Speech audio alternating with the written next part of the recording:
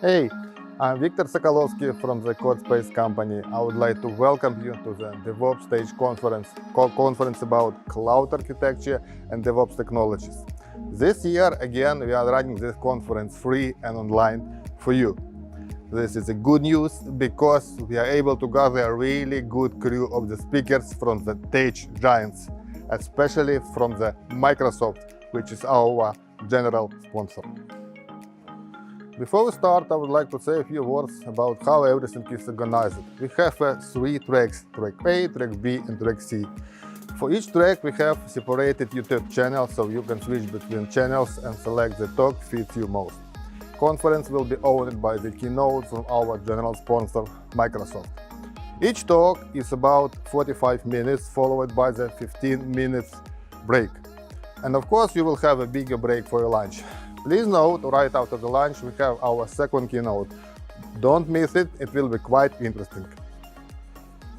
Especially for the conference, we have already created dedicated Slack workplace. In this workplace, we created dedicated channels for each speaker and partner. We are inviting all of us to join this workplace. Each speaker is asked to stay in the channel approximately for 45 minutes right after the talk to discuss all interesting points with you and ask your questions. Also, we inviting you to join the partner channel to participate in the quizzes, browse, and all interesting stuff.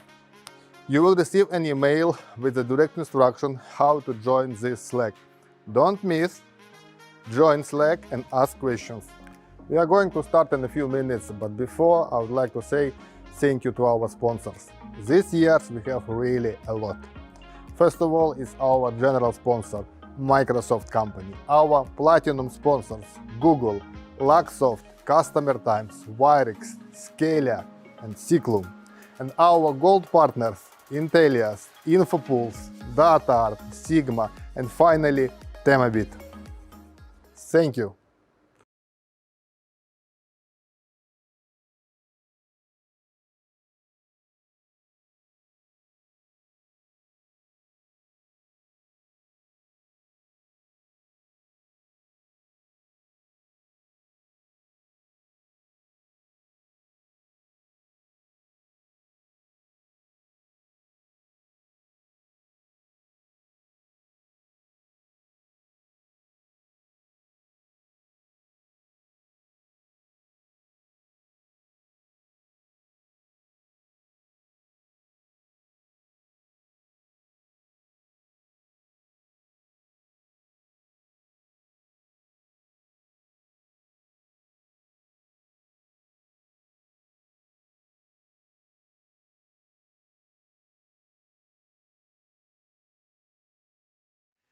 Hello everyone. It's my great pleasure to welcome you to DevOps Stage Conference on behalf of Microsoft. My name is Dmitry Soshnikov. I am Cloud Developer Advocate, and my role is to make sure that Microsoft products make the life of all software developers, all software engineers better. And the main product that we hope will simplify your life is, of course, the cloud, Microsoft Azure. The whole idea of the cloud is to be able to for you to take the code and say, I want to run this piece of code somewhere on the internet, and the cloud should take care about all the rest. However, we are not yet at this stage. Still, you have a lot of choices on how to deploy your code to the cloud. And that is something my colleague Brian Benz would talk today during the conference. So essentially, you have two choices. You can either use platform services of the cloud, such as Azure Functions, Azure Web Apps, and so on. And in this case, the cloud will take care about all the underlying details, such as security, scalability, and so on. But you will be using specific cloud services from Azure, and it would not be easy to port this code to local data center or to another cloud vendor. Or you can use the independent services such as Kubernetes and package your microservice application into different containers, in which case you would have complete control on the architecture, but you will need to care about a lot of more details on how to deploy and run and maintain your code. So whichever way you choose, you can make sure that the cloud will take care of your code. It will run it securely, stably, and so on. If you are new to Microsoft Azure Cloud, if you haven't worked with it before, I encourage you to attend the keynote by my colleague Laurent Bougnon, who will give the overview of Azure Cloud.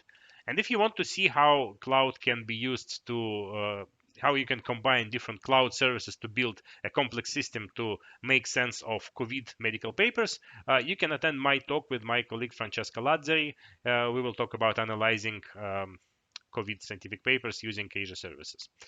I hope you have a great conference. You have a lot of interesting talks, a lot of new things to think about, a lot of insights, and I wish you a great day. Thank you.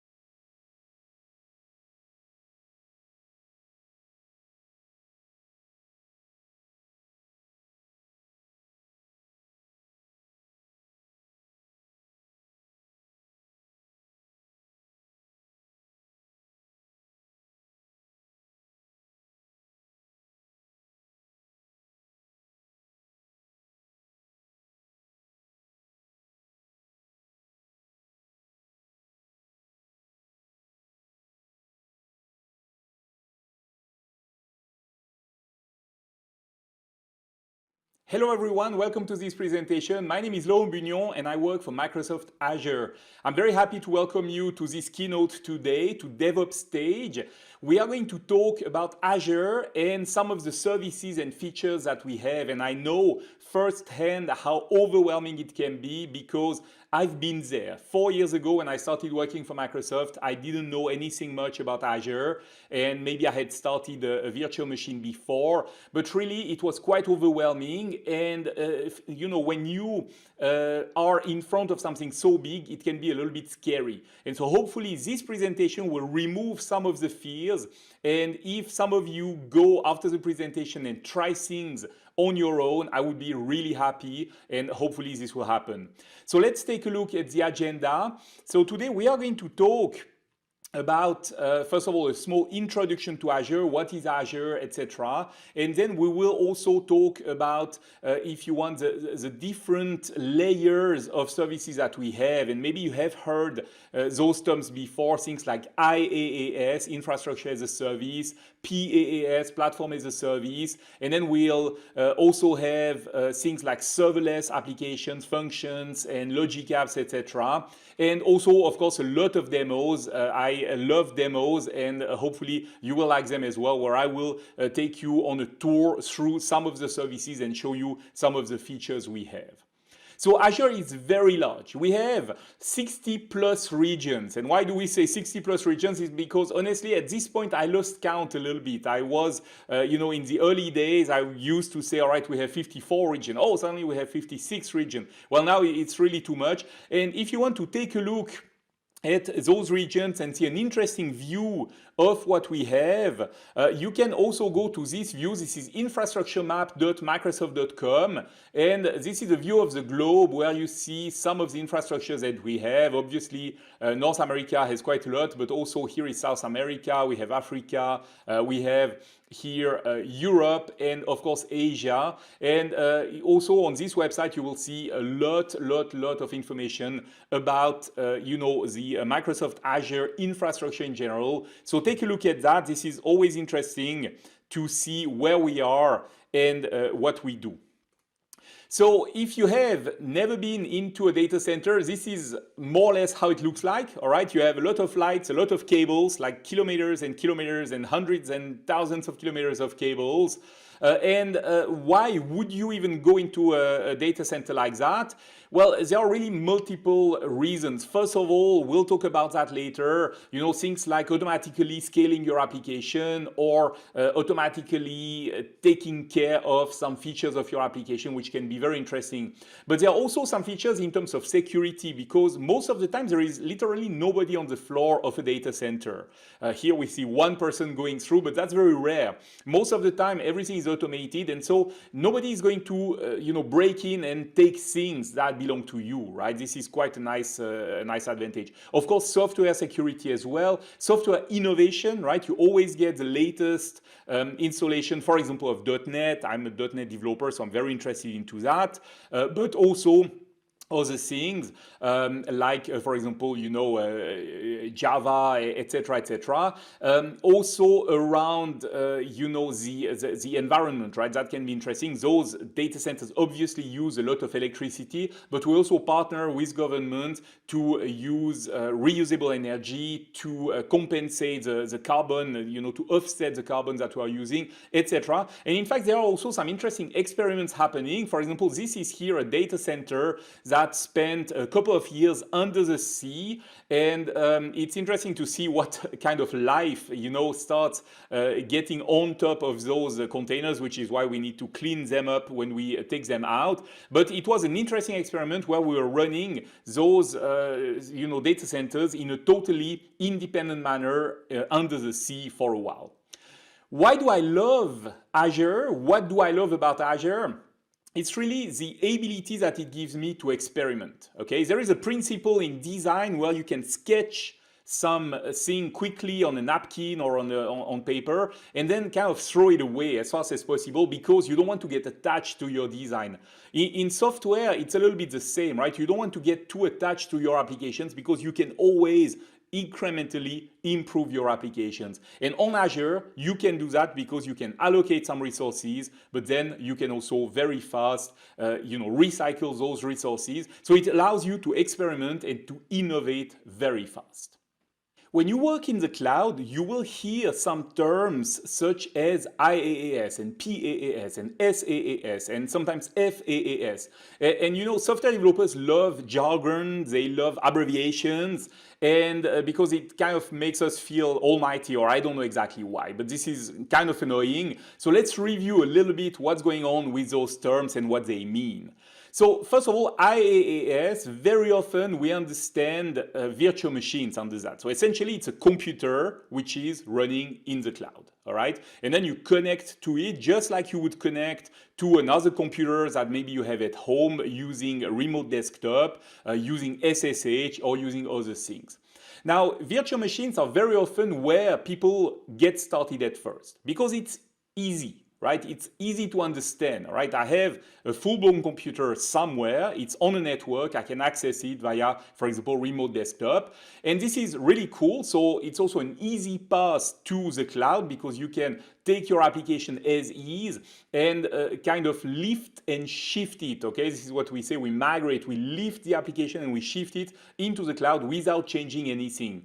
But of course, it's also not very efficient because around the VM, you're going to have to take care of everything else, right? The network, the disk, the security. You have to patch your operating system. You have to install antivirus software, etc., etc. So it's quite complex, but it's very often the first step into the cloud, and it's very valid in that regard. Then the next step is platform as a service, PaaS. And here we talk about things like, for example, app services. This is a web server in the cloud. So instead of having to worry about the whole server, you just worry about, you know, the configuration of the server, certainly, and what is running on it, which is your application. Or maybe things like SQL Server, Azure SQL Database in the cloud, all right? So here too, you don't have to worry about the operating system of the virtual machine that is hosting this SQL Server. You just worry about your data. Or Azure Cosmos DB, which is a NoSQL database. And we also have well-known open source databases that, for example, you know, MySQL, etc., or Postgres, which run in the cloud as a service. So again, platform as a service.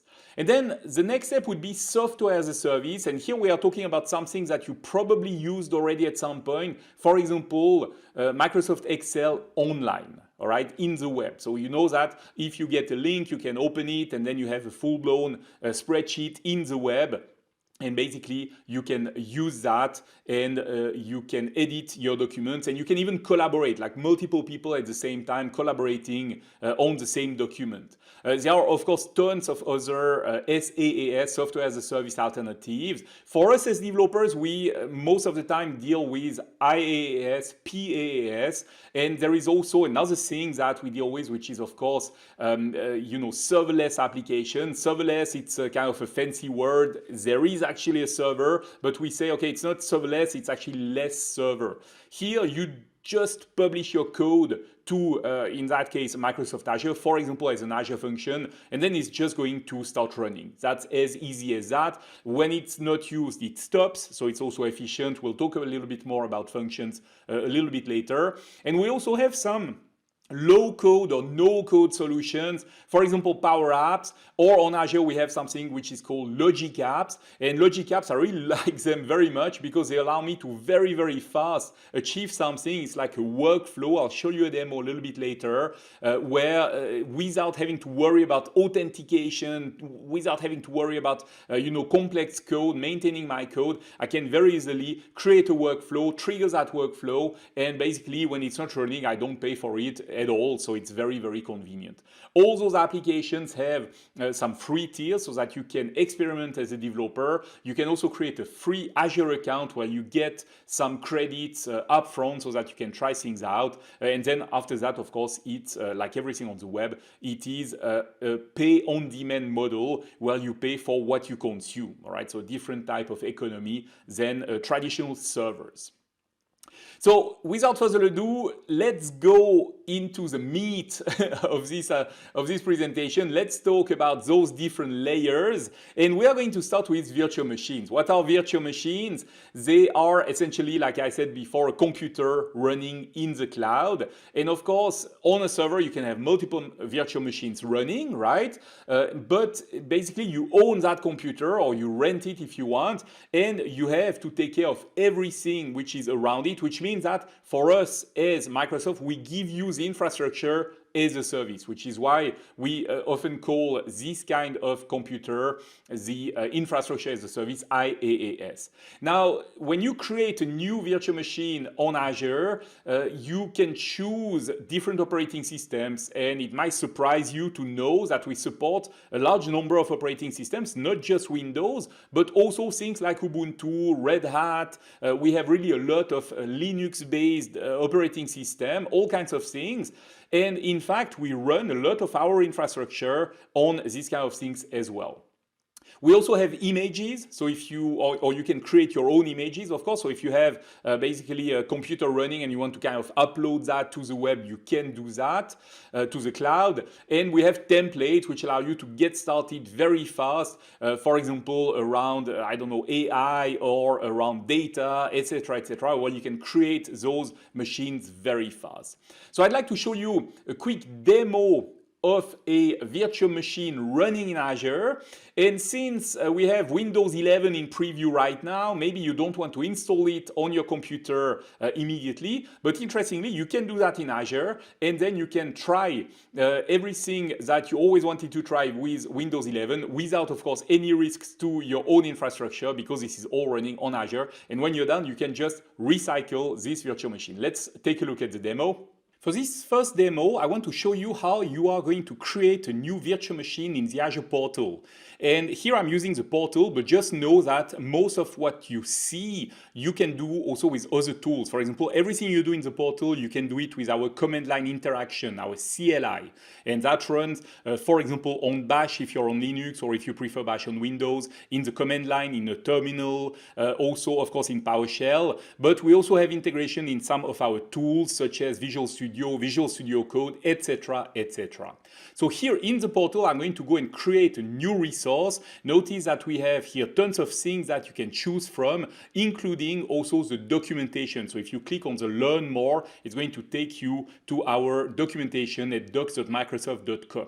I'm looking specifically for a Windows 11 virtual machine because I want to try it out. And so here, as you see, I have search results. The first one is the one I want, the Windows 11 preview. And I'm going to create that with a set of configuration, which is really a low set of configuration. But again, I just want to try things out. So I need to put things in what we call a resource group. It's a group of resource. I need to give a name to my virtual machine. Here I just name it my VM11. And then after that I choose a region. And so here you see we talked about all the regions we had before, and you see the choice that you have. You also have availability options. For example, if you want redundancy, so that your machine, if it crashes at some point, you have a backup solution. And here you see the images we have. I mentioned that already before. You have tons of things such as also Linux, Windows Server, etc., etc. If you want to try things out. Then you're going to select a size, and here too you have a lot of choice, and of course you're going to pay more or less depending on what size you take. Notice that it's also possible to take a size and then to upgrade to another size later. We have huge virtual machines. In fact, here, notice that I'm looking for the biggest RAM quantity that we have. At the moment, it seems to be 11 terabytes, and that comes also with an 8 terabyte disk. So you have more RAM than disk, which is quite interesting. Of course, those are pretty expensive, but if you use them just from time to time, that can be actually a more interesting choice than going with a virtual machine or with a PC on your own premises. So now that we have created the machine, we can connect to it. And here I put it on my dashboard. The dashboard is a place where you can basically put links and shortcuts to your components and also put some graphs if you want to monitor the metrics. So this VM right now is not running, so I'm going to start it. I stopped it because I don't want to pay for it if I'm not using it. And in fact, when you stop your virtual machine, you only pay for storage, so it's quite interesting. While it is starting, we can take a look at things like availability and scaling. Here we have the inbound port rules that you can configure. Also, a very good tip, you can set auto shutdown. And this is really good if you want your machine to stop automatically every evening at a certain time so that you don't pay for times when you don't use it. Of course, everything is optional. You can set up a backup very easily, including some policies for backup frequency, etc., etc. And now let's go back to the overview because I think that the machine is running now, so I will connect to it. Notice that I can connect via SSH or remote desktop, RDP. This is what I will use now. So I'm going to download the RDP file. And then this is really just like when you connect to a computer, for example, at work, or if you have a computer running on your home network and you want to connect to it. I'm going to enter here my credentials, and once this is done, it's just going to essentially start the remote desktop client. And here we go, we have Windows 11. It looks pretty good. It's the first start, so of course it takes just a second to start, but here we are into Windows 11 and we can take a look at all the features. Now for the third demo, I want to show you something. It's a little bit of a gadget. It's a new phone that I have. I'm not going to name the brand, but if you're interested, you can just contact me on Twitter, I guess. And let me show you in this foldable phone with a very large screen, you can do some really cool thing. And really, it means that I don't really need to take a laptop anymore because I have a VM. So let's go here into the portal in the web browser directly on the phone. I'm using Edge. I'm going to connect just like I did before, download the RDP file, and this is going to start the RDP client, which is on my phone, which is running natively on my phone. Okay, so let me enter username and password. All right, this is done. It's going to connect, and I have here Windows 11 running on my foldable phone. This is pretty cool. But even better, one thing I can do, which is really cool, is that I can connect this phone to an external monitor and to an external keyboard and a mouse via Bluetooth, and it's connecting to the monitor via USB-C and HDMI. And here you see the beautiful display running on my external monitor. And same thing as before, I can do just what I did before. I'm going to connect to the portal. I'm going to check if the machine is running. From here, I can also manage my virtual machines and everything. Let's connect to that. Download the RDP file. Essentially, it's exactly the same as before, except that now I have really a large screen. It's a full HD screen in that case, and that's going to allow me to basically do my work on Windows 11, even though I'm running this on a phone. So you see that it really opens possibilities that were really science fiction not long ago. Now that we talked about infrastructure as a service, IaaS, and virtual machines, very often the next step that people take is basically they want to get rid of the infrastructure worries. They want to delegate that to the cloud provider, in this case Microsoft. And a good way to do that is to move to a different model, which is platform as a service. Platform as a service, you know, it encompasses really a lot of services. For example, app service, this is like a web server in the cloud, but also things like data or cognitive services, etc. So let's talk a little bit more about app services. This is one of my favorite services on Azure. It allows you to run all kinds of things, for example, web apps, mobile applications, but also API applications, of course. And it is quite powerful in the sense that you have to just worry a little bit about the configuration. When you create it, you can choose an operating system which is going to run the server, for example, Linux or Windows. And this is really cool because since now .NET, which is my favorite platform, actually runs on Linux. It means that I can develop on Windows and then publish my application in production to Linux, which is very powerful. You also have different platforms, .NET, Java, Node.js, PHP, Python, etc. And things like, for example, auto-scaling. I'll show you that in the demo. Integration with other applications, so you can really componentize your application and then have those applications communicate together. Continuous deployment is of course supported from GitHub or from Azure DevOps, so you can choose. This is really cool. But what would be an application without data? And here too, we got you covered because we have tons of data solutions on Azure. For example, of course, SQL database, SQL managed instance. This is kind of a lift and shift, all right? For everybody who is used to SQL, they can easily migrate to a platform, a database as a service in the cloud using SQL. But we also have other solutions. Azure Tables, right? This is in storage. This is very easy to use, super easy to store your objects as data. It's not so powerful, but if you want more power, then you can also go to Cosmos DB, which is our very, very powerful NoSQL service. It's globally distributed. It's available everywhere we have Azure. In fact, a lot of Azure actually and a lot of Microsoft really actually works on Cosmos.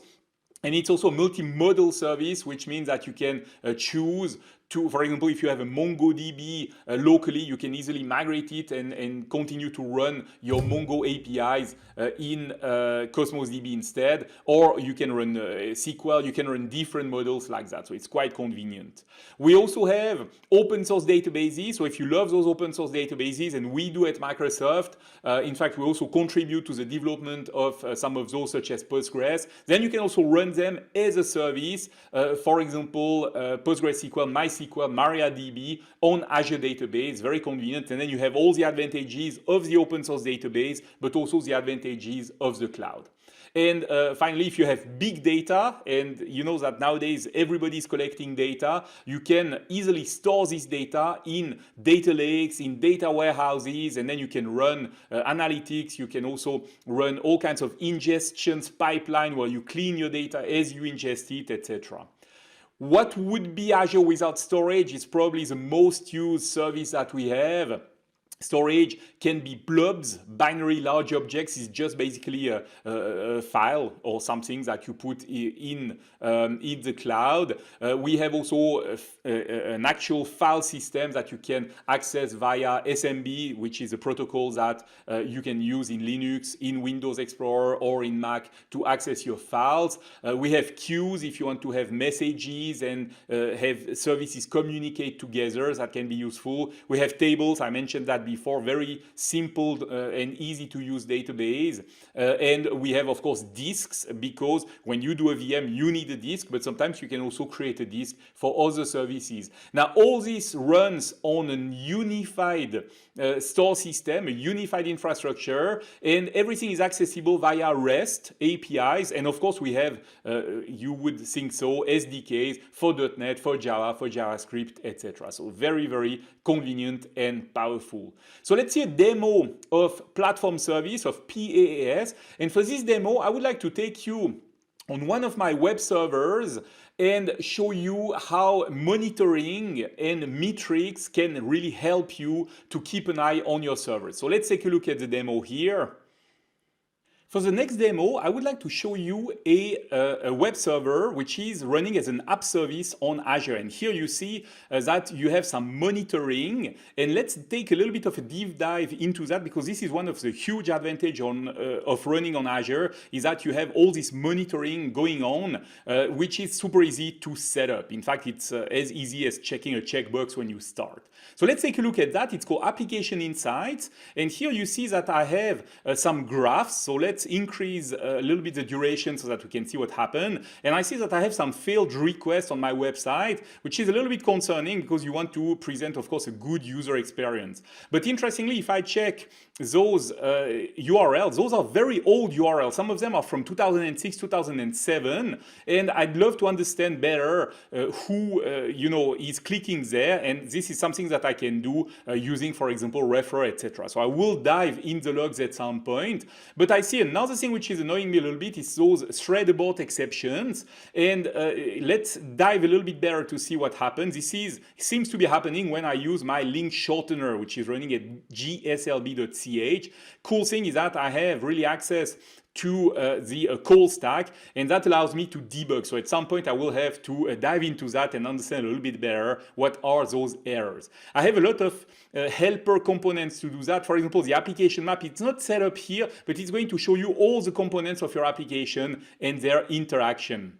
Very interesting also the live metrics. If you have a production website, you want to observe that. And so here, notice that I just pinged my website once, I just loaded it on my phone, and here you see the single request which is coming up. Right now it's very quiet, but very interesting to observe that because this is going to give you tons of information and metrics about your web application. Let's go back to the top and see some of the services that we have around app services.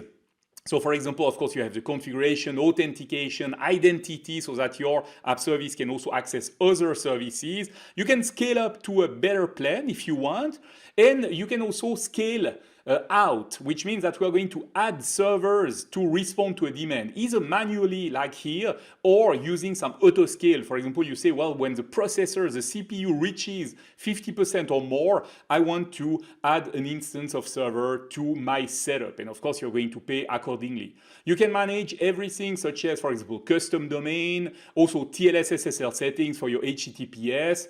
Basically, everything can be managed here in the portal, either in the Azure portal on the web or via command line integration. Another service I really love on Azure is cognitive services. This is essentially artificial intelligence for people who are not data scientists, for example, developers like me. And here you have a lot of APIs, and we are going to allow you to take services, to use services, for example, in decision making, language, speech, vision, all right? And here, right in the portal, in the cognitive service portal, you can already do some trials and do some tests. And for example, let's take a look here at the face API. This is an API that allows you to detect, for example, a person's age or maybe their emotion, if they are happy or not. And one of the things we have here is face verification. You can check the likelihood that two faces belong to the same person. So for example, if I check here this middle-aged white guy, which I believe looks a little bit like me, you see that here this is the same person, right? The confidence is at 0.91. But now let's take a look at somebody else, and in that case I'm going to upload my own picture and see the likelihood of me being that person. And of course now we see the confidence is very low, 0.08, and it means that very likely that I'm not that person. So this is only one of the multiple services that we have, face verification, but we also have emotion detection, we have speech recognition, we have text to speech or speech to text also. We use those, for example, to caption videos and make them more inclusive, etc., etc., etc. And this is all available via APIs, REST APIs, or via some SDKs that you can use in .NET, in Java, in JavaScript, and more. So take a look at those, and this kind of rounds up the presentation of Platform as a Service. Of course, we have way more things than that, but hopefully you will try it out and see if you like those components and compose your own application. So let's talk about serverless now, because when you have gone from a virtual machine with all the infrastructure to Platform as a Service, when you have some of the infrastructure, very often you want to go even further and go, for example, to Azure Function, where you don't have to worry as much about the infrastructure as, for example, for an app service or for a SQL database. And I really love Azure Function. In fact, you see that I'm wearing the t-shirt today. So it's a great service that we have on Azure, and something that is really going to help you try things out and deploy new production applications very fast without having to worry about maintaining those. And this is really the power of serverless here. Like I said, no infrastructure headache, right? Yes, of course, this is all running on the server, but you never have to handle the server. Essentially, when you create your function application, you say, all right, I want to have a Linux server or a Windows server, and that's pretty much it. And then you put some monitoring around it, so you get logs and messages, and you can see how it's running. But essentially, the rest of the step is just you trying your code locally on your machine, pushing that code very often via DevOps, via GitHub Actions or Azure DevOps to your Azure function, and then it's just going to run on its own. It is started on demand when you have a trigger happening. We'll talk about that in the demo. But it's also going to scale on demand. And this is really powerful because imagine that you want to have a system which is handling one file. Okay, and then imagine that suddenly you have 1,000 files. Well, no problem. We are going to give you 1,000 functions, and then you can start them in parallel. You can wait for the result, and then continue the execution of your program. Or if you have suddenly 1 million files, no problem. We are going to give you those 1 million instances of functions. And because you pay only for what you actually use, it's also very efficient and very cost effective to do that. We also have a generous free tier when you can run millions of executions of functions for free. So it is really quite nice. You're going to start paying when you're using those functions really a lot, but typically this is when you start also making money as an enterprise, and so it's only fair that you start paying for that. But really, when you develop and later also when you run functions at a lower scale, then no problem at all. This is probably going to be free for you. So this is really cool.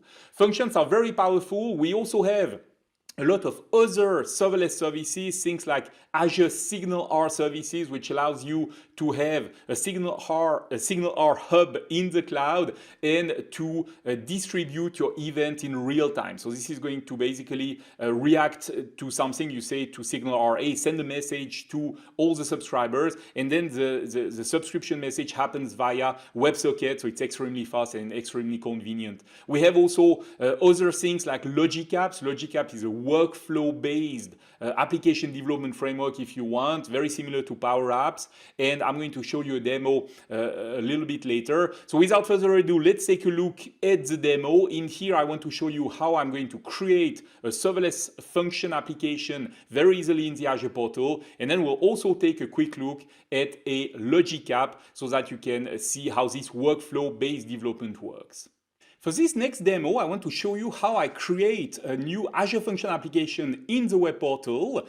And I'm also going to code directly in the portal, which is not something that we do typically, but that can be useful to try things out, all right? So let's add this to the resource group, and I'm also going to give a name, and of course this name needs to be unique because it's going to be a URL at the end, all right? I'm going to use .NET, but we have tons of other platforms that you can use here, and I'm going to place it in Western Europe, which is where I am. Here we have, for example, the choice of the operating system. You can put your functions on Linux even if they run on .NET. And finally, it's a consumption model, meaning that I pay as I go. I can monitor my Azure function just like I monitor an app service. Here, I'm not going to do that because it's a simple demo, but you can really have all the metrics that I showed you earlier on in the app service for your Azure function as well. So now the deployment is taking place. I'm speeding things up a little bit because I don't want to lose time in the video. But essentially, after really less than a minute, typically, my resource is ready and I can go to the resource. Now, this is just a function application at this time. Nothing is happening here, but I can also go and create a function. So let's go to the Functions tab, and I'm going to create a new function. And when I create a function, I need to select a trigger, which is what is going to start the function. So first of all, I'm going to say I want to develop in the portal, which again, we don't really do in production. We have other tools, Visual Studio Code, or any terminal, really. Here you have all the triggers that are going to start your function. So I'm going to take an HTTP trigger, meaning that I'm basically exposing this function to internet, okay? And then I'm going to give it a name, and I'm going to set this function to anonymous because again, this is a simple demo, meaning that anybody can call this function if they want. Let's go and create that. It's going to take a few seconds to spin everything. And then it's going to show me the code directly in the portal, which again, I think it's the third time I'm saying that, we don't do typically. Normally you develop in Visual Studio Code or in Visual Studio or with a terminal. But here, for the demo, let me show you the code. So my function is going to react to a request. It's going to extract a name parameter, and I'm going to go and modify the code directly here in the web browser. I say hello from Switzerland, and then the name, all right? I'm going to save, And because I saved, everything is already deployed on the server. It's a serverless solution. I don't have to worry about that. Let's go and get the URL of this particular endpoint. And if I go into the web browser and put this URL, if I don't put the name, the function works, but it tells me, please give me a name, all right? And then after that, if I add the name, for example, here in the query string, then it's going to react properly and tell me, hello from Switzerland, hello. So this is a very, very quick spinning up a function and making it run, but hopefully it shows you a little bit the possibilities that you have. We have so many more triggers, such as HTTP, such as timer trigger if you want to run, on a recurrence mechanism, on a schedule, or we also have things like event grid, like reacting to events from other services in Azure, and like this you can compose your services. Now for this demo here, I want to show you a logic app. This is a logic app that I used when I gave a presentation, and then I wanted to automatically send some reminders to people. So the way that I did that, I said, all right, I'm going to add a blob into Azure, into storage, and this blob is going to be in JSON format, and this is basically all the people who subscribe to my presentation. I'm going to here have a condition, and I say, all right, if the blobs that change is named registrations.json, then I want to do something, and you see you have code without having code, really.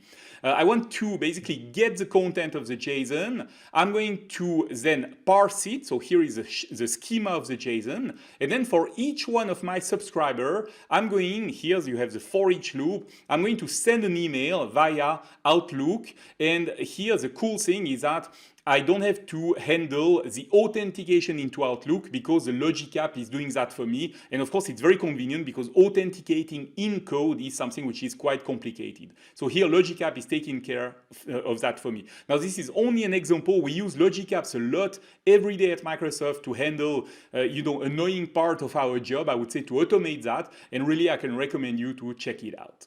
So in the beginning of this presentation, I told you that using Azure, it's very easy to compose different services to create a full stack application. And here I have an example. It's my timekeeper application. It's a utility we use at Microsoft when we do live shows to keep track of time. And so here, this is composed of multiple services. For example, here I have a function application, and you can see here the application inside data, which is going to allow me to keep track of metrics and of logs, of course. I also have another component, which is a key vault, and this is going to help me to take care of all my secrets and basically make sure that only I have access to those secrets or only an admin have access to that. But then all the applications can access those via APIs. Then I also have a Signal R service. This is a real-time distributed event hub, which is sending events via WebSockets to my web applications. And here I have a static web app. This is the client part of the application. Static web app is awesome. Here I'm running with a Blazor application, so a .NET application, but you can also host a JavaScript application. You see that you have role management, you have different environments if you want to have staging and production. You can manage your custom domains directly here. You can also have functions, for example, private functions, which are accessible only to certain roles. And also here you see that you have different plans. So this allows me to show you here a quick demo of Timekeeper. And Timekeeper is essentially, like I said, the timekeeping solution that we use at Microsoft. You see that I have a possibility to log in. The login is handled by GitHub, Twitter, or other systems. This is all managed by the static web application. Creating new sessions. Those sessions will be saved into Azure storage. So there is also some persistence. We can edit the clocks, etc. Everything is saved via Azure Function into storage again. And of course, I could use a database if I prefer that. You have different features such as, for example, showing colors when the timer is reaching the end of the presentation so that the speaker knows when they need to stop talking. Etc., etc. So you have really tons of functionalities. And here, this is the host view that you are seeing. So this is a view which is protected by a login. But after that, when you have different clocks prepared, then your guests can log in and anybody can be a guest. And the cool thing is that it works here in a web browser. So I'm using in-private browsing to kind of simulate a guest on a different machine. Those guests can be really literally on any machine. I can start my clocks. And like this allows me to tell my guests, well, when the clock reaches 1 minute or 30 seconds, then maybe it's time to think about stopping to talk and giving the word back to the host. And you can also send different prompts and messages. So essentially, it's a little bit like if you want, like teleprompter application. All right. So here we see what happens if the user is going over time. So like this, we have a silent way to communicate. And of course, because it's a Blazor application, it could be also any SPA application, single page application. It runs on mobile as well, as you can see. So any number of guests can be. It's also going to scale very nicely, right? So if I have really a lot of guests, then no problem. My systems are able to scale and to handle that. Though, of course, in a normal scenario, we only have a few guests, so it's not too bad. We also support multiple hosts, so we can have 2 or more people actually managing a session, which is really nice if one of the hosts crashes and has to restart his machines and another host can take over. Everything is preserved because everything is running in the cloud, and when the client connects, he gets the state and everything. So thank you so much for watching the Timekeeper demo. If you're interested to know more about Timekeeper, just go to timekeeper.cloud, and then if you click the About button, you will see the full version of the tutorial as well as more information. And finally, also check the GitHub, right? Because this is an open source project and all the code is public there.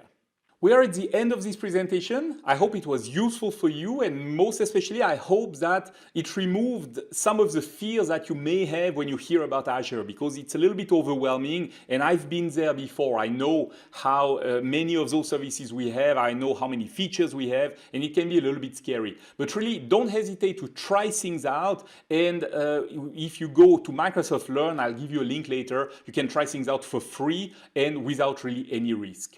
In this presentation, we talked about a small introduction to Azure and to the concept of data centers and regions. And then after that, we talked about infrastructure as a service, virtual machines, which is very often where people get started to go in the cloud. We also have containers. I didn't talk about that, but really take a look at that because it's fascinating if you want to package your application and put it in the cloud fast and easily.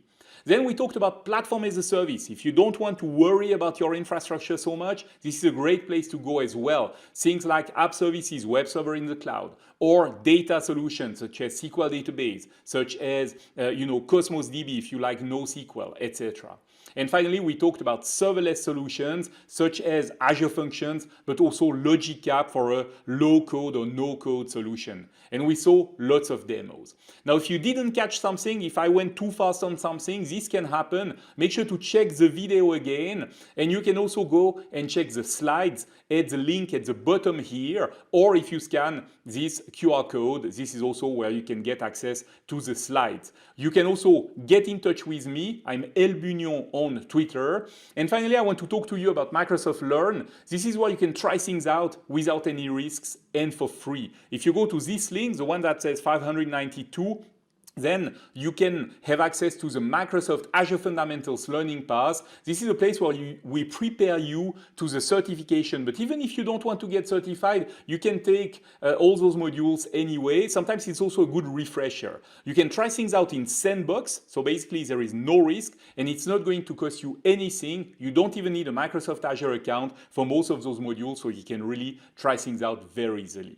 I want to thank you again so much for watching. My name is Laurent Bugnon. I work for Microsoft, and it was a real pleasure to give you this introduction to Microsoft Azure today. Thank you.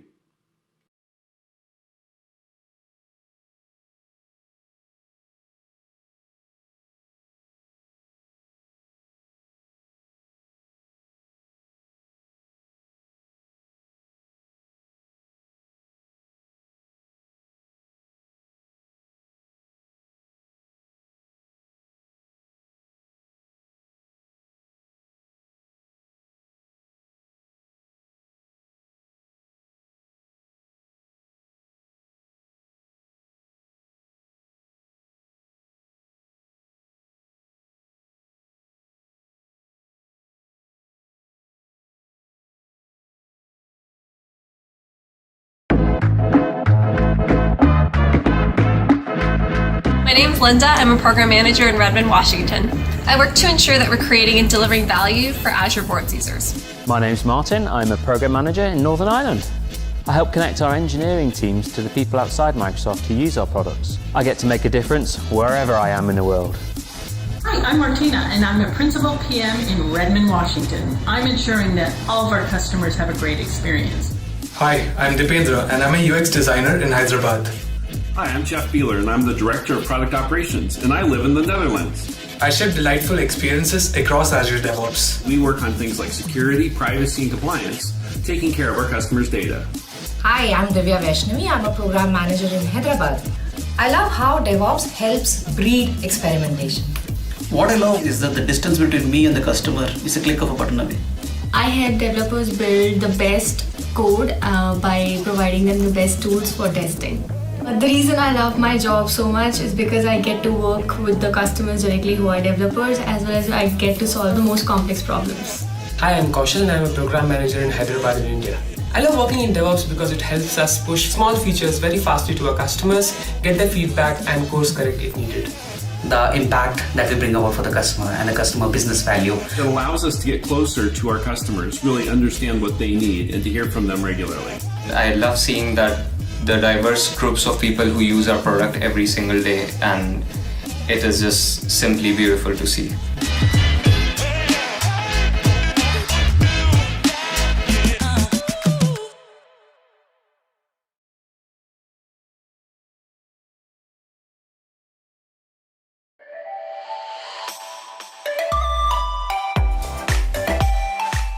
Give me 1 minute and I'll show you how Google Kubernetes Engine can help you modernize your existing application. GKE is an enterprise-grade platform for stateful and stateless containerized apps. It offers managed Kubernetes and is comprised of a high availability control plane that Google manages and operates, nodes, which hold the pods, and your connected Google Cloud services. You can interact with it using kubectl or the Cloud Console. GKE increases developer productivity with pre-built deployment templates featuring portability and integrated tools to accelerate app development and deployment cycles. It simplifies platform operations with auto-scale, auto-upgrade, and auto-repair features. It is secure by default, including data encryption and vulnerability scanning of container images. And it supports integrated cloud monitoring with infrastructure, application, and Kubernetes-specific views. GKE can help modernize your applications, create a continuous delivery pipeline, or migrate your existing two-tier app. Next time you're thinking about modernizing your apps quickly, take a minute to look at Google Kubernetes Engine. For more info, check out cloud.google.com/Kubernetes Engine.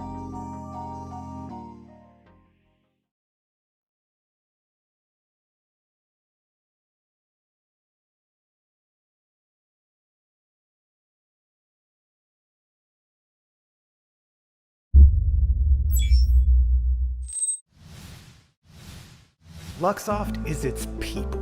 Without each and every one of you Luxofters, our company would not be what it is. Our Luxofters drive our success, inspire us to achieve more, and generate the IT solutions that define the world of tomorrow.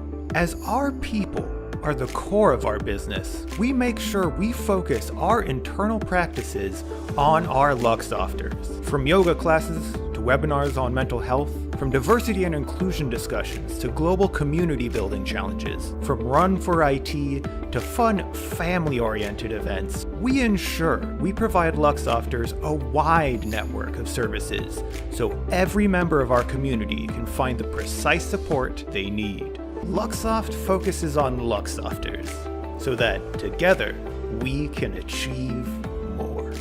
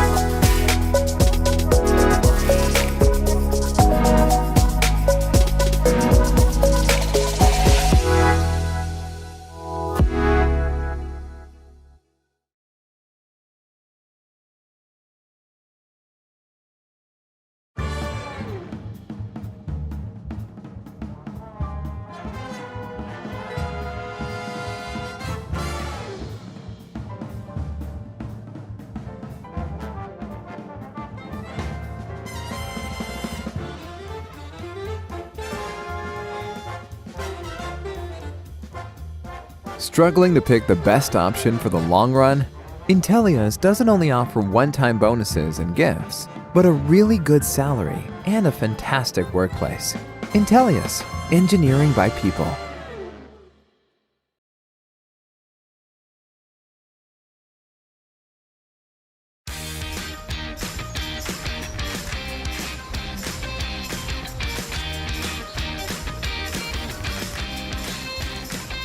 Welcome to InfoPulse, the place where we not only get professional experience, but also make friends and share common values.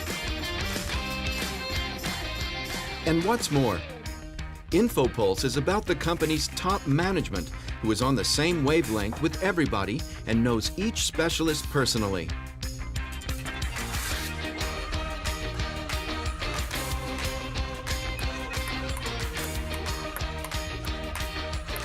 It's about victories in business and in your favorite sport.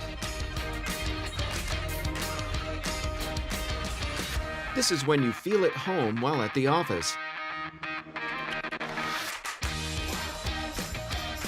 And you can combine business with pleasure.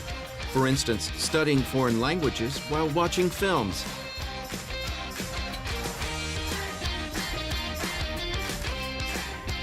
This is when you look for ways of completing the most challenging tasks together.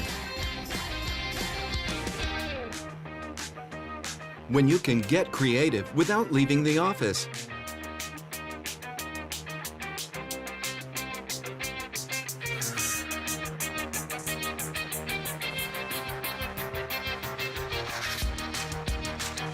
Where you can find time for improving your physical and mental health.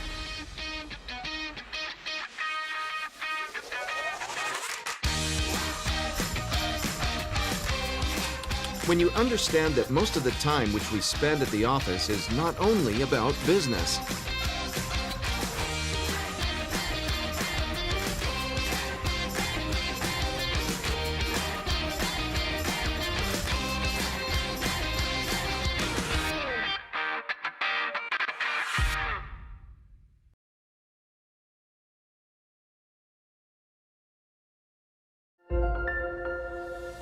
DataArt is a global software engineering firm with a uniquely human approach to solving problems. We have teams of highly trained engineers with over 20 years of experience. Everyone upholds a deep understanding of the industry sector through ongoing technology research. People first. Relationships are the foundation of long-term value generation. We hire people for the long haul. Projects change, but our employees remain with us. Commitment to people is the main and absolute value for DataArt. DataArt doesn't have a rigid hierarchy with a single leader. The flat and decentralized organizational structure is beneficial to DataArt's flexibility. DataArt's organizational structure is based around projects. We enjoy flexible schedules, vacations, and work locations, both at different developmental sales and centers, or from home. DataArt is built around people who want to earn a living using their professional skills and talents with minimal limitations on their personal freedom. A lot of people are happy to work for DataArt and stay with us for many years. They have the opportunity to learn, gain experience, and grow. Join DataArt.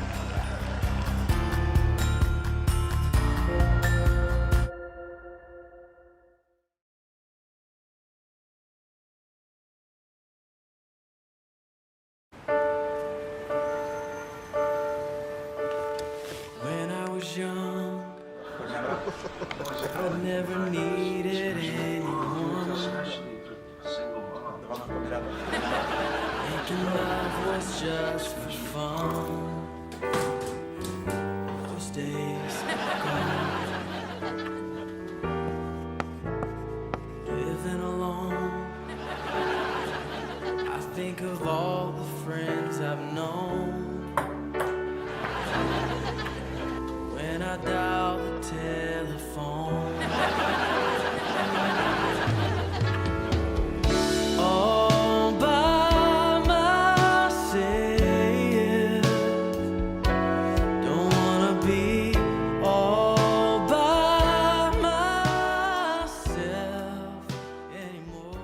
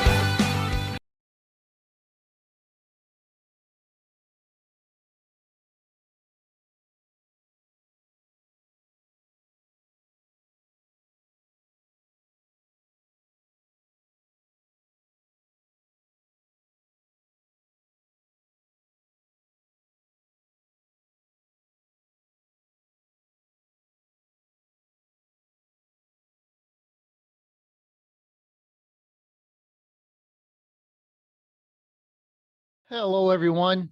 My name is Bruce Momgen. It's wonderful to be speaking to you today as part of DevOps Stage. Unfortunately, I'm having to speak to you remotely, but hopefully someday I will get a chance to speak to you in person and meet all of you. I am a employee of EDB. I have been for 15 years. I'm one of the Postgres core team members and have been involved with Postgres for 25 years. This talk, along with many others, are available on this website right here. So if you'd like to see these slides or others, feel free to go there. There are 54 presentations and I believe 92 videos of me giving presentations, mostly about Postgres. So if you're interested in that topic, feel free to take a look. The topic today will be database containers in the cloud.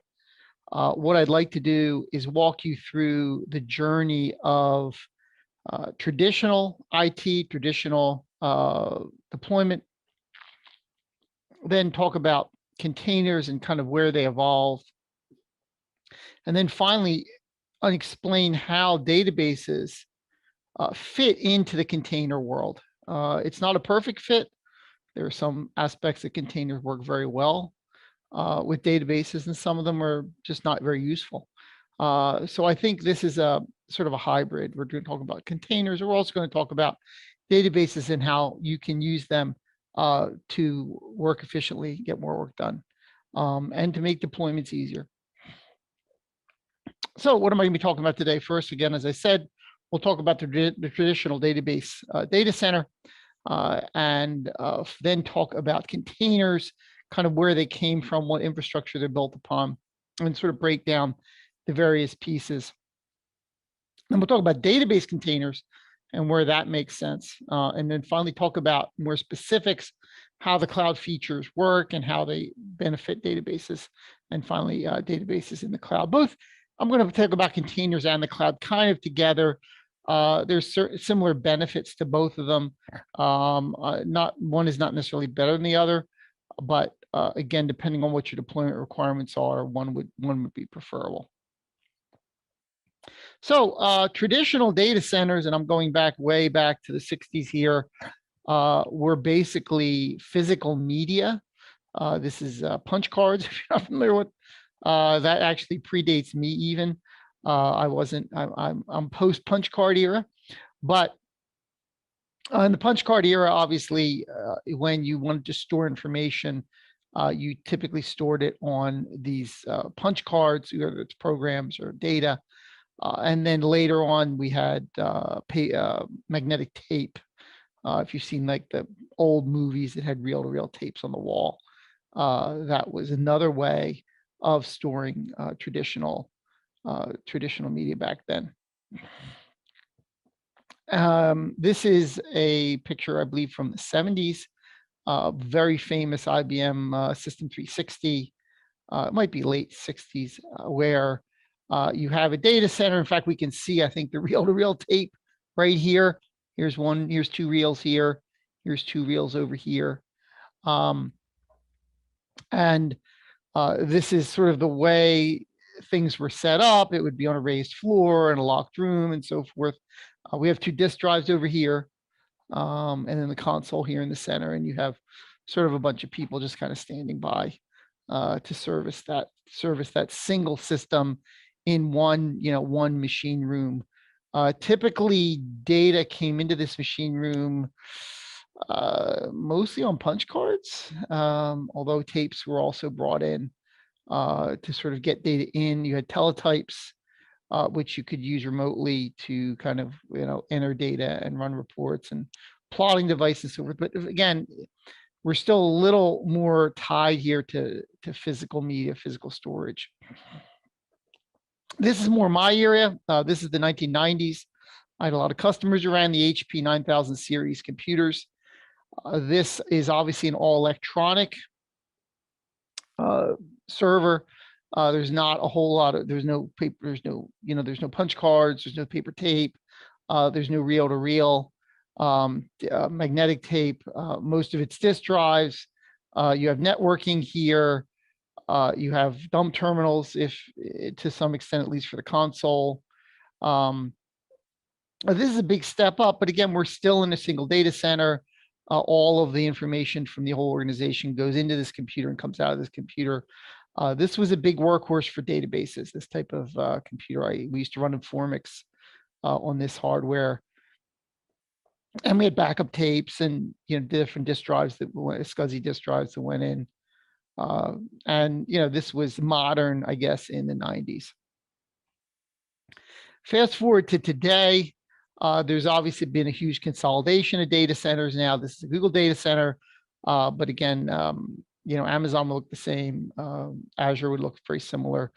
Internal IT data centers, like for example, for Cisco, or the data center may be used for Zoom, would look very similar to this kind of setup.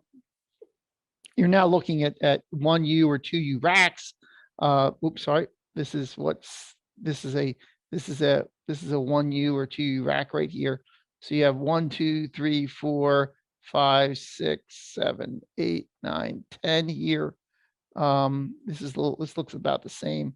So maybe there's 12 or 14, 16 maybe per rack, and then the racks are just kind of lined up. So, and then this cage up here at the top typically is used for running wire, right? Running networking wire. So you have a much greater consolidation of IT into centralized locations where you can have economies of scale. You can have, a dedicated group of people, perhaps managing hundreds or thousands of servers, perhaps. And you're then, instead of having like what we used to have one computer and everyone would just focus on that thing, now you've got a small team of people, managing many, many, many servers.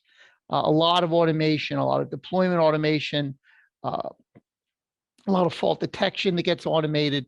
So you're kind of, moving, if you think of the automobile as being unreliable back when it was developed in the early 20th century, becoming more and more reliable, requiring less and less repair, and then getting more specialized. This is kind of that evolution of a more streamlined, a more efficient kind of way of deployment.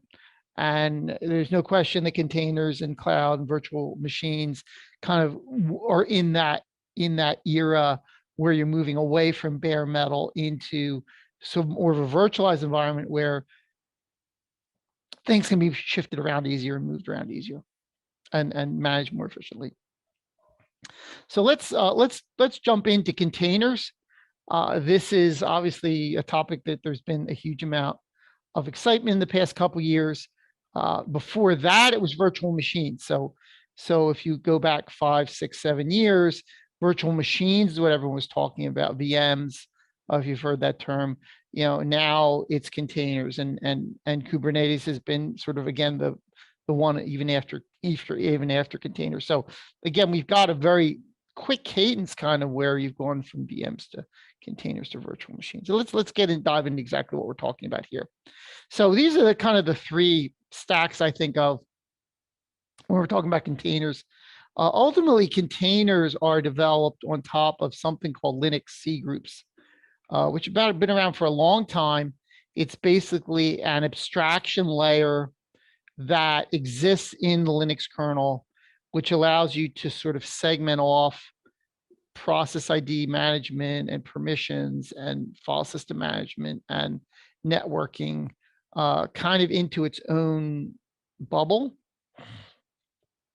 And that kind of work on C groups kind of was developed and just kind of sat there for a while. But then the Docker project came along and basically developed the containerized software on top of it. So you had the operating system support, but you didn't have sort of the deployment support or the containerization support on top of it. And that's what Docker brought to the process. And then after containers became popular, and Docker was traditionally run by a company called Docker, so it's open source, but it is sort of driven by at least historically a single company. And then Kubernetes, which is the deployment sort of infrastructure for Docker containers, came out of Microsoft. So you've got, I'm sorry, out of Google. So you've got sort of C groups coming out of there, Docker coming out of the Docker company, and then Kubernetes coming out of Google. And you sort of have this, as the needs got to be more abstract, and a new company kind of came in and sort of leveraged that and created a platform where everyone could be happy. The actual control of the software at this point is pretty open, but again, the original driving was behind those companies. So what is C groups? Let's talk about specifically what that is. It has to do with process isolation, resource control, CPU prioritization. So you can kind of see how this would start to sound like a VM a little bit, accounting, and then sort of freezing and restarting processes and groups effectively. Sort of the infrastructure behind containers needs that sort of C group operating system support. Then Docker comes along and builds sort of this containerized infrastructure. Where do you put the executables? You have the concept of a union file system where you can lay your libraries over top of the operating system you're running in. So you've got your container, and you may want to override some libraries and not others. So you have this union file system that sits on top and kind of blocks the lower level from being seen, and you only see the layer of the container. But other parts where you haven't blocked, you just use the operating system libraries. So that sort of library container, that library containerization and the ability to kind of filter which parts you want to override, pretty important. There's a specification file involved with Docker where you define the container. It uses C groups, as I said before, and there's namespace control, networking control, user isolation, again, built sort of on top of those C groups. And then finally, Kubernetes comes in, and Kubernetes is basically allowing you to automate the deployment of the containers. So we've talked about kind of the C groups, which is the operating system part, and then we talked about the need for the container. But how do you get that container started? How do you move it around? How do you scale it? How do you monitor it? How do you load balance it, right? All these things come from Kubernetes. So it's just kind of interesting that you've got like these different layers and they all came from different places. Docker has its own deployment language, but it's not that popular. Most everybody now is sort of using the Kubernetes for the deployments. And again, if you're just doing a couple containers, deployment may not be that complicated. But again, as your infrastructure gets bigger and bigger, automating this deployment becomes really important. And again, just as I talked about with the hardware, as you get bigger and bigger, you're going to need to automate more and more of what you're doing. And that's a fact. That's effectively what we're doing here. We're automating more and more of the deployment of these containers so that we can scale it much larger than if we had to manually control it. Finally, one of the interesting things coming from Kubernetes, and for those of you who are database folks might have seen this coming, is the idea of a durable storage, or what Kubernetes calls a stateful set. Databases are, by definition, managing permanent state, and containers typically don't have permanent state. So you need some kind of permanent state for a database really to make sense in a container. Kubernetes provides that with the stateful set concept. And that kind of takes it, it bridges the gap between what containers need and what databases need. This is an example of basically Kubernetes running multiple containers on a single operating system. So you have a single Linux kernel at the bottom, you have 3 C groups in the middle, you have 3 containers on top of those, and then Kubernetes effectively manages the orchestration, creation, destruction, scaling, and so forth of these 3 containers. A more typical example of when Kubernetes would be used if you have multiple kernels. So here we have 2 kernels, 6 C groups, 6 containers, and then Kubernetes kind of sits on top of all those kernels, those 2 kernels, or might be many more, and then orchestrates where things go, what kernels or what machines each container runs on. And this is where you start to get some of the efficiencies, because you start to say, okay, this machine's very busy. Let me move a container off of there and put it on a machine that's less busy.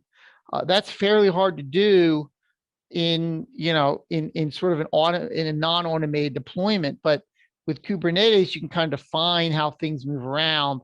I'm not going to get into a lot of details here, but you can imagine that would be pretty important. Now, databases can't necessarily move around that easily because they're kind of stateful, and they've got they've got the stateful set, but still you technically can move them around, and there's a whole bunch of other parts you can move around if you want to. So this is where you start to get the efficiencies of being able to move your workload into different places. So we talked about hardware. We talked about where sort of hardware deployment's going. We talked about containers and container deployment, particularly Docker and Kubernetes. And now we're going to bring it kind of together with databases.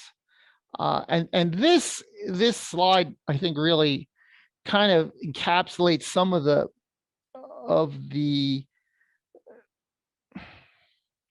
I would say confusion or perplexed state that we had when these started to become popular, because as you may know, VMs, Docker, and Kubernetes have been popular for a number of years. And initially, the database community kind of looked at that and were like, well, yeah, I mean, the big value of these containers were rapid creation and destruction, right? So, the example, if you have some kind of app that's doing something, you maybe want 10 of them, maybe you want 20 of them, and you just kind of fire them up, and you route networking in there, and then as you get less busy, you kind of you blow away a bunch of them, and you only leave 3 of them, and you're kind of scaling this up and down, and then some other application comes busy, and you create a whole bunch of those, and then you blow those away, and you do a whole bunch of testing. Databases don't really work that way. Yes, they can be used if you're doing testing. If you're doing load testing, maybe you want to be able to fire up a bunch of databases, run a bunch of tests, shut them down real easy instead of spending a whole bunch of deploying your own database. Yes, there is value to that. But in terms of production usage, you're not really going to be just creating and blowing away databases, partially because you got to load all the data in there every time you create it. And then every time you blow it away, unless you use stateful sets, the data's gone. So it's kind of not super useful. There are some sense that you could kind of maybe create the container only when you need the database, and when you don't need the database, you basically remove the container, but you leave the stateful set there. Yeah, there's some use for that, but again, that's not a typical database use. The second one, and this is more related to virtual machines, there's less overhead in a container than a virtual machine. Virtual machines, you're basically you're booting a brand new operating system on top of another operating system. And that overhead of having a VM and having to go through that VM for all the kernel calls and everything can be measurable overhead. But again, for database, it's doing some really heavy stuff. It's not that tied to kernel calls. Mostly it's tied to IO.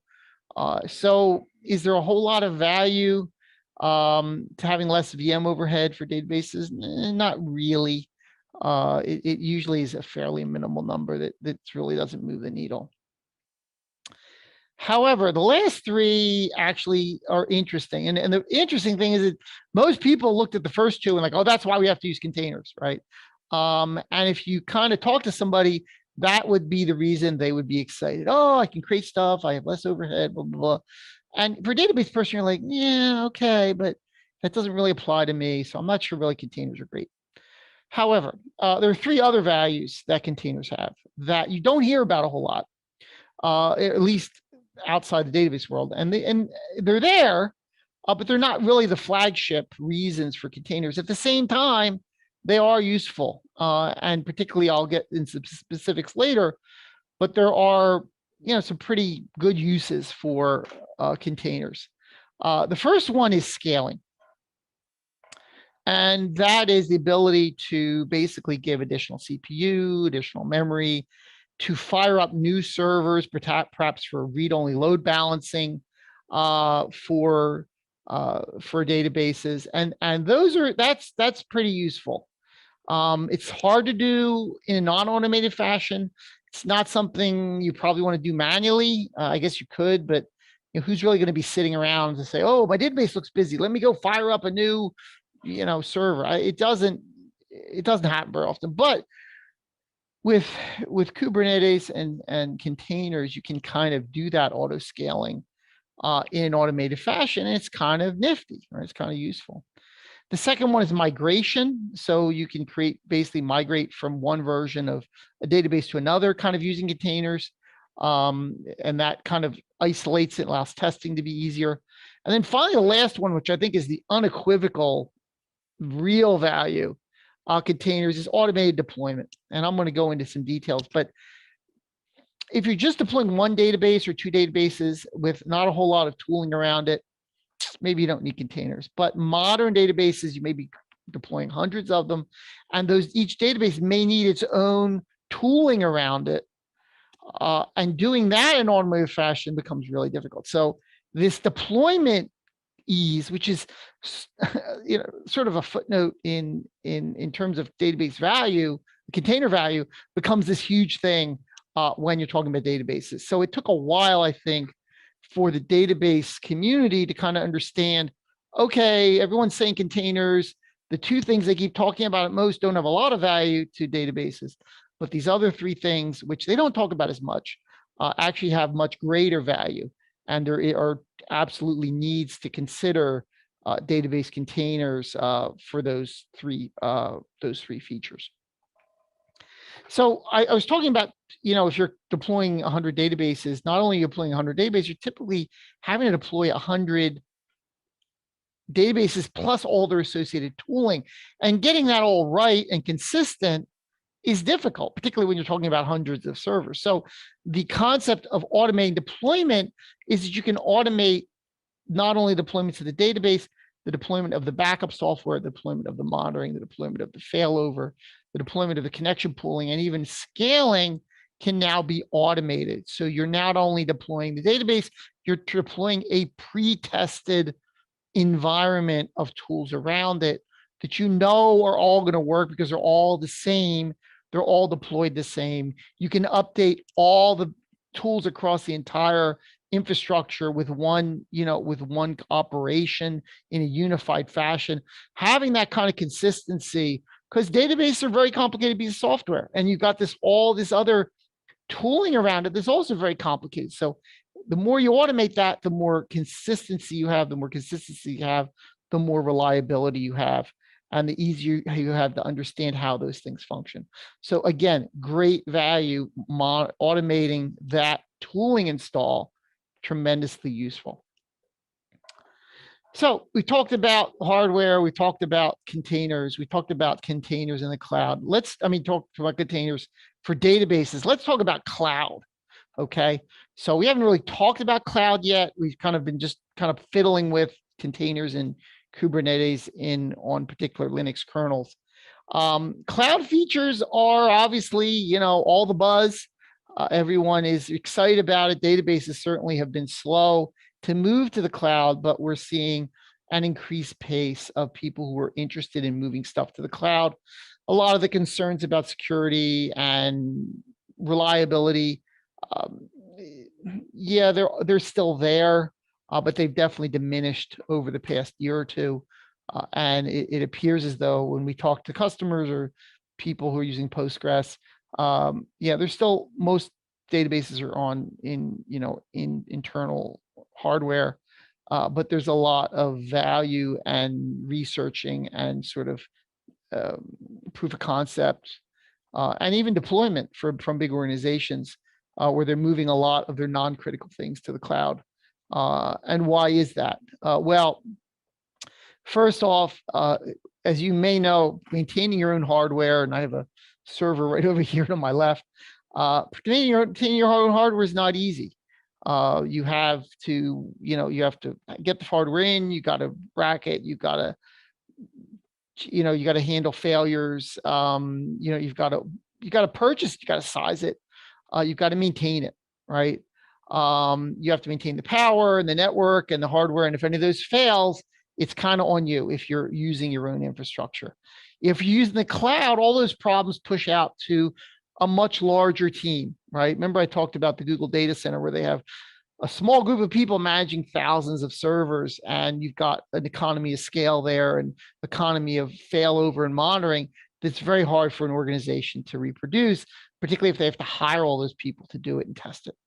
So that, I think, is the huge value to the cloud, is basically not having to deal with your own hardware and not having to deal with failures associated with your own hardware, and staff up, to handle those hardware. You may not need a lot of that staff most of the time, but when things go bad, you need them. Do you really want to pay that much just to have people who aren't going to be needed a lot of the time? Also, storage failure, which is probably the most common case of failure for most servers. That's also handled by the cloud infrastructure. So you don't have to sort of figure out how to, disk drive goes bad. Is it RAID? Where are the drives? Who's going to put the new one in? Who's going to sync it up and make sure it's functioning properly? All those problems get pushed out. And if managing servers is not your core business, maybe you're better off in a lot of cases doing that. There are downsides, there's no question about that, but a lot of organizations, even large organizations, are not really saying if we're going to go to the cloud. It's sort of, when are we going to go to the cloud? And then how much is going to go to the cloud and how much is going to stay in-house. And that decision kind of goes back and forth. Some over cloud and they move back to the physical, some under cloud, and then they sort of switch back and forth.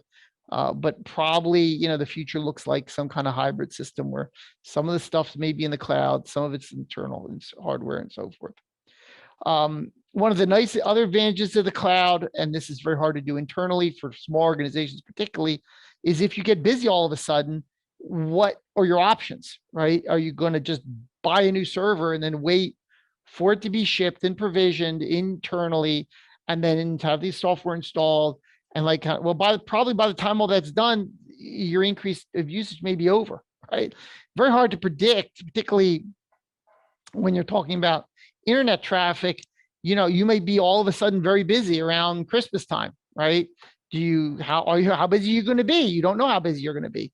What if you start losing customers if you get so busy early November, late November? You're gonna buy a rack early December and hope it gets here before Christmas so you can handle the rush? Or you see what I'm saying? It becomes, particularly with people with variable workloads, it becomes really hard to figure out, to right size your infrastructure and make sure you have all the tooling and all the hardware you need in-house. And if you guess wrong, it can take a long time to rectify that. When you're working in a public cloud, you can basically add stuff really easily. Just click of a button, credit card charge, and you've got new infrastructure, you've got larger infrastructure. So again, a lot of organizations have had to over provision because they didn't know exactly how much they needed, but they knew if they under provisioned, they risked. Now you kind of, with the cloud, you can under provision, and if you may guess wrong, within an hour or two, you can be on a larger VM with more resources, and you're out of trouble. So again, if you have spiky workloads, this kind of cloud capability become very. In fact, AWS kind of developed its own. Amazon developed AWS primarily to handle that spiky workload problem within the organization, and then realized other organizations might have similar problems and might like to have infrastructure as a service, and that's how AWS is born. So again, it's not an academic question. It's actually it was actually the reason that AWS got created, because Amazon had that exact problem. And finally, and I don't want to belittle this item, cloud can be expensive. There's no question that having your own hardware, if you size it right, over the years that you use it, can definitely be cheaper than a cloud deployment. But you have to factor in the staff time and the inflexibility that you have and determine whether that makes sense or not. So a lot of people say, well, I can have my infrastructure that costs X. I can have my cloud infrastructure that costs Y.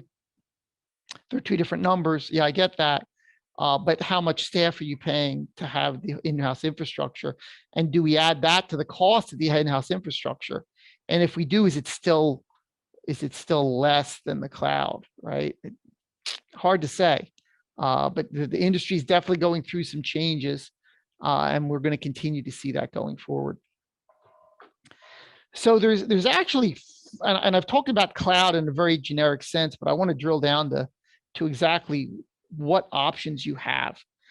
There are really 4 different ways of deploying in the cloud, because everyone keeps talking about cloud, but what exactly are they talking about?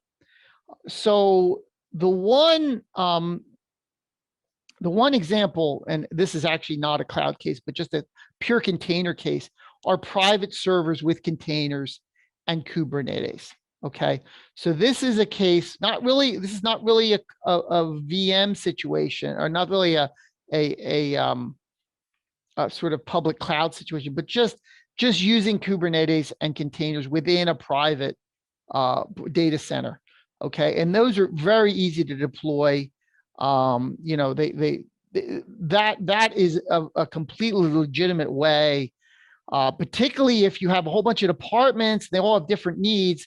You can kind of simulate the advantages you have in public infrastructure. So for example, one department may be very busy around Christmas. The other department may be very quiet around Christmas.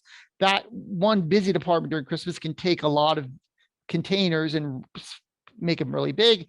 We can shrink the containers for the departments that aren't busy.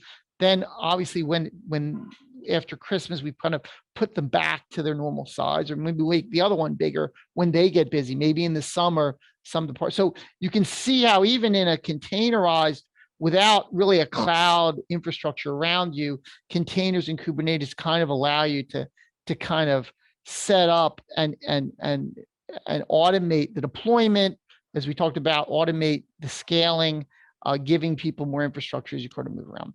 The second option is a little more sophisticated. This is a private cloud.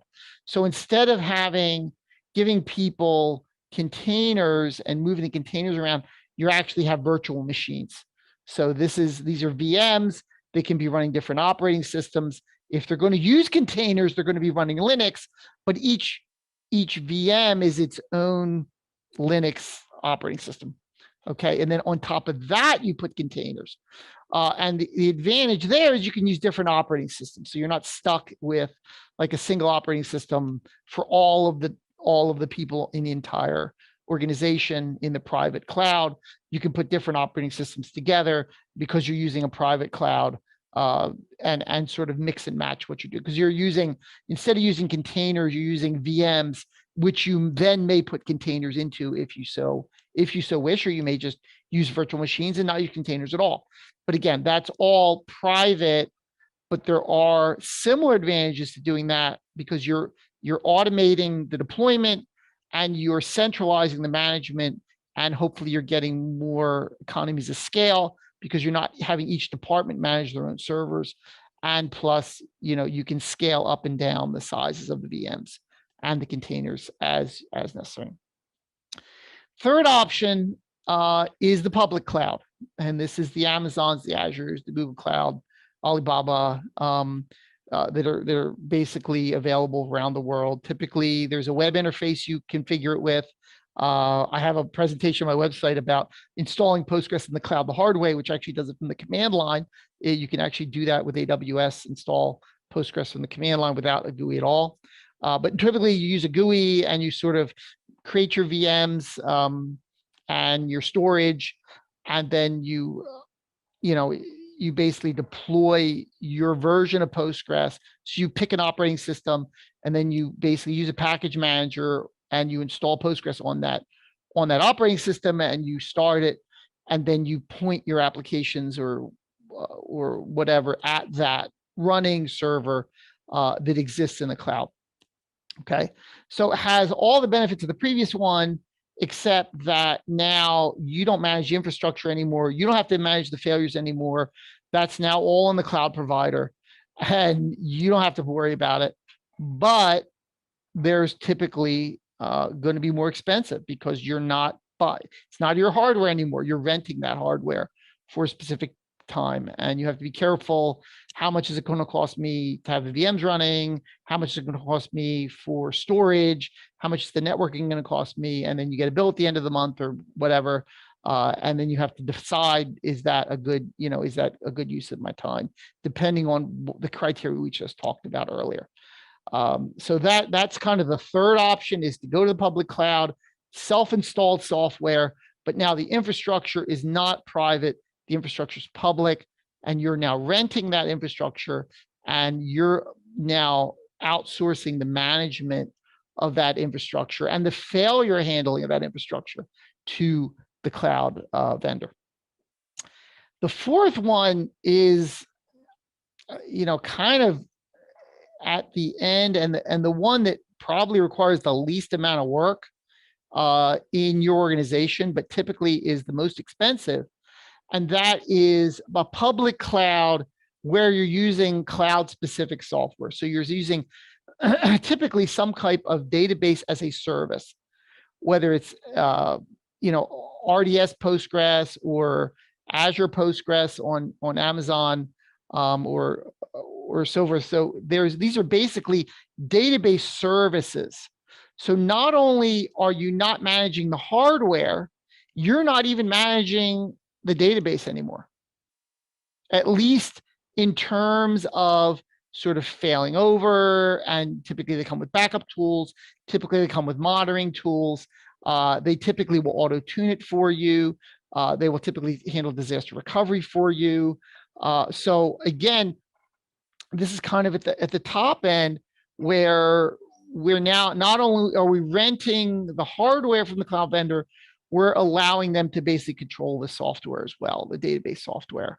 And they're just basically giving us a connection to a database that they have provisioned, and then we will use that as much as we want. And we will pay for it, because we are asking them not only to give us hardware and to handle failures of that hardware, but we're asking them to manage the database and handle failures of that database. Okay, so that's kind of the distinction, I would say, with going to what we call a database as a service, or a case where you're using a public cloud and you're not even installing on top of the operating system. Everything is pre-configured for you. Which option is best for you? It depends. Depends how good your team is, or how much they like to do work in-house, how much, how familiar we are with handling these types of things, and how much you want to outsource, and how much you want to pay for that outsourcing is really the issue. So typically cloud-specific software, we're talking about that last item, where you've provisioned the hardware and the software and the database software. The typical cloud-specific database software can handle things like the storage, high availability, backup, restore, monitoring, scaling.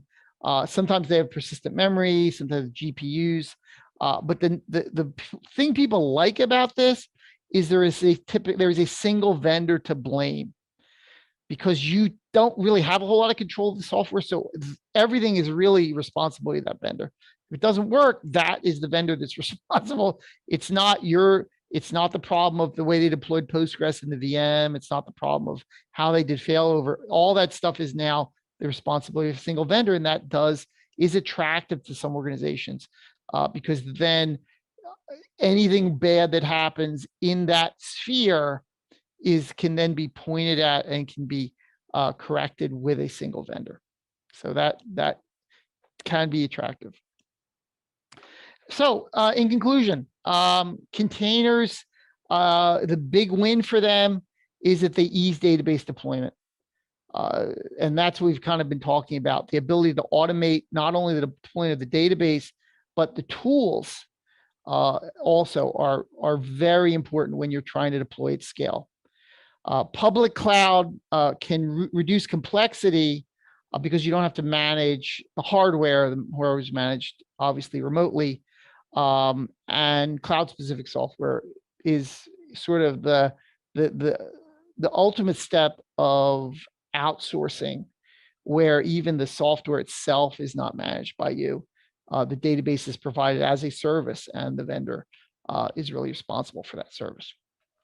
So I want to thank you for that. I enjoyed kind of talking to you about this sort of landscape of where not only things have gone in the past in terms of getting to large data centers, but then the evolution of the containers and the container deployment, and finally cloud and cloud specific software kind of is the natural evolution of all of those forces kind of coming together to give you a range of options that you never really had before.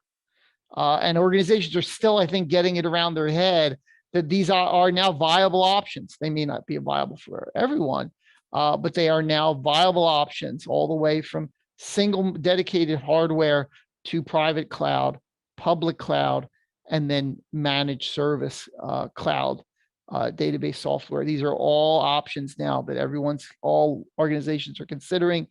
And the challenge is for you to understand which one fits your needs the best. You got a lot of choices now you got to decide. So thank you very much. That was the kind of goal of kind of give you that broad spread of the options that are now available, and particularly for databases, because cloud and containers, had a huge hype for sort of applications that could be started and stopped quickly. Databases, they're in a little different space. They're much stickier. They're very stateful. And I've tried to highlight where databases make sense for that particular type of solution. So thanks very much. And I enjoyed speaking to you today.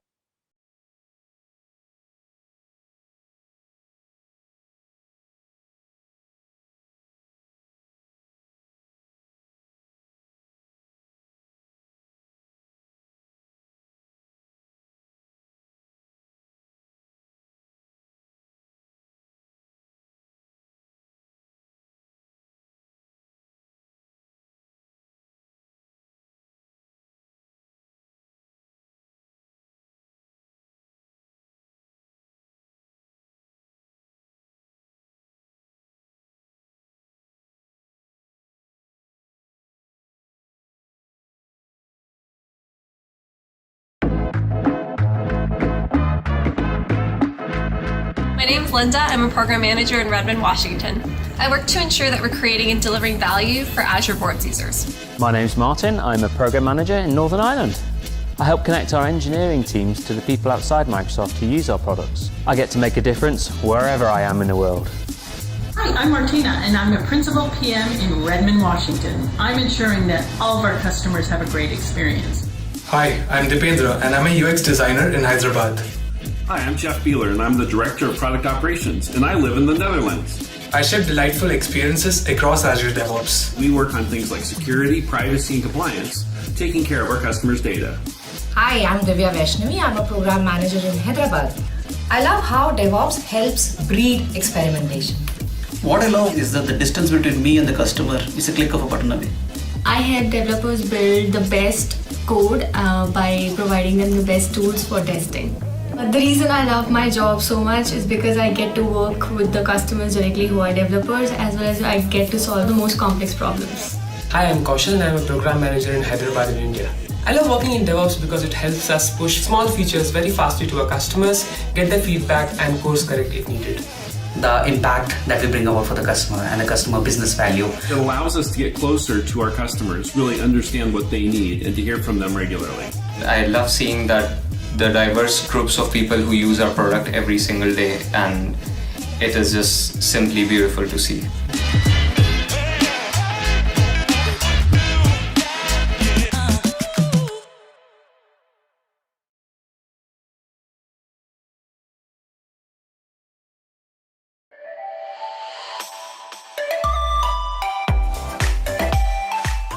Give me 1 minute and I'll show you how Google Kubernetes Engine can help you modernize your existing application.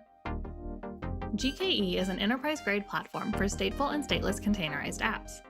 It offers managed Kubernetes and is comprised of a high-availability control plane that Google manages and operates, nodes, which hold the pods, and your connected Google Cloud services.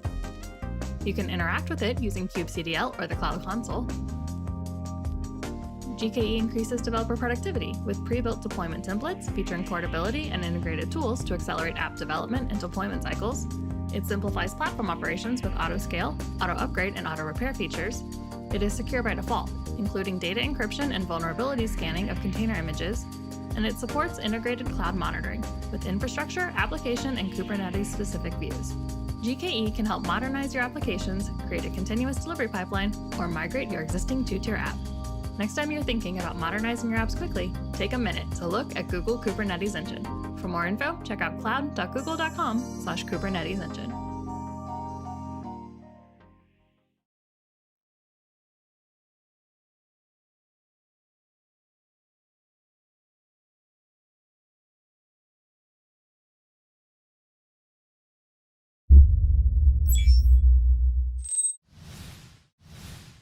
Luxoft is its people. Without each and every one of you Luxofters, our company would not be what it is. Our Luxofters drive our success, inspire us to achieve more, and generate the IT solutions that define the world of tomorrow. As our people are the core of our business, we make sure we focus our internal practices on our Luxofters. From yoga classes to webinars on mental health, from diversity and inclusion discussions to global community building challenges, from Run for IT to fun family-oriented events, we ensure we provide Luxofters a wide network of services so every member of our community can find the precise support they need. Luxoft focuses on Luxofters so that together we can achieve more.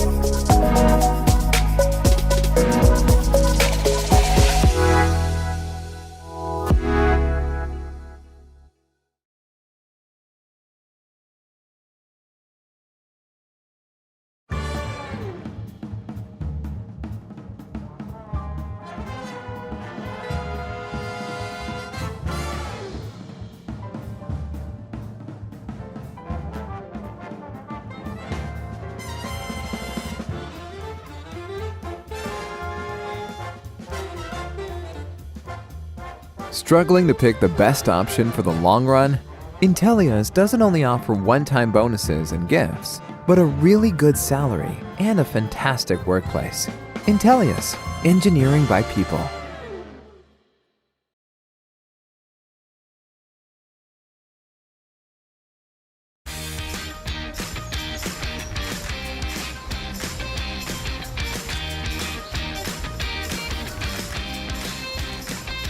Welcome to InfoPulse, the place where we not only get professional experience, but also make friends and share common values.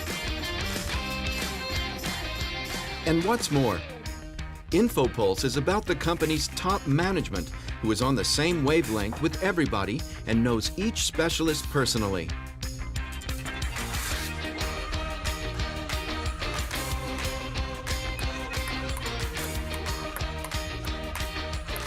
It's about victories in business and in your favorite sport. This is when you feel at home while at the office. And you can combine business with pleasure. For instance, studying foreign languages while watching films.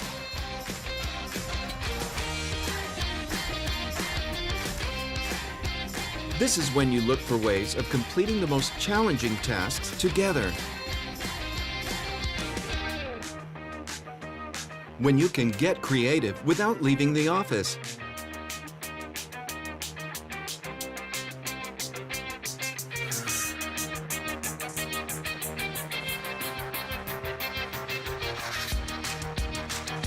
Where you can find time for improving your physical and mental health.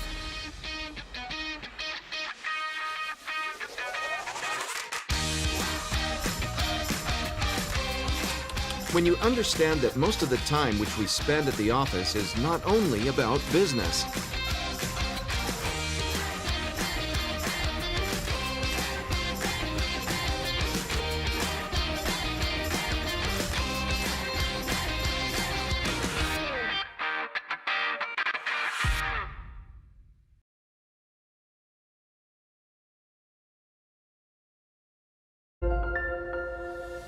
DataArt is a global software engineering firm with a uniquely human approach to solving problems.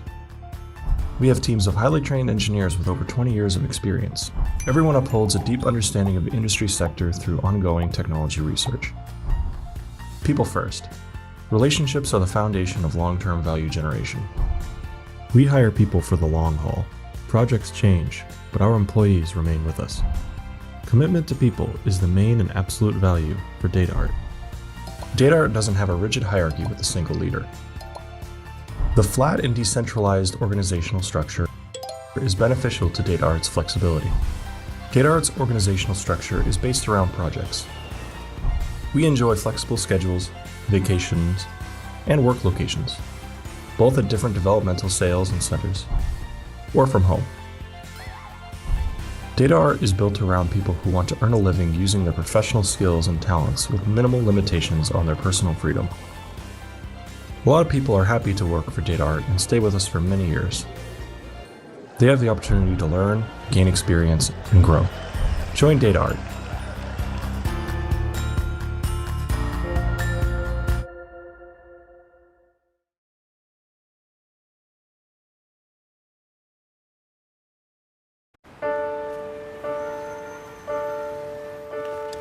When I was young, I never needed anyone. Making love was just for fun. Those days are gone. Living alone, I think of all the friends I've known. When I dial the telephone.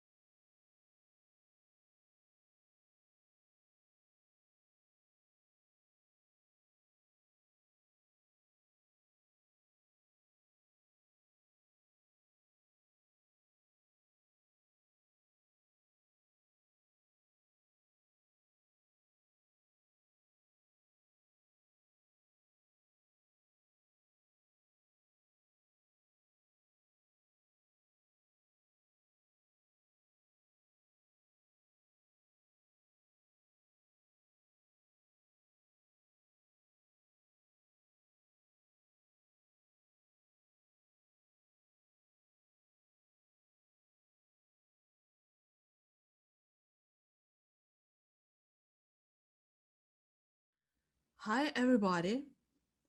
My name is Alexandra Dudka. I'm software architect in Sigma Software with more than 15 years of experience in information technologies. Today, this talk is about architecture inconsistency. It's not a secret that every architect notices that the already built system has a gap between the code or infrastructure and the initial model. It means architecture. So let us discuss the architecture inconsistency topic, how to manage inconsistency between architectural decisions and the implemented systems. First of all, I would like to highlight that we are not talking about inconsistency in architecture documentation, inconsistency of architecture views. It's another thing. So let's focus on architecture inconsistency as a gap between the code, infrastructure, and initial architecture in form of documentation or diagrams and so on and so forth. In the beginning, I would like to add some context. Who struggles a lot with architecture inconsistency? The sure thing is those people are architects. Especially it's become critical if you are an architect in consulting. I know this because I have been working in consulting for many years. Architect in consulting usually helps multiple companies to get the best architecture for its numerous products. It's really challenging because they have many ongoing projects where they are not architect full-time. Each project could have different technologies, different teams, and sure thing, many deadlines that are not related to each other. They must switch between all these various products on the different stages of the development and at the same time guarantee that the architecture of the product from the beginning, from the proposal or discovery stage, achieves not only functional requirements, but also qualities of the system. And all this on time. You can imagine it's hard. For such architects, it's hard to measure their success as an architect. How good they do their job. Usually you start such a discussion and you can have many different options. Sometimes architects say that if a project is successfully rolled out on time on production, it's a success. Yes, that is true. But as for me, it's not an architect metric. Sometimes it could be a variety of technologies used, how many cutting-edge technologies applied to the project. It could be qualities as well. Does our system match initial qualities requirements? Furthermore, after such a lengthy discussion, we end up with the phrase, okay, customer is happy, so that means everything is great. I'm against such measurements, but about the architecture's work. The sure way to see if the architect succeeded is to measure the architecture inconsistency on the release day of the product. I'm anticipating the question, why inconsistency? Why not technical or architecture depth? According to definition, depth is about making decisions that do not match best coding practices or architecture to provide new features urgently.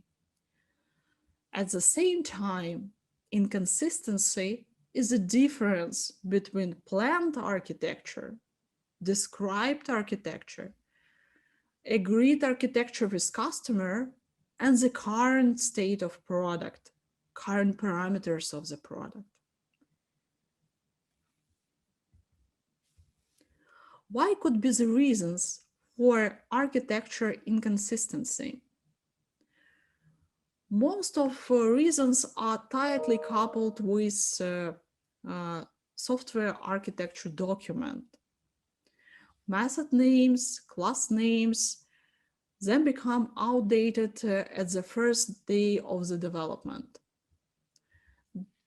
Design ends just before development starts.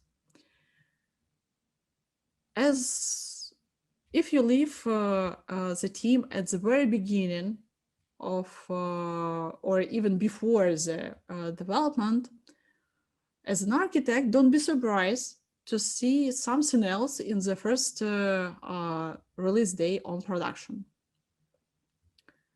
The next reason is the development starts before non-functional requirements are identified or fully identified.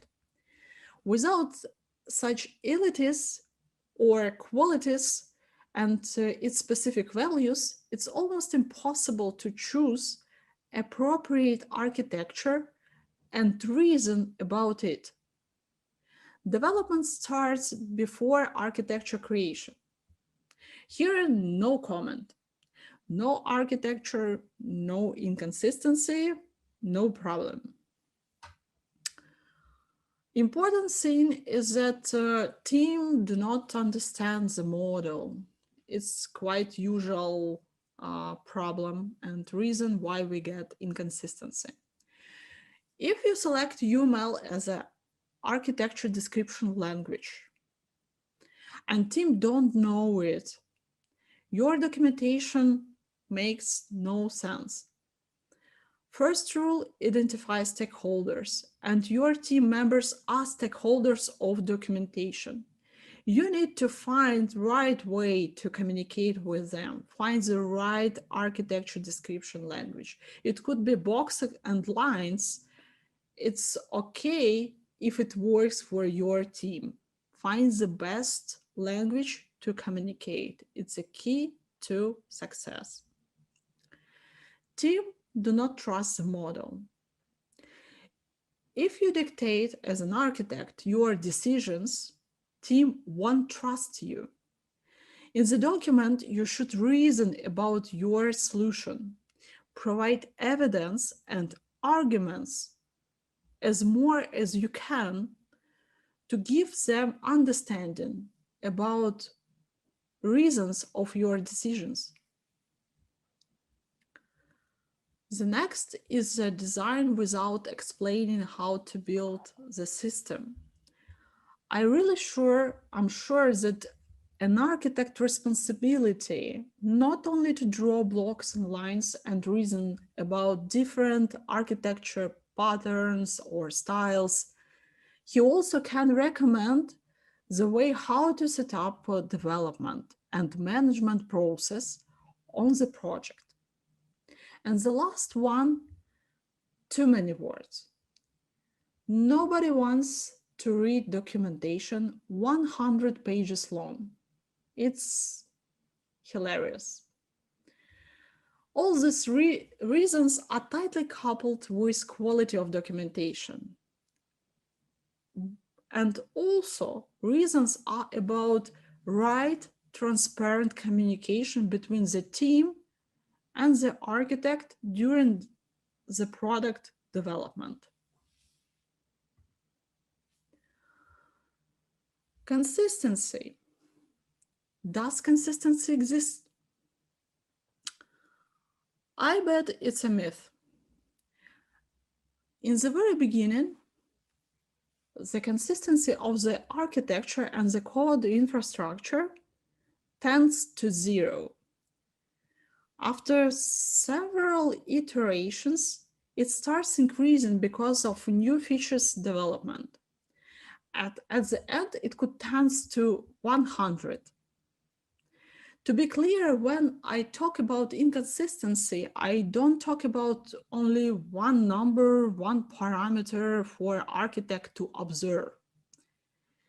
It's about different areas of your product development that you as an architect have to monitor, control, and manage with your team.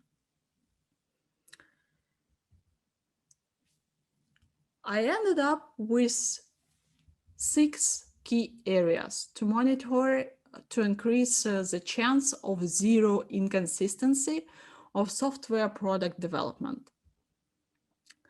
Here you can see code, infrastructure, qualities, project scope, process, documentation, and technical depth. So the code metrics could be the next one. Pull request amount, unit test coverage, modularity, code duplication, code smells, any other metrics that you can imagine, you can apply it here. But take care about only top 5 code metrics. Otherwise, the amount of measurements could be enormous. The next one is infrastructure. Important thing here to monitor infrastructure cost altogether and split it by different environments. Failed build count could be quite useful, SLI, SLO, and so on. I don't recommend to track all the infrastructure metrics. For that, you have the separate dashboards that should be in place on every project. But here should be only 5 important metrics important for your specific project. Qualities. It's something that you need defined before starting the development. It's really important to discuss with the customer, with the product owner of the product. And here could be performance, scalability, availability, and other elements so that you can specify for your project. But here you need to use not only high availability, you need to put here numbers, exact numbers that your product should achieve at the day of release. Scope and process. It's not about project management, but software architect, especially when he is not allocated for full time on the project, has to get know somehow about how everything is going. And to track this, maybe you can use feature amount and velocity of your team. Software documentation. You also have to discuss this with your team, with customer as well. What software documentation could be enough to have on the project? And you need to track from the very beginning the actual state of all this document. It could be software architecture document, README files in all the repositories you have, API documentation, and so on and so forth. Technical or architecture depth. I believe that it's not the responsibility of an architect to track this, but software architect should control and monitor these parameters. Let's move on to the inconsistency management. So stop for a minute and imagine how it could be looks like in your imagination. Probably in the ideal world, there maybe should be such tool presented on the screen. In ideal world, architect should have a single dashboard where all his ongoing products are presented. And at any time, he can be notified about accurate inconsistency and do something. Yes, there are tools to get information about modularity, cohesion in the source code. These tools are great if we're talking about software architecture assessment. And you can definitely use these tools from time to time, and especially before the product release. But there is no tool that could handle altogether documentation, code, infrastructure, and do this on the regular way, in some regular way with a high level of transparency. It's still an open question. In the real world, we have the Excel template as a tool that could help track your project architecture and consistency in a regular way with high level of transparency, visibility. I see this in next way.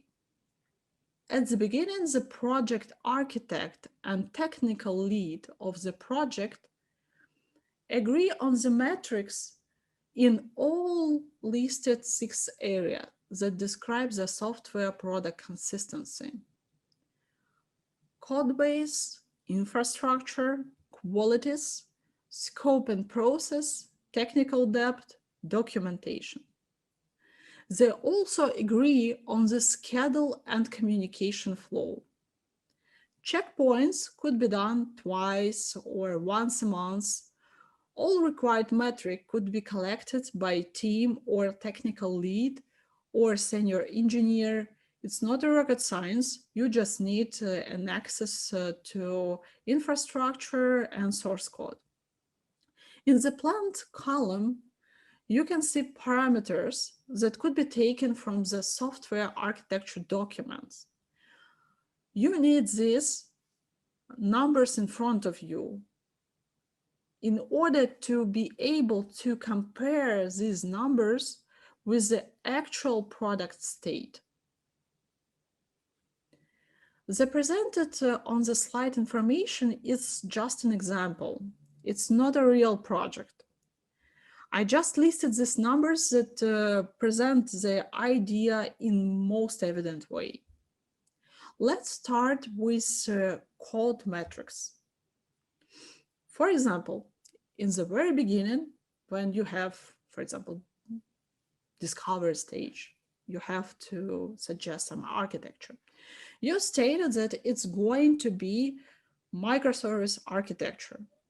You presented 10 different microservices on the diagram located in 10 different repositories. So that you can see how the amount of repositories increases with the time. Somehow you get to know that there is 11th. It could be the sign that some functionality was split between repositories, and you have to update, actualize architecture documentation. Or the team missed something and need help to find the right place to land the new piece of functionality.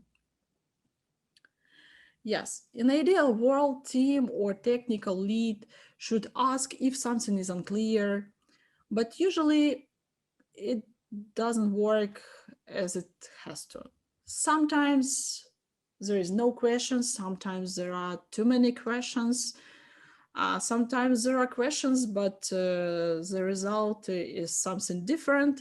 So that's why architects should constantly analyze the metrics in order to ask the right question. And right question is not, is everything is okay? No. You should ask concrete question, right question to your team members. You'll probably ask why pull request amount could be a metric for an architect. That's a good question. Sometimes the maturity of team couldn't be enough to provide a high level of quality review. That's why in the technical or team lead becomes overloaded with reviewing. The queue of pull requests dramatically increases. Why it should bother the architect? First of all, architect could help with the review. And the secondary could propose introducing automated code review tools and making the team lead free of these duties. He can help to convince, for example, a client to introduce such practice. I'm sure you can suggest many other code metrics, but I highly recommend having a limited amount of parameters for each of the key areas. It could be 3 to 5, just the most important for your point of view. Otherwise, you'll flood with measurements. The next area is infrastructure. As a part of software architecture document, an architect presents infrastructure cost analysis for each of environments. There are calculation of the cost of production, testing, or development environments. So those parameters are our planned metrics for the development environment and for production as well. Build failed number, or the ratio to total amount of builds could be also the metric, and it also could be helpful and can help architect to identify some problems on the project. The next area are qualities. I listed here only 3, but usually there are a lot of such metrics and such parameters on every project. So here you shouldn't stop on only 5 metrics. You should list it here all metrics required to your project. Suppose the architect conducted a quality attributes workshop, or you drew some utility tree during the project discovery phase.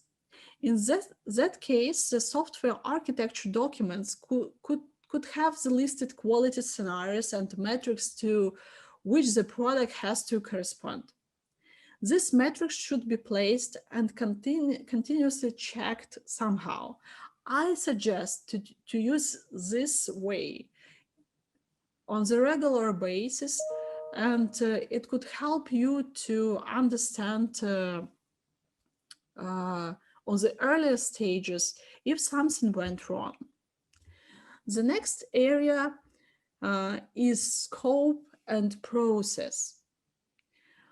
You shouldn't go into the project management tools. It's better just to have few metrics that can tell you a lot. For example, growing amount of features, as you can see on the slide. Or the ratio result to planned stories. Documentation. Documentation is a weak area of each of the growing product. I don't have to say that it's important to actualize the documentation and keep it up to date on the regular ways. Otherwise, you have to rewrite it from scratch, and it could take a lot of time. And sometimes you just throw away the initial architecture document and forget about it. Technical depth. Here could be technical or architecture depth. I assume that technical depth collection and identification and management is a technical project lead responsibility. But software architects should control this process. Technical debt could be, but small and fast to fix. That's why it's not only amount of tickets, but the average time to fix as well. I would like to emphasize that the planned parameters, it's your product and system on the first day of the release to production.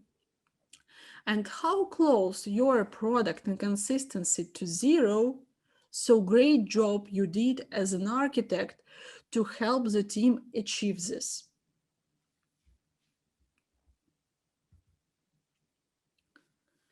To see the actual state of inconsistency on your project or projects, you can use such radial graph. Furthermore, if you have multiple ongoing projects, you can arrange such graphs, such diagrams into one dashboard. So why not to build consistency visualization? It's a good point. I believe it's mostly psychological point. Imagine that the diagram in case of inconsistency measurement. Yes, mainly it will present almost zero on axis, and it's not representative. And there is no call to action for software architect. That's why I'd recommend to go with inconsistency, because according to the slide, you can just see what are areas on the project are required for your attention. It's the code, infrastructure, qualities, and mostly process. I think it's a very representative way how to visualize inconsistency of the project. And if you get everything on zero on the first day of your release, you are really successful. And you need to go to that point. The interesting thing, I think, that you also have to collect the historical information and maybe track your performance and your inconsistency on the long period of time. It also could be interesting for you as an architect. So, tools. If you don't have a team or you don't have access to the team, to have you with some code metrics measurements, and there is only you and the source code base, there are many tools to assess architecture and the code.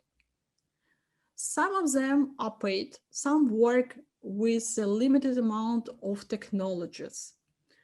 So I highly recommend to use these tools, especially before the release, as you do performance analysis, for example. Before the release, you check if your system corresponds to some performance metrics. The same you need to do with your architecture. You need to at least once run architecture analysis tools and eliminate the problems with your architecture if there are such problems. So Titan introduces a new architecture model called design rule space, intended to capture both the architecture and the evolutionary structure of systems to identify architectural issues. The second most used tools are Structure 101 and SonarGraph. These two commercial tools are static analyzers implementing functionalities to support software architects through dependency and modularity analysis at various levels of abstraction. However, as I said initially, if you have different technologies on projects, it could be hard to use so many tools. And you can spend much time setting up the measurement process, synchronize with your dashboards and or spreadsheets and so on and so forth. So I recommend to use such tools from time to time, and definitely before the release day, to measure if you have an architect depth on your project. But these tools couldn't cover all inconsistency on your project. Such tool doesn't help you with measurement the inconsistency between the code infrastructure and documentation in form of maybe some Word documents, README files, diagrams, and so on and so forth. That's why we, for now, cannot go without such Excel templates. I highly recommend to try such template at least one time, tailor it according to your project, and figure out is it work for you or not.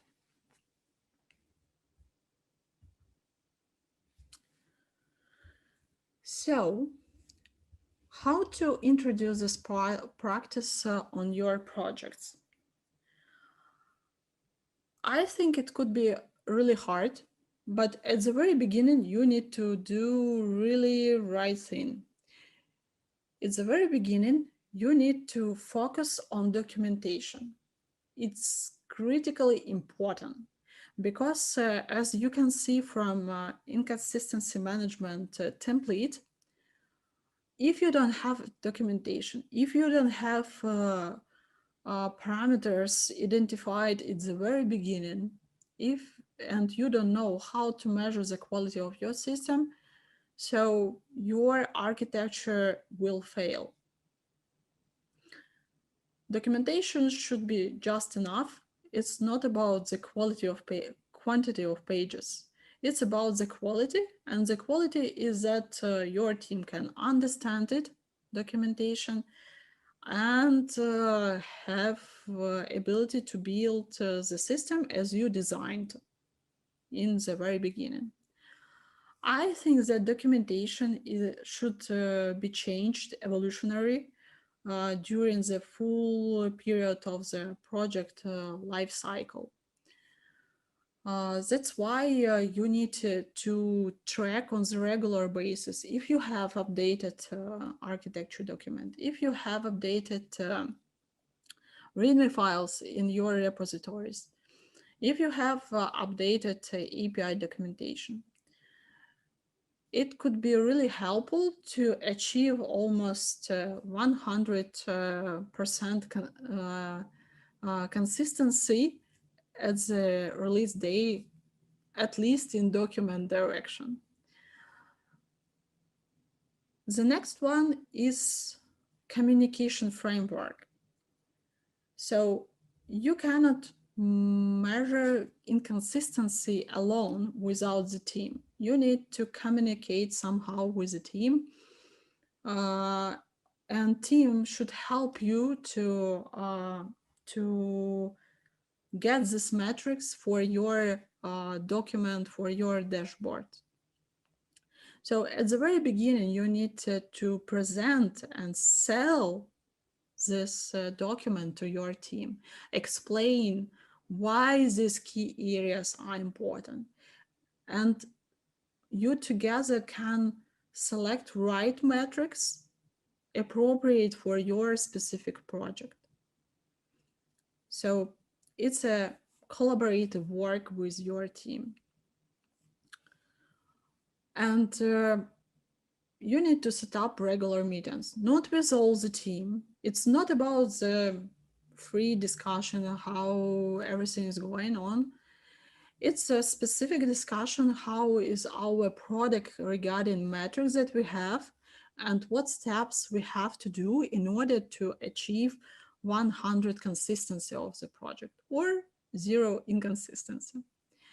So that's why you need to set up regular meetings with only one person. It could be technical lead or senior software engineer or someone who is responsible for leadership or technical leadership on your project. And the main thing is not to reschedule. Here is very important to track the progress on the regular way. Maybe you don't have much time, But this approach and this communication to sync up measurements and your understanding of the project can take no longer than 15 minutes. I don't think that you need to spend 2 hours in discussing something if you have such metrics. You can observe metrics in advance and just ask the right question during the meeting. That's this inconsistency template is for. So do regular measurements. Regularity, it's a heart of this presented concept. And I'm not sure that if you have a 1 year duration project development, you have to do this once a week. I think twice a month could be quite enough to achieve required level of granularity for such kind of metrics. And analysis. You as an architect have the full picture, and it's you who has to do this analysis and raise the red flag to the team members, customers, or maybe managers if you see that the deadline is close but inconsistency is almost obsolete. You have all this picture in front of you through this spreadsheet, and you are able to analyze these metrics, analyze the tendencies.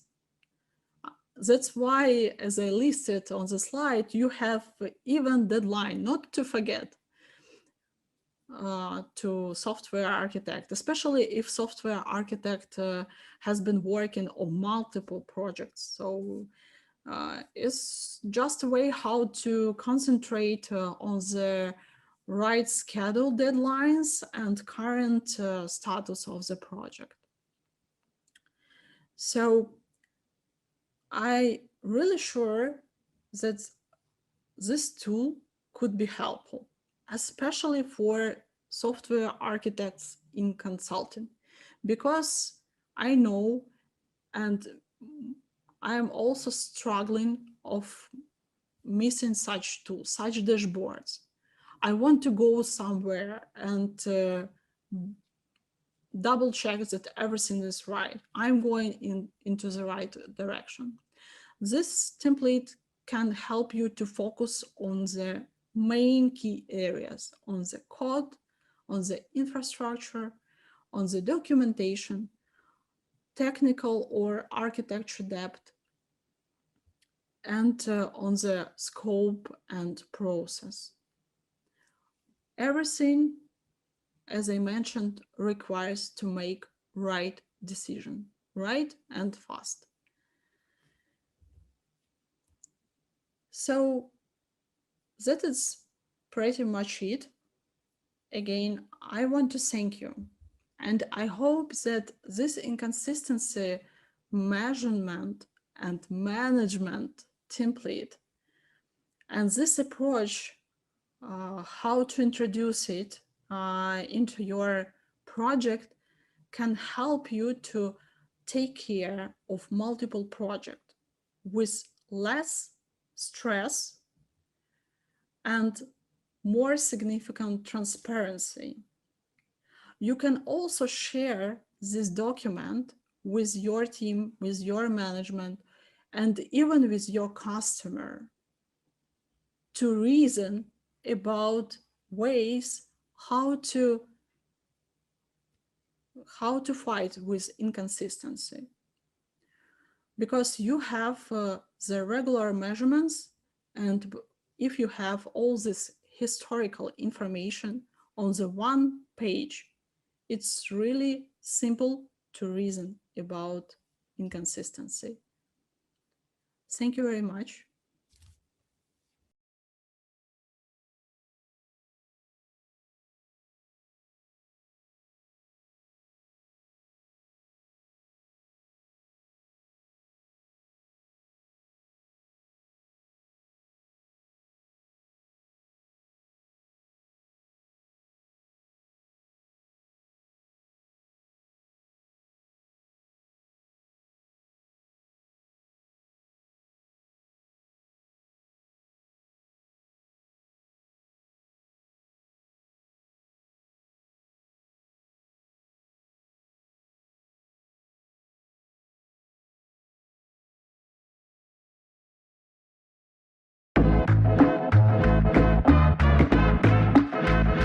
My name is Linda. I'm a program manager in Redmond, Washington. I work to ensure that we're creating and delivering value for Azure Boards users. My name's Martin. I'm a program manager in Northern Ireland. I help connect our engineering teams to the people outside Microsoft who use our products. I get to make a difference wherever I am in the world. Hi, I'm Martina, and I'm a Principal PM in Redmond, Washington. I'm ensuring that all of our customers have a great experience. Hi, I'm Dipendra, and I'm a UX designer in Hyderabad. Hi, I'm Jeff Beeler, and I'm the Director of Product Operations, and I live in the Netherlands. I ship delightful experiences across Azure DevOps. We work on things like security, privacy, and compliance, taking care of our customers' data. Hi, I'm Divya Vaishnavi. I'm a program manager in Hyderabad. I love how DevOps helps breed experimentation. What I love is that the distance between me and the customer is a click of a button away. I help developers build the best code by providing them the best tools for testing. But the reason I love my job so much is because I get to work with the customers directly who are developers, as well as I get to solve the most complex problems. Hi, I'm Kaushal and I'm a program manager in Hyderabad in India. I love working in DevOps because it helps us push small features very fastly to our customers, get their feedback and course correct if needed. The impact that we bring about for the customer and the customer business value. It allows us to get closer to our customers, really understand what they need, and to hear from them regularly. I love seeing that the diverse groups of people who use our product every single day, and it is just simply beautiful to see.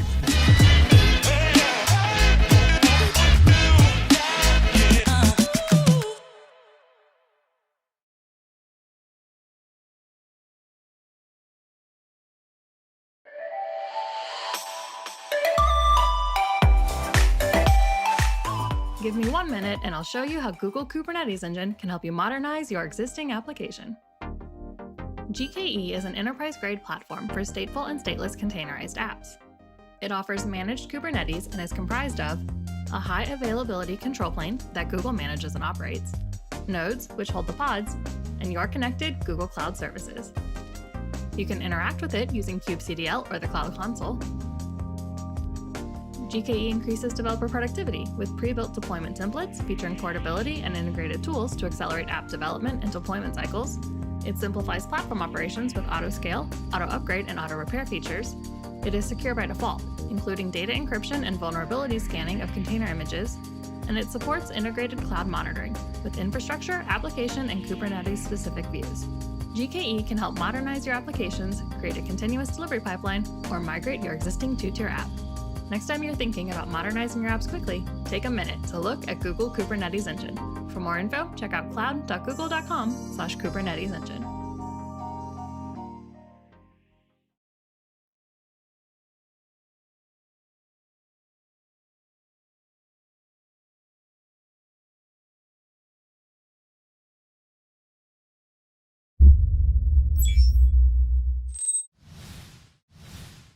Luxoft is its people. Without each and every one of you Luxofters, our company would not be what it is. Our Luxofters drive our success, inspire us to achieve more, and generate the IT solutions that define the world of tomorrow. As our people are the core of our business, we make sure we focus our internal practices on our Luxofters. From yoga classes to webinars on mental health, from diversity and inclusion discussions to global community building challenges, from Run for IT to fun family-oriented events, we ensure we provide Luxofters a wide network of services so every member of our community can find the precise support they need. Luxoft focuses on Luxofters so that together we can achieve more.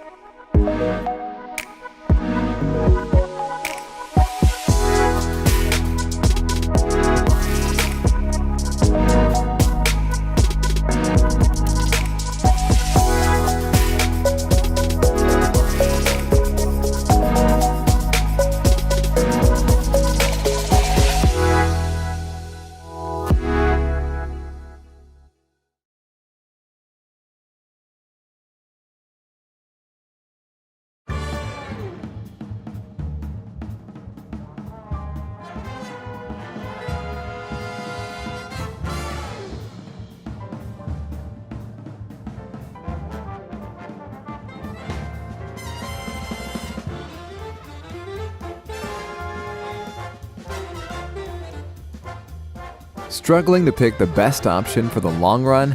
Intellia's doesn't only offer one-time bonuses and gifts, but a really good salary and a fantastic workplace. Intellia's, engineering by people.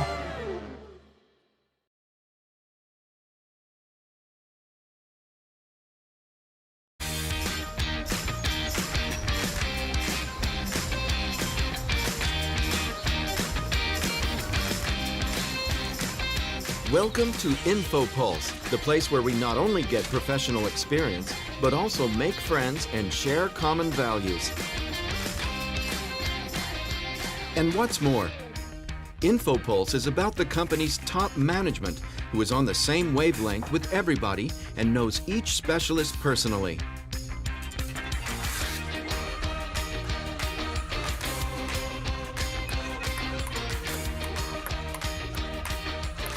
It's about victories in business and in your favorite sport. This is when you feel at home while at the office. And you can combine business with pleasure.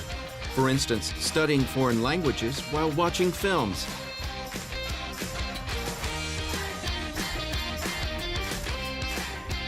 This is when you look for ways of completing the most challenging tasks together. When you can get creative without leaving the office.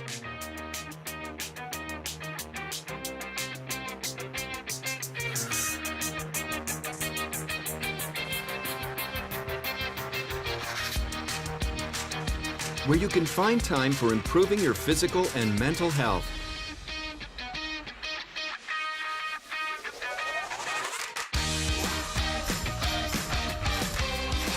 When you understand that most of the time which we spend at the office is not only about business.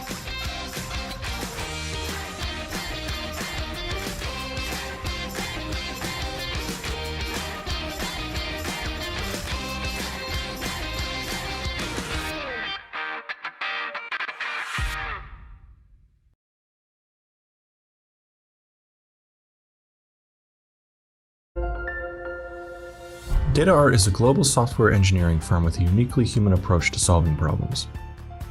We have teams of highly trained engineers with over 20 years of experience. Everyone upholds a deep understanding of the industry sector through ongoing technology research. People first. Relationships are the foundation of long-term value generation. We hire people for the long haul. Projects change, but our employees remain with us. Commitment to people is the main and absolute value for DataArt. DataArt doesn't have a rigid hierarchy with a single leader. The flat and decentralized organizational structure is beneficial to DataArt's flexibility. DataArt's organizational structure is based around projects. We enjoy flexible schedules, vacations, and work locations, both at different developmental sales and centers, or from home. DataArt is built around people who want to earn a living using their professional skills and talents with minimal limitations on their personal freedom. A lot of people are happy to work for DataArt and stay with us for many years. They have the opportunity to learn, gain experience, and grow.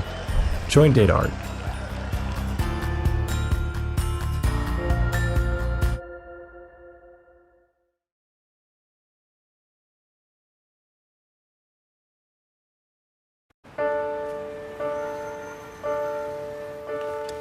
When I was young, I never needed anyone.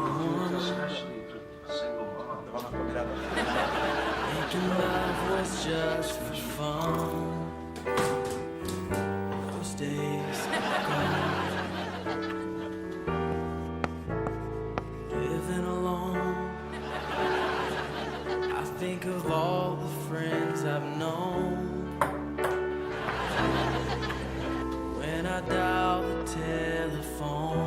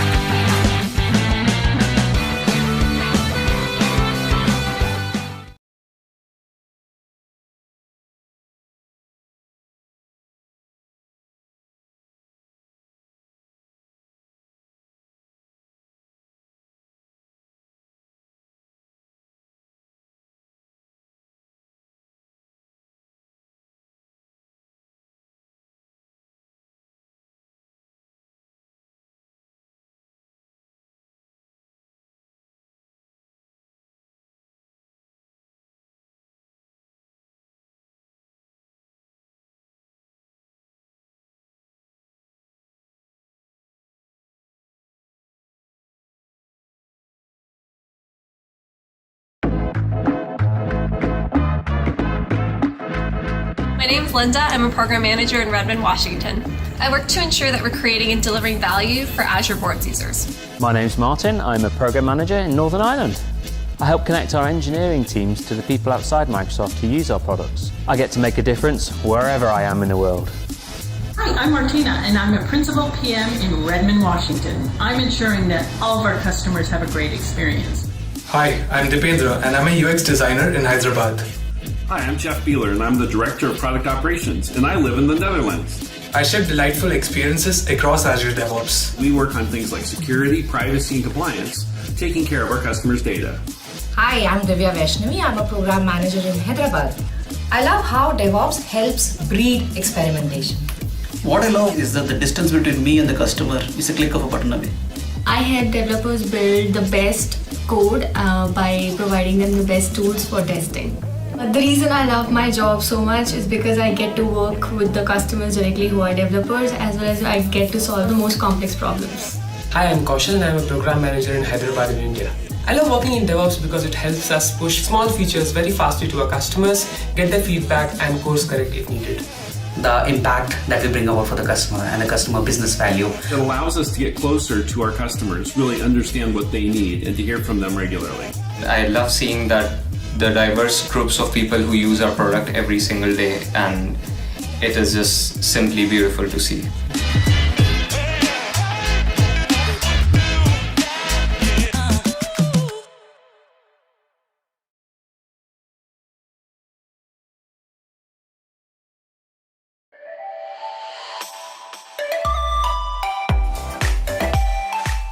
Give me 1 minute and I'll show you how Google Kubernetes Engine can help you modernize your existing application.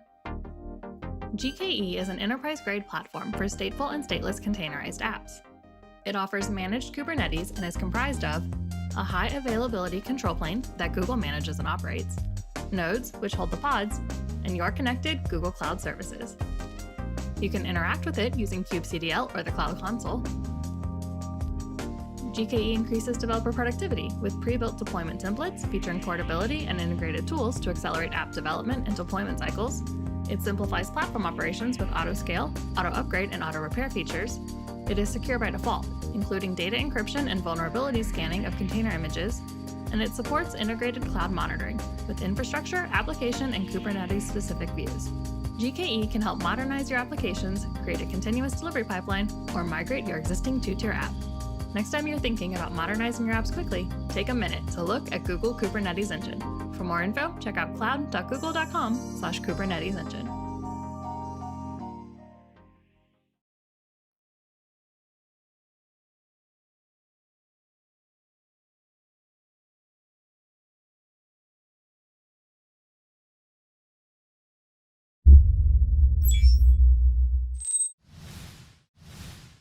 Luxoft is its people. Without each and every one of you Luxofters, our company would not be what it is. Our Luxofters drive our success, inspire us to achieve more, and generate the IT solutions that define the world of tomorrow.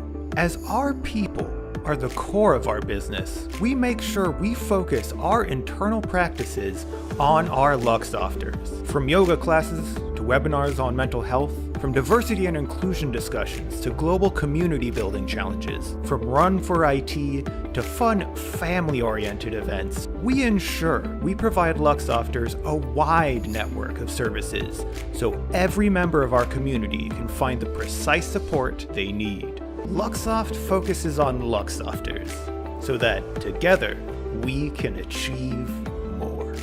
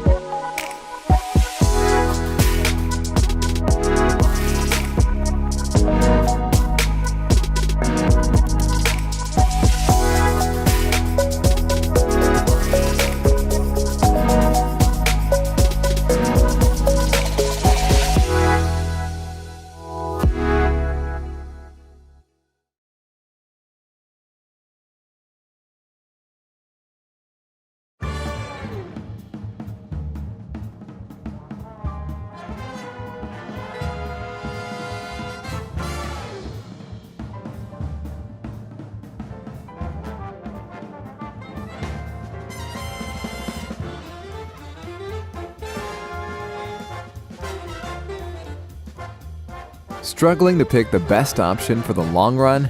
Intellias doesn't only offer one-time bonuses and gifts, but a really good salary and a fantastic workplace. Intellias, engineering by people.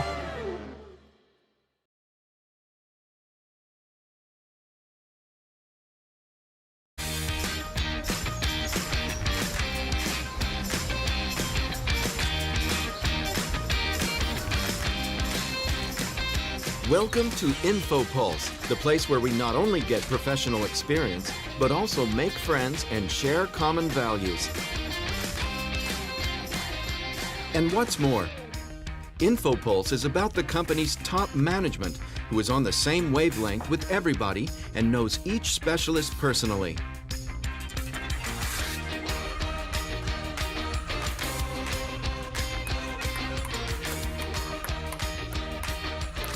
It's about victories in business and in your favorite sport.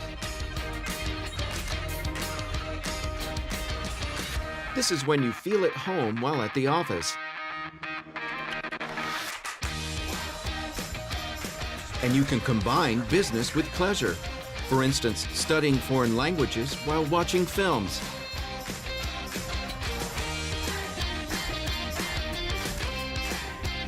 This is when you look for ways of completing the most challenging tasks together. When you can get creative without leaving the office.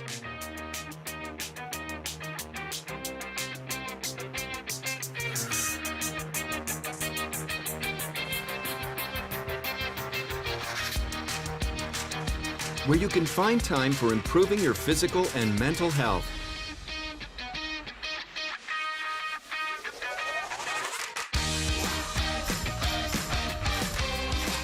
When you understand that most of the time which we spend at the office is not only about business.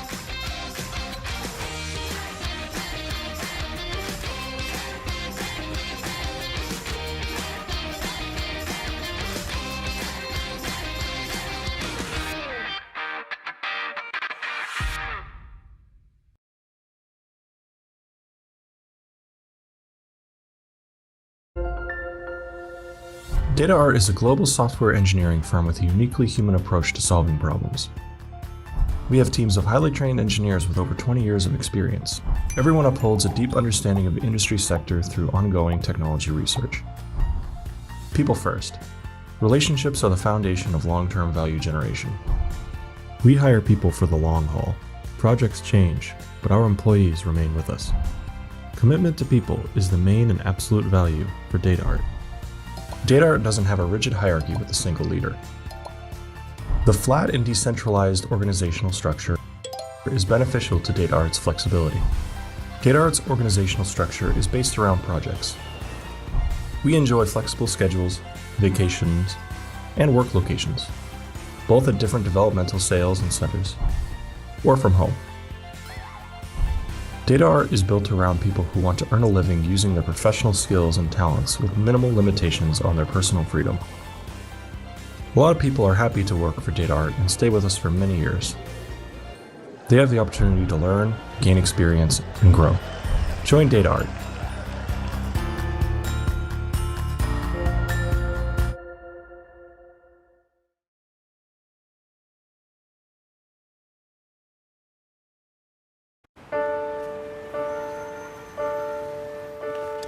When I was young, I never needed anyone.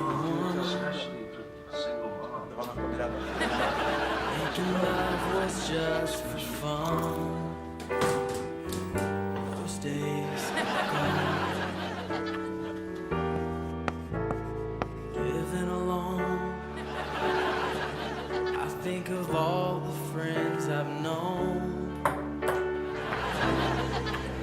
When I dial the telephone, all by myself, don't wanna be all by myself anymore.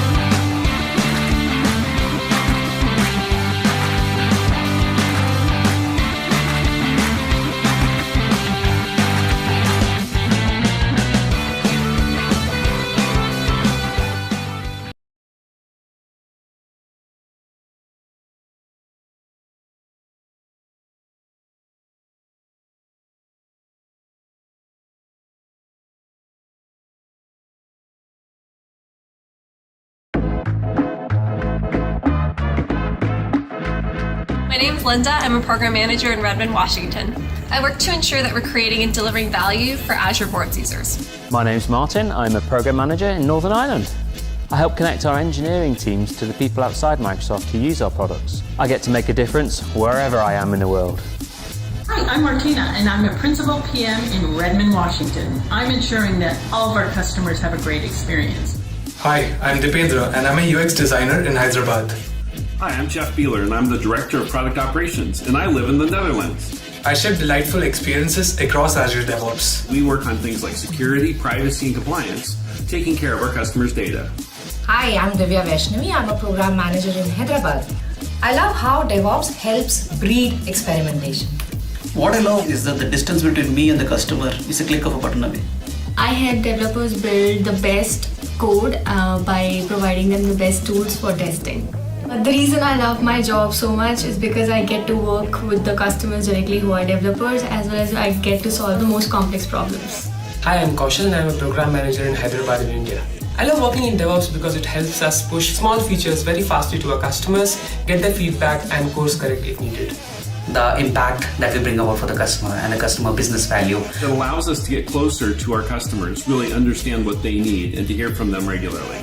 I love seeing that the diverse groups of people who use our product every single day, and it is just simply beautiful to see.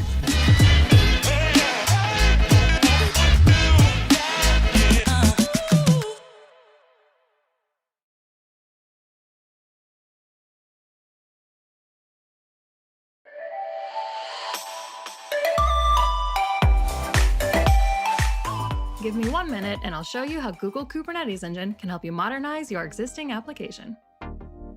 GKE is an enterprise-grade platform for stateful and stateless containerized apps. It offers managed Kubernetes and is comprised of a high availability control plane that Google manages and operates, nodes, which hold the pods, and your connected Google Cloud services. You can interact with it using kubectl or the Cloud Console. GKE increases developer productivity with pre-built deployment templates featuring portability and integrated tools to accelerate app development and deployment cycles. It simplifies platform operations with auto-scale, auto-upgrade, and auto-repair features.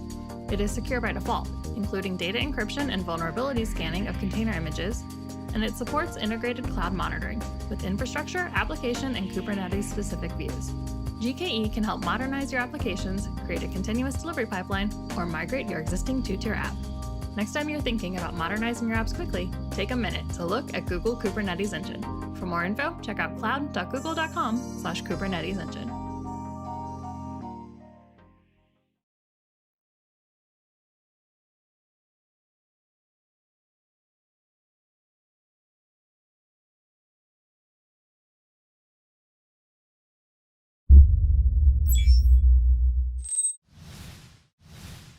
Luxoft is its people.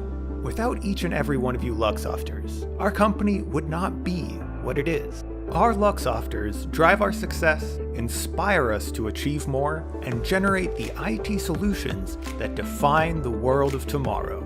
As our people are the core of our business, we make sure we focus our internal practices on our Luxofters. From yoga classes to webinars on mental health, from diversity and inclusion discussions to global community building challenges, from Run for IT to fun family-oriented events, we ensure we provide Luxofters a wide network of services so every member of our community can find the precise support they need. Luxoft focuses on Luxofters so that together we can achieve more.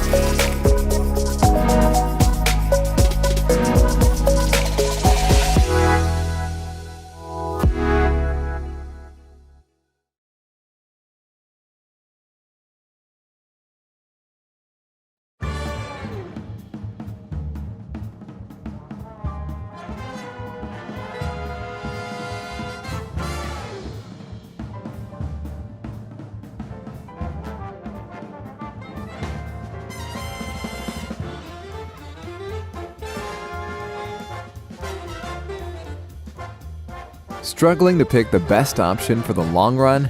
Intellias doesn't only offer one-time bonuses and gifts, but a really good salary and a fantastic workplace. Intellias, engineering by people.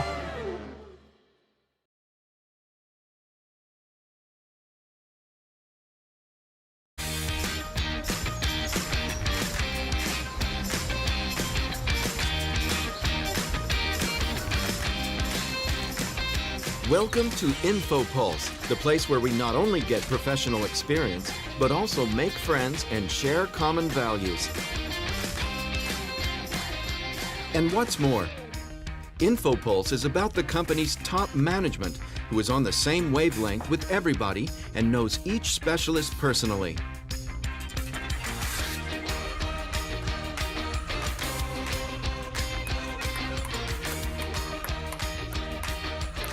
It's about victories in business and in your favorite sport.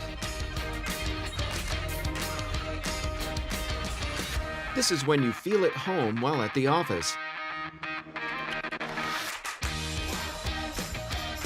And you can combine business with pleasure. For instance, studying foreign languages while watching films.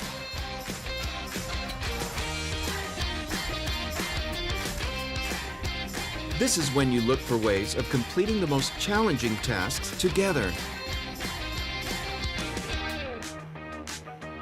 When you can get creative without leaving the office.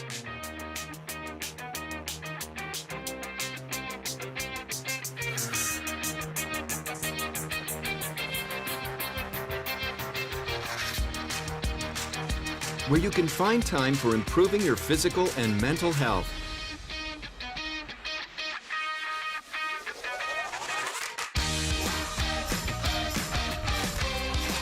When you understand that most of the time which we spend at the office is not only about business.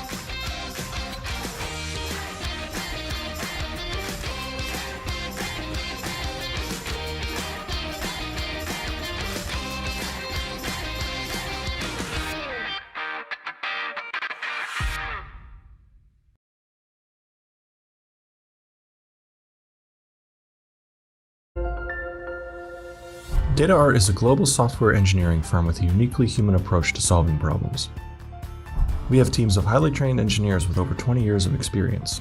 Everyone upholds a deep understanding of the industry sector through ongoing technology research. People first. Relationships are the foundation of long-term value generation. We hire people for the long haul. Projects change, but our employees remain with us. Commitment to people is the main and absolute value for DataArt. DataArt doesn't have a rigid hierarchy with a single leader.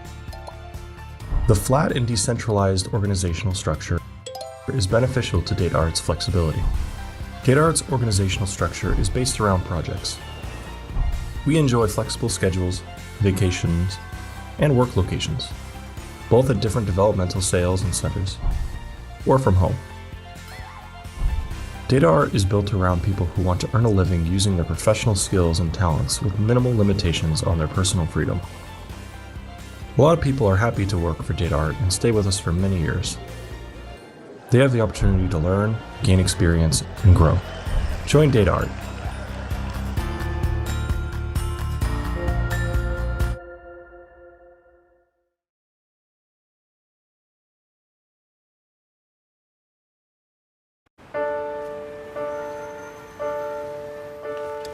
When I was young, I never needed anyone. Making love was just for fun. Those days gone. Living alone, I think of all the friends I've known. When I dial the telephone.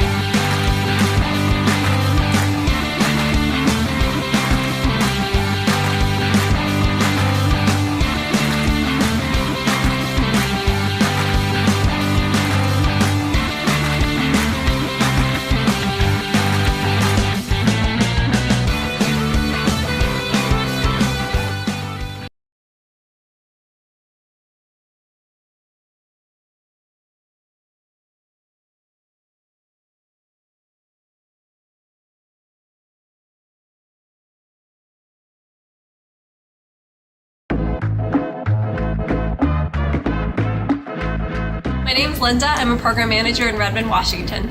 I work to ensure that we're creating and delivering value for Azure Boards users. My name's Martin. I'm a program manager in Northern Ireland. I help connect our engineering teams to the people outside Microsoft who use our products. I get to make a difference wherever I am in the world. Hi, I'm Martina, and I'm a Principal PM in Redmond, Washington. I'm ensuring that all of our customers have a great experience. Hi, I'm Dipendra, and I'm a UX designer in Hyderabad. Hi, I'm Jeff Beeler, and I'm the Director of Product Operations, and I live in the Netherlands. I ship delightful experiences across Azure DevOps. We work on things like security, privacy, and compliance, taking care of our customers' data. Hi, I'm Divya Vaishnavi. I'm a program manager in Hyderabad. I love how DevOps helps breed experimentation. What I love is that the distance between me and the customer is a click of a button away. I help developers build the best code by providing them the best tools for testing. The reason I love my job so much is because I get to work with the customers directly who are developers, as well as I get to solve the most complex problems. Hi, I'm Kaushal and I'm a program manager in Hyderabad in India. I love working in DevOps because it helps us push small features very fastly to our customers, get their feedback and course correct if needed. The impact that we bring about for the customer and the customer business value. It allows us to get closer to our customers, really understand what they need, and to hear from them regularly.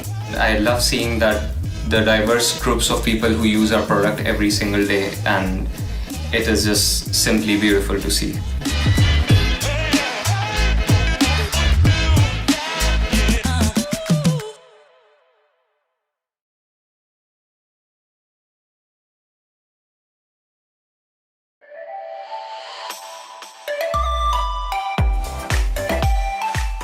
Give me 1 minute and I'll show you how Google Kubernetes Engine can help you modernize your existing application.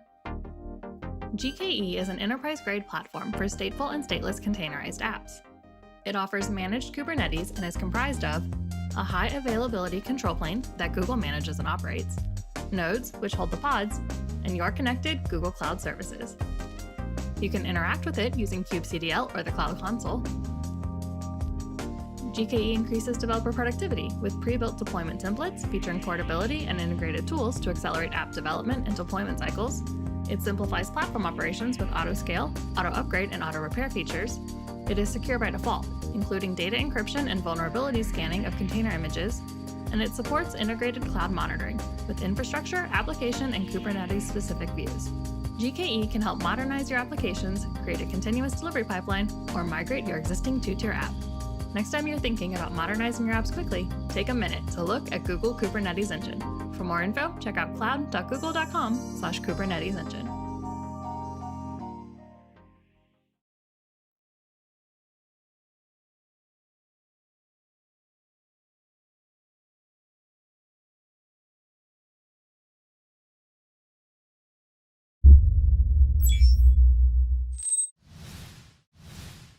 Luxoft is its people.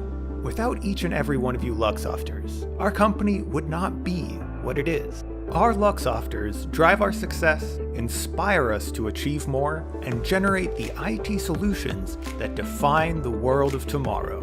As our people are the core of our business, we make sure we focus our internal practices on our Luxofters. From yoga classes to webinars on mental health, from diversity and inclusion discussions to global community building challenges, from Run for IT to fun family-oriented events, we ensure we provide Luxofters a wide network of services so every member of our community can find the precise support they need. Luxoft focuses on Luxofters so that together we can achieve more.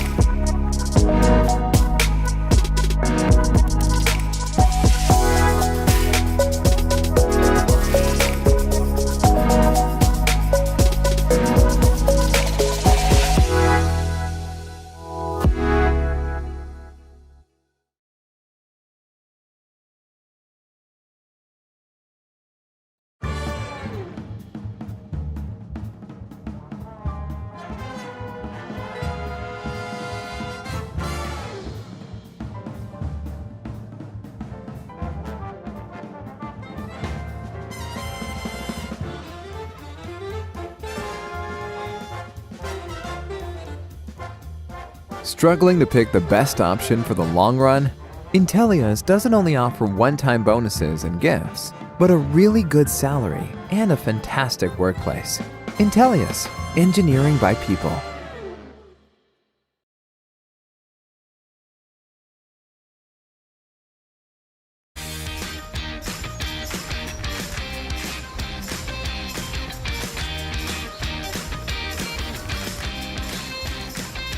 Welcome to InfoPulse, the place where we not only get professional experience, but also make friends and share common values. And what's more, InfoPulse is about the company's top management who is on the same wavelength with everybody and knows each specialist personally.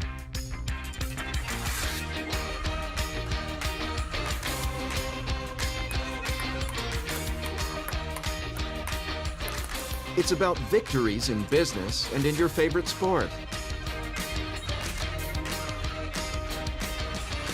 This is when you feel at home while at the office. And you can combine business with pleasure. For instance, studying foreign languages while watching films.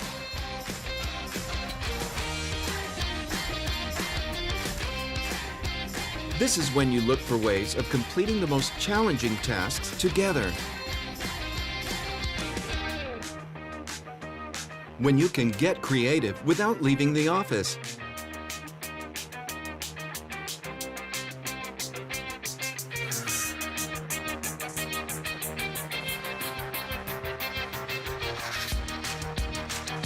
Where you can find time for improving your physical and mental health.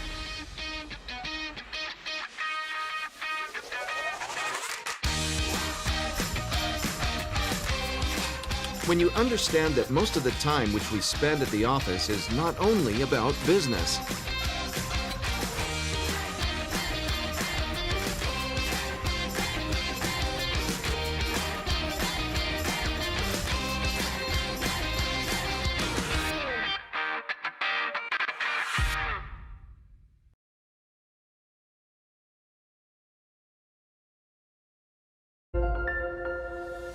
DataArt is a global software engineering firm with a uniquely human approach to solving problems.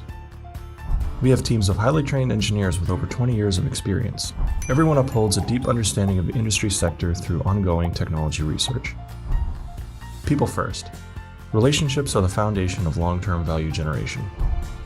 We hire people for the long haul. Projects change, but our employees remain with us. Commitment to people is the main and absolute value for DataArt. DataArt doesn't have a rigid hierarchy with a single leader. The flat and decentralized organizational structure is beneficial to DataArt's flexibility. DataArt's organizational structure is based around projects. We enjoy flexible schedules, vacations, and work locations, both at different developmental sales and centers, or from home. DataArt is built around people who want to earn a living using their professional skills and talents with minimal limitations on their personal freedom. A lot of people are happy to work for DataArt and stay with us for many years. They have the opportunity to learn, gain experience, and grow. Join DataArt.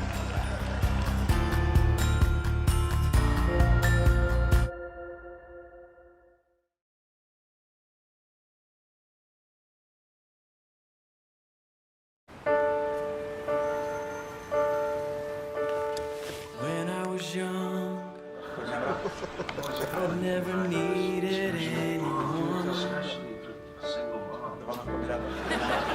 Making love was just for fun. Those days are gone. Living alone, I think of all the friends I've known. When I dial the telephone,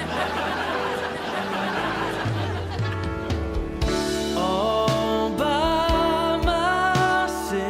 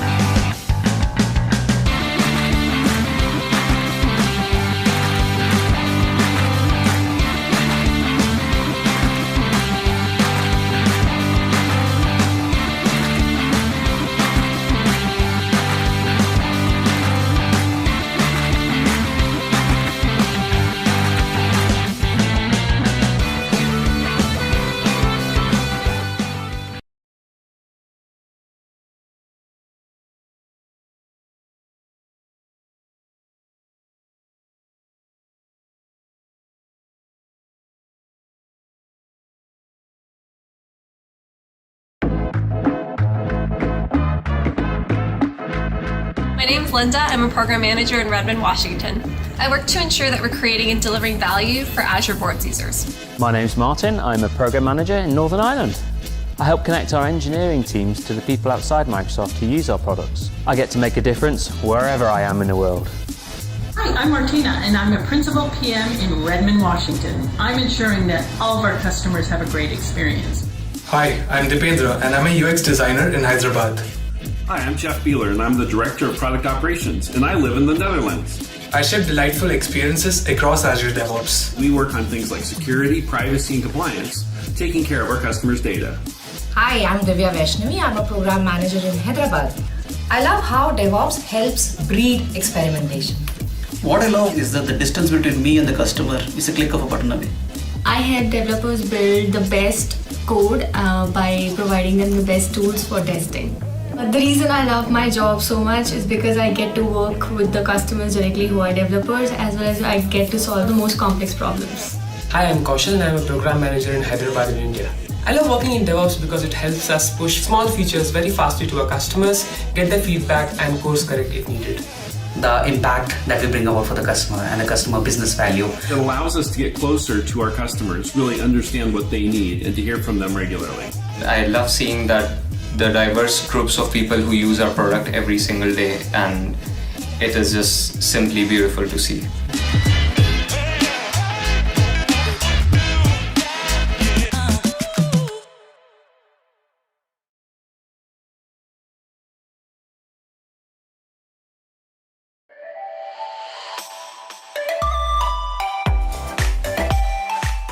Give me 1 minute and I'll show you how Google Kubernetes Engine can help you modernize your existing application. GKE is an enterprise-grade platform for stateful and stateless containerized apps. It offers managed Kubernetes and is comprised of a high availability control plane that Google manages and operates, nodes, which hold the pods, and your connected Google Cloud services. You can interact with it using kubectl or the Cloud Console. GKE increases developer productivity with pre-built deployment templates featuring portability and integrated tools to accelerate app development and deployment cycles. It simplifies platform operations with auto-scale, auto-upgrade, and auto-repair features. It is secure by default, including data encryption and vulnerability scanning of container images, and it supports integrated cloud monitoring with infrastructure, application, and Kubernetes-specific views. GKE can help modernize your applications, create a continuous delivery pipeline, or migrate your existing two-tier app. Next time you're thinking about modernizing your apps quickly, take a minute to look at Google Kubernetes Engine. For more info, check out cloud.google.com/Kubernetes Engine.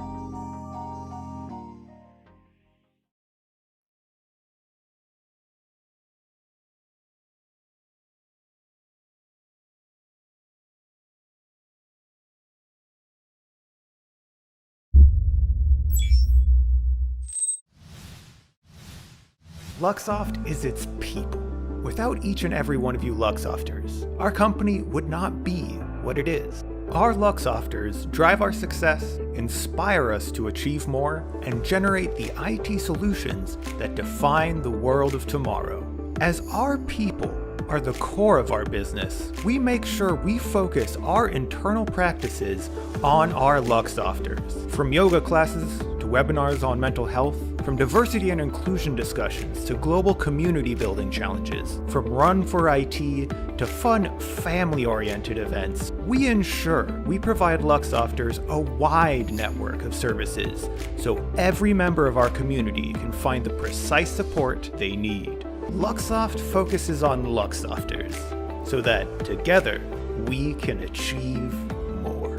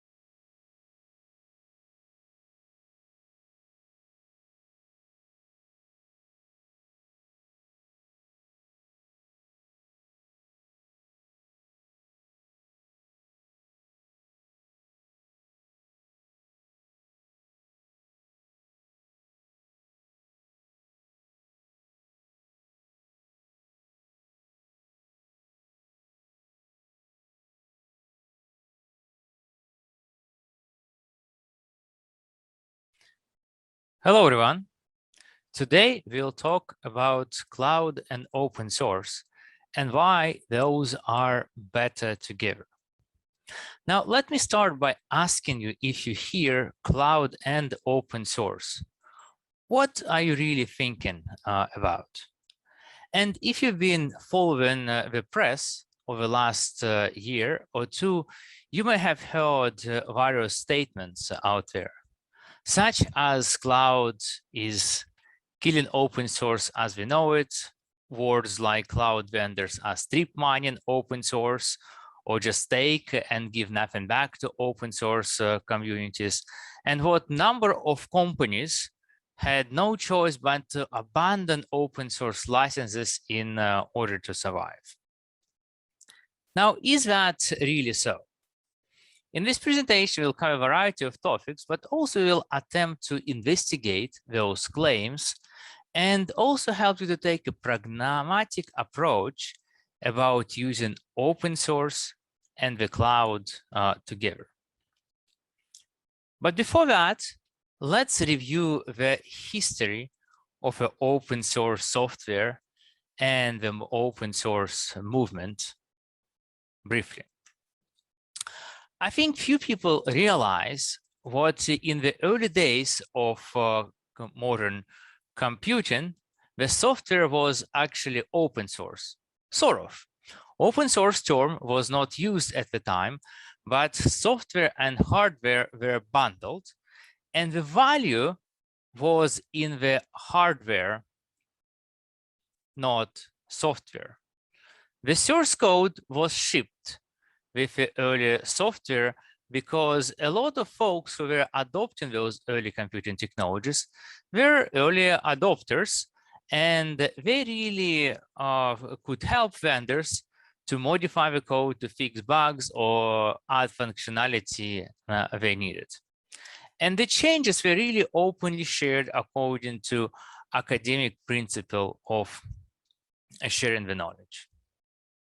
Now, as computing evolved and developed in the 70s, we had IBM as a dominating player in this hardware and software ecosystem. And in US, there was an antitrust lawsuit against IBM. And one of the things they have done is unbundled software from hardware. That meant now, instead of buying the hardware and getting software free, you would be charged for software separately, and which would allow other vendors to create software and make some money on it. Another important thing which happened at the time is computer software became a copyrightable item. Right? It's hard to believe now, but before that, computer software was not on the list of things you could claim copyright for. So it was not protected from things like copying without permission and so on and so forth. With those two things, the multi-billion-dollar software industry was created, and proprietary software became a major class of intellectual properties. Now, as we fast forward to the late 80s and the early 90s, that is where you see the free software and later open source software core terms start to be used. Richard Stallman, showed on this picture, was one of the leaders of the romantic open source software, as I would call it, where open source software was seen mainly as a way to make the world a better place, right? Rather than, just to make a lot of money. And open source software, for one reason or another, proved to be quite successful model. So much what in 2000 we have no one but Steve Ballmer, the CEO of Microsoft at that time, compared Linux to cancer, right? Seeing, I guess, that as a threat to Microsoft. And I think that is in particular interesting to compare that to the situation now, roughly 20 years later, when Microsoft is going on open source, and then actually the same Linux is being the most widely adopted operating system on Azure, the Microsoft Cloud. Also, in 2000s, we have some of the big acquisitions. We have Sun to acquire MySQL for $1 billion. That was a phenomenal success for open source company, which showed what open source business models could scale. Because before that, Red Hat was pretty much the only kind of outlier and exception of a company which could do a real business in open source. The $1 billion, what took Sun to acquire MySQL, of course, now looks as a relatively small money than database companies of this day, such as public open source database companies of this day, such as Elastic and MongoDB, has a valuation of excess of $10 billion. I think the next important involvement was with open source value being understood by the business, and especially by the larger enterprise, and that created the open source approach, where a lot of businesses would see, hey, open source is great, and let's make sure we lead our companies, our IT teams, to make sure they use open source as a first choice.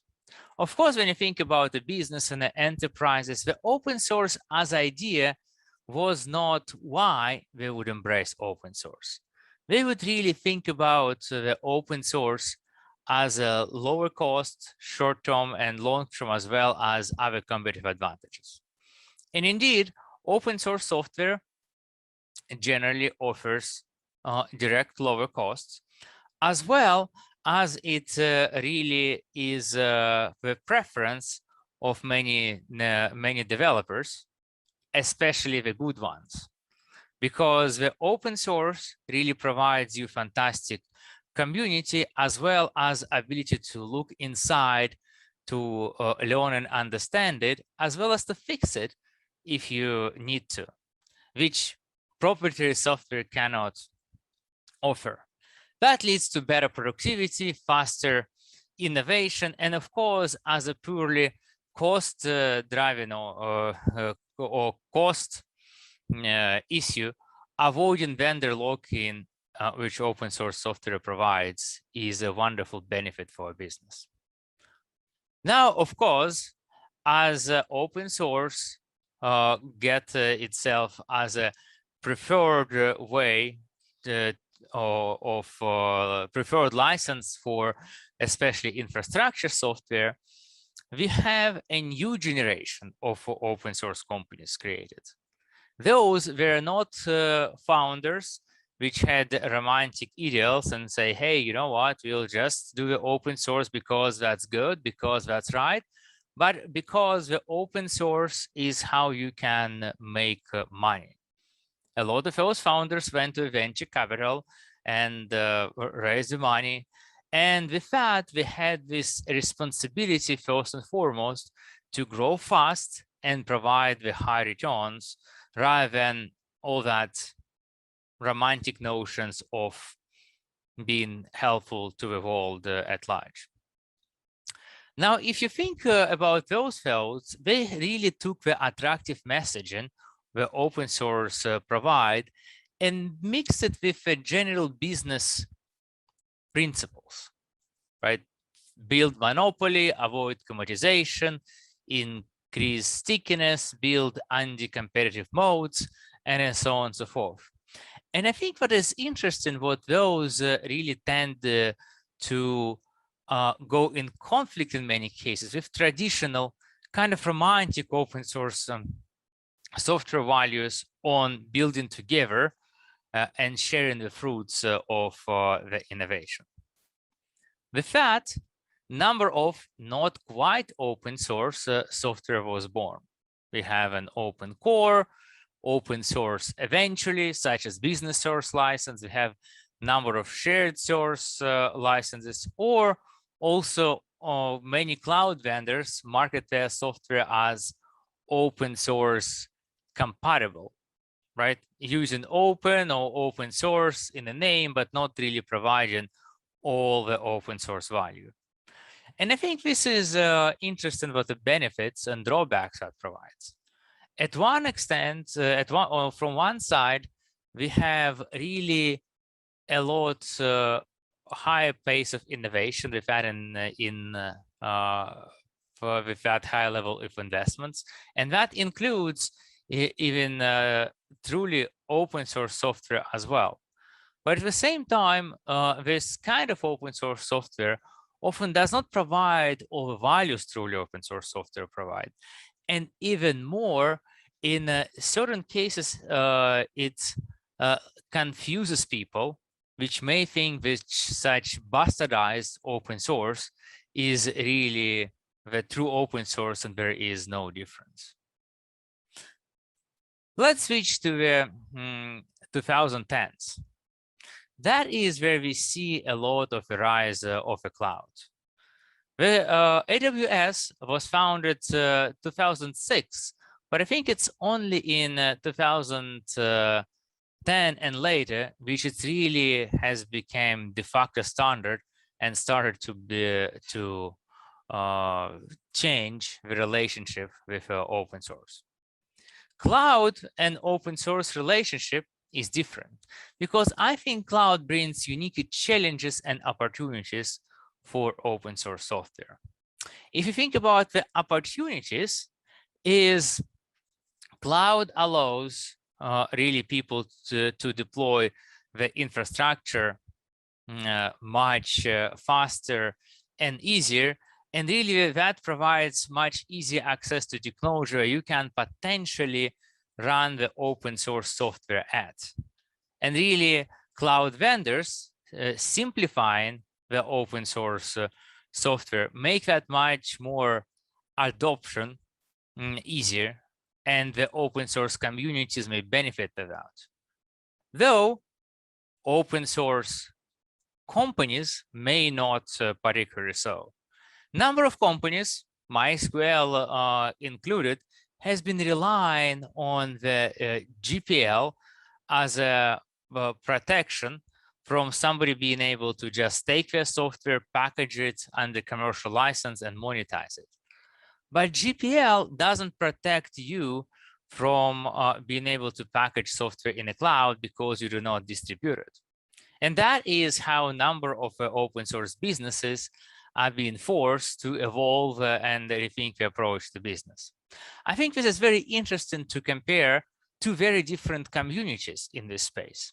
If you think, for example, PostgreSQL community, they have been very much embracing cloud vendors. You have Amazon, RDS, Postgres, Heroku, Google Cloud SQL, you name it. That is wonderful. That means now we have PostgreSQL community has an extra choice, which is easier and has a lower barrier to entry. That isn't that wonderful. That will grow community, and sure it does. If you think about MongoDB, for example, they have been very much concerned about those vendors and even change the license from open source AGPL to non-open source SSPL to ensure what Amazon cannot make their cake.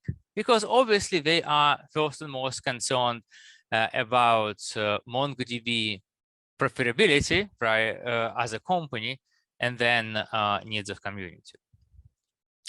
Another thing to remember is these words. Martin Mikas, and if you don't know, Martin was a CEO of MySQL at the time it was sold to Sun Microsystem. And at the time, I actually worked at MySQL many years ago. And what he used to say is what open source is not a business model. Well, if open source is not the business model, what is it? Well, you can think about open source as a licensing model, as distribution model, even as a marketing model, but open source on its own doesn't really tell anything about how are you going to make money, right? So open source can be based around open source, but it is not open source itself. Now the cloud impact, as we see, is really forces the evolution of a business models, what companies developing open source used to use, right? The things like reliance on GPL and some of the service businesses, they do not really play very well with cloud or substantially disrupted to the cloud. But I think that is quite common in our industry if you think too. I found one of the interesting comparison would be to compare that to the music industry, right? And if you remember, a couple of decades ago, the music industry was making money by selling cassettes and then CDs in the stores, right? That was a main revenue source for the industry, right? Fast forward, we transitioned from selling albums to single track downloads, and then more recently streaming. Yeah, sorry, I got a typo on the slide here. And that really forced a lot of changes in the music industry, right? And it's at one point in time, a lot of music artists were very concerned whether we will be able to make money in this new reality. But then as things adjusted, a lot of them embraced the new business model and can be quite successful. Another thing I think which is very interesting in the cloud is great rebundling. Remember I said what IBM unbundled software from hardware, right? Now we are bundling that back together. And what that happens, that means your software costs are pretty much invisible. And that means there is no more zero price effect, on which I think the open source have been really relied as one of the factors of its success, right? Because right now, if I go to the cloud vendor and if I spin up the instance, right, and that's, let's say, instance alone, I pay so many cents or dollars an hour. And if I spin it up with some proprietary software, it just will be slightly different price, right? It's not like, well, if I even have to go and spend a lot of money buying Oracle in addition to buying my server, or I just can go and use Postgres absolutely free of charge. Another thing which is different in the cloud is what the open source in the cloud tends to be much easier to use than do-it-yourself open source solution. And I think we are all suckers for that kind of simplicity. So with that, of course, many folks prefer to use the open source as packaged by the cloud vendors versus rolling your own. Now, with all of that overview, let's see what things we just have to accept, right? Because, well, they are going to happen. One, if you look at the major enterprises, major cloud vendors, they are focuses on maximizing their revenue and profits. And they will do that using all the tools or on their disposal, including leveraging the open source software in a way which is maximally attractive to them, right? I don't think that should be surprise to anyone what the folks are doing that. Frankly, even before the cloud, you can see a lot of vendors using open source for the advantage of and without giving much back. Think about a lot of devices which are being shipped, ranging from your wireless router to various other devices. Often would, just include bunch of Linux software, right, proprietary device, including open source software that didn't have to pay anything back. So that is not a new problem. That is a different new take on the same problem.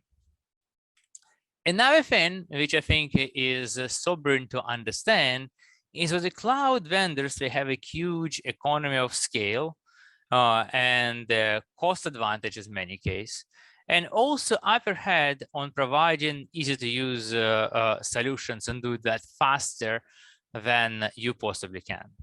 Well, let me explain what that means. So let's say if you as a vendor want to build alternative to Amazon RDS, but it's still a third party. The first problem is, of course, what you do not have access to all the internal APIs. So it's hard to build a seamless integration as Amazon itself is able to do, right? You can only to use APIs they choose to give to you, and they may not give you as much as they're able to use themselves. The second thing is what their Amazon pricing their service, right? Their true cost is actually how much it costs them to run the hardware.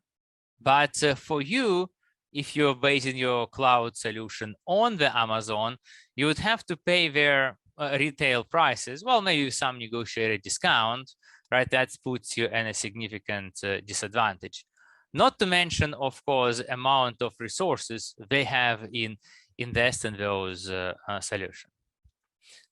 The next one, though, I think is quite interesting and a positive. So as commoditization stage happens, the open source software tends to catch up, right? What do I mean here?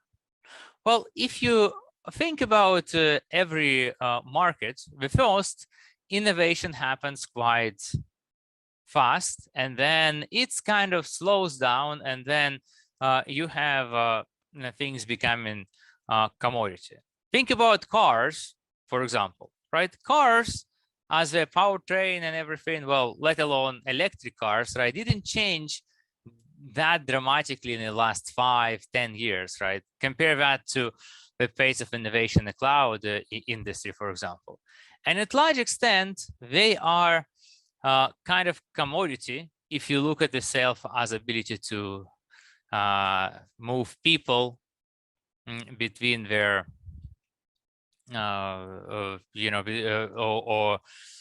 stuff, right, between locations, right? That is what we see as a commodity, and that means there is a wide solutions which can be used for a variety of needs.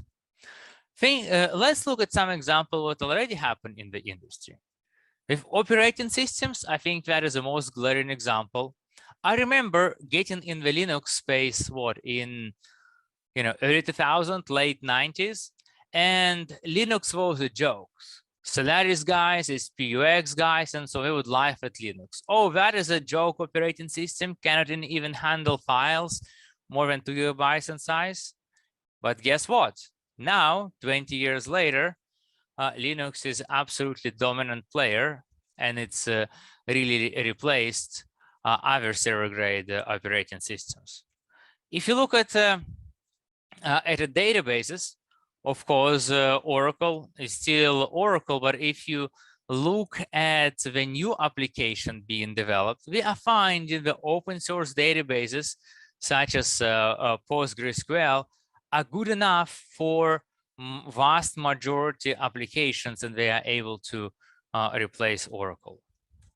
In the cloud, we have started with a proprietary vendors such as Amazon, who built out a very powerful and diverse proprietary plans for them, but now it is being replaced by Kubernetes and cloud native ecosystem. And in this regard, we have I listed them from somewhere where we can see disruption is kind of almost complete. Kind of Linux is dominating player right now. open source database are there, but I think the proprietary database still have entrenched in certain of cases.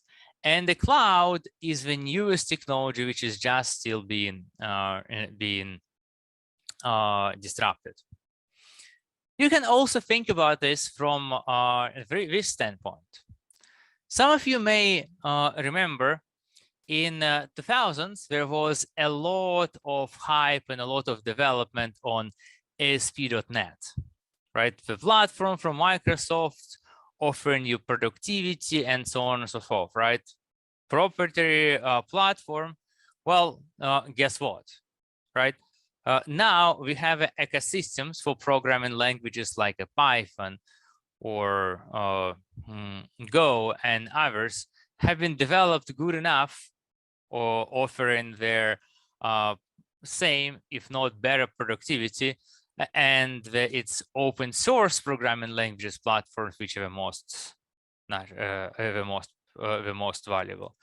Now we have cloud, the fair proprietary platform, but at the same time we can see the open source platforms are catching up, especially I think the Cloud Native Computing Foundation really deserves their the note here. And you can see where the Amazon value is saying, hey, you log in with a cloud vendor, we make it for you their easiest, frictionless, as long as you use our proprietary solution. The cloud native, they give the freedom to run anywhere, use open source, use on any cloud, using cloud as commodity, and have a choice of vendors. And actually what you can see probably from this menu, there is a lot of solutions which are operating under cloud native foundation umbrella, probably even more than Amazon Web Services. Many of them are not yet as mature, frictionless or easy to use as Amazon stuff, but it is getting there. Now, another thing I think is interesting with the cloud is this image, which I pulled on from archives, and that is how Amazon used to market their cloud in 2000s. They would compare cloud to electricity, saying, hey, we all buy electricity. We're not running our own generators. But I think what is interesting in electricity is it is utility, where depending on where you live, you either have it as a commodity and may have, you know, choice of vendors, or at least it's regulated as utilities. So the local monopoly cannot skin you alive, right? Well, with that, of course, then the cloud vendors pivoted and really said something like, well, we have now a proprietary electricity. So if you want to buy the TV set, it will only work if you buy electricity from us, right? Well, doesn't make much sense, does it? So a thing you should recognize here is that with the cloud, you actually have a choice how you are going to use it. You can really choose a way of serfdom, then you jump into all those proprietary cloud solution, or way of freedom, where you use cloud as commodity and really use the open source on the cloud. Now, I am focusing here on Kubernetes. That is de facto the most mature, most commonly used API. But actually, there are some other APIs which may exist, which you may use to avoid cloud lock-in. For example, Terraform is another technology I have seen people using quite successful. If you're using open source in this case, I think that also gives you advantage what you are avoiding vendor lock-in, and you have also opportunity to support the truly open source vendors and participate in so open source innovation yourself, as working on those projects and making them better and more suitable on your needs. Another thing to talk about cloud is cloud costs, right? There is a lot of discussions about how expensive cloud is really getting. And in many large enterprises, cloud costs are a lot growing a lot faster than revenue growth. And increasingly, the top level management starts to think how that can be contained.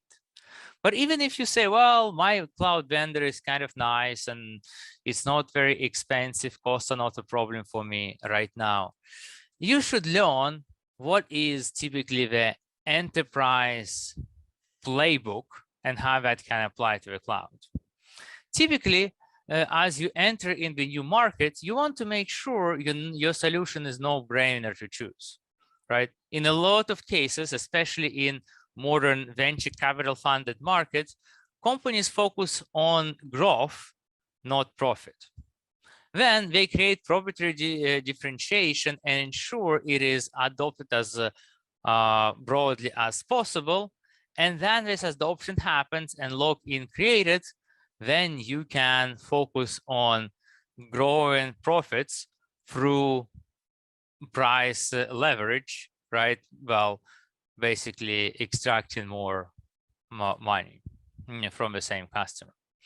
Another interesting thing to consider is this. A lot of the vendors we're working with, these are large private, public companies, and they really, to be in a good shape, they have a pressure to show substantial revenue growth year after year. In the early days, when you have a small portion of the market, you can just get more and more customers, right? You may actually even double number of customers you have or more every year. But the problem is, as you have essentially everybody using your solution, you cannot grow by growing number of customers. You have to satisfy your hunger by extracting more money from the customers, and that's the pain creates.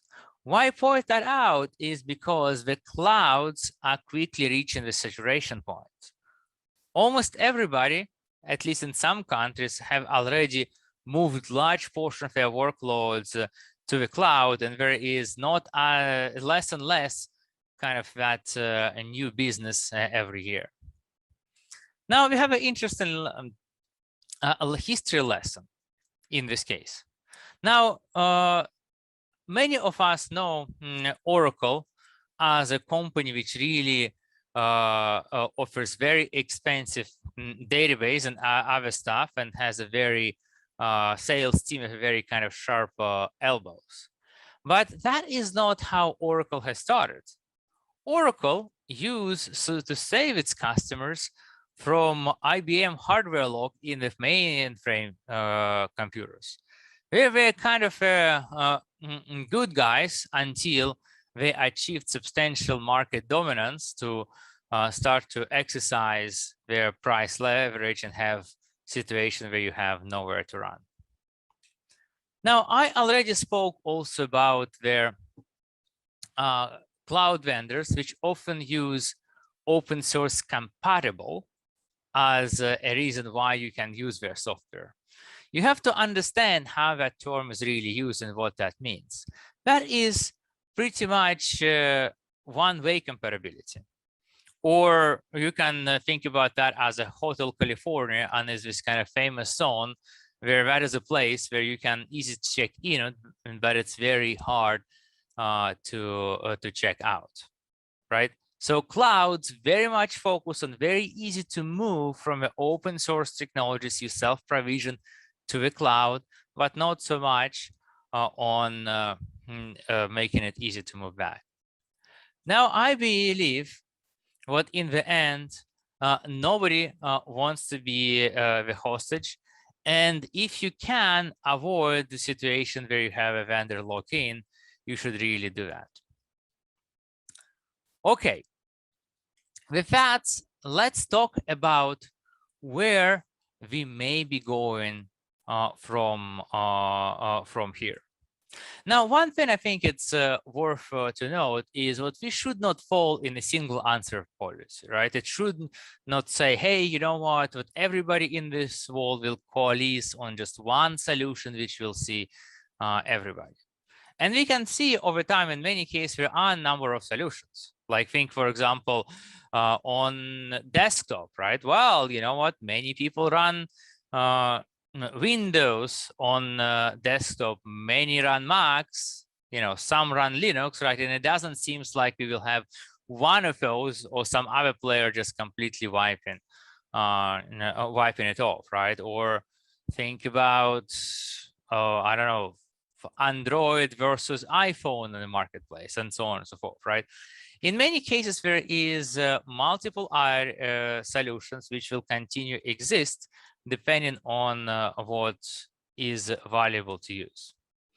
Now, if you think about the cloud, I believe what will have a continued move to the cloud.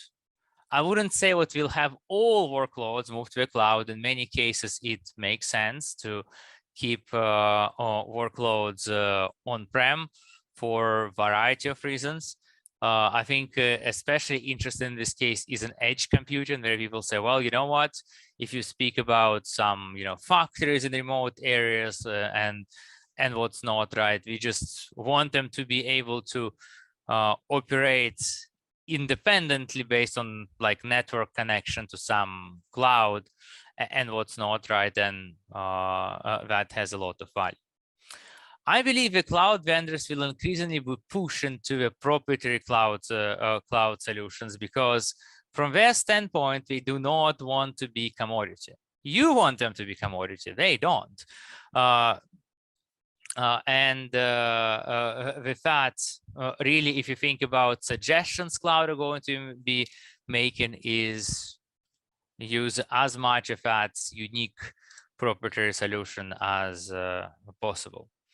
At the same time, I think there is going to be continued grow powerful and useful, easy to use, cloud agnostic, both software, open source and proprietary solutions, right? This kind of area of multi-cloud, hybrid cloud is not open source. That is a very attractive business with a lot of a proprietary vendor also going out there. If you look at the open source, we can see multiple paths being explored. And I see where you're going to have a lot of vendors which are going to continue move toward that proprietary licenses for cloud defense. We probably will also have those folks try to redefine the term of open source, right? Like think about that attempt of MongoDB to make their non-open source proprietary license or open source license. Or there was also this interesting effort by Redis Labs to add the commons clause to the Apache license, right, to make it look, it's kind of almost as good as an open source. So far, I think those efforts has failed, but also I am worried what number of young developers may not really understand what true open source is all about, and there may be more of a kind of inflation of a term. At the same time, we also see some vendors which are doubling down on open source and really using that as a competitive advantage to polarize them compared to the other vendors. In this case, I think in particular, it is interesting of success, some foundation or community-driven open source. You know, think about some of the most famous open source projects, such as Linux, or Kubernetes, or PostgreSQL, I already mentioned. They are not controlled by the single vendor. And while there are a lot of vendors which are building proprietary solutions or variety semi-open source software around those, there is the strong core open source project which is being developed, and I think that trend will continue. So what is going to happen with cloud vendors and their support for open source. We have to understand those when it comes to the cloud, they support open source for strategic reasons, not for some ideological reasons because open source is great. I mentioned Microsoft already, right? I mean, where Microsoft has a strategy of Windows competing with Linux, right? Of course, it's kind of really made sense for them to call Linux cancer and do all the way things to restrict Linux adoption. Now, when the game is played in the cloud, right, and you are looking for Microsoft, right, and you are looking to get more workloads, it makes sense for them to support open source, right? And we can see that with either GitHub purchase / investment, right, or all other kind of really supporting the open source right now.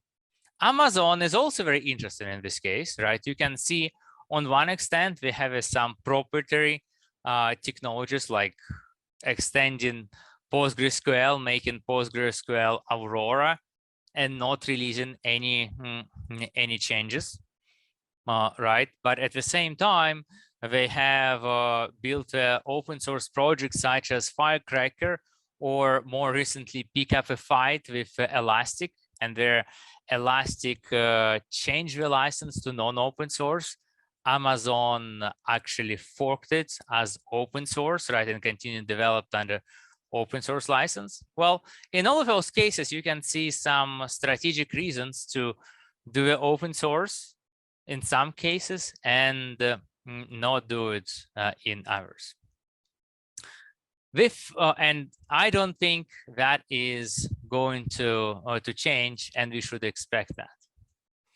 So let me finish by simplifying that to some single takeaway.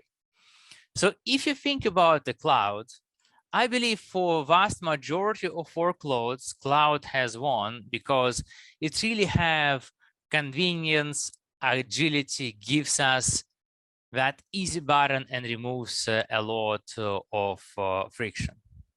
At the same time, I think more and more people recognizes what software vendor lock-in sucks, and it didn't became better in the cloud. It still sucks, and that is where the open source comes to the rescue, as it always did in the past.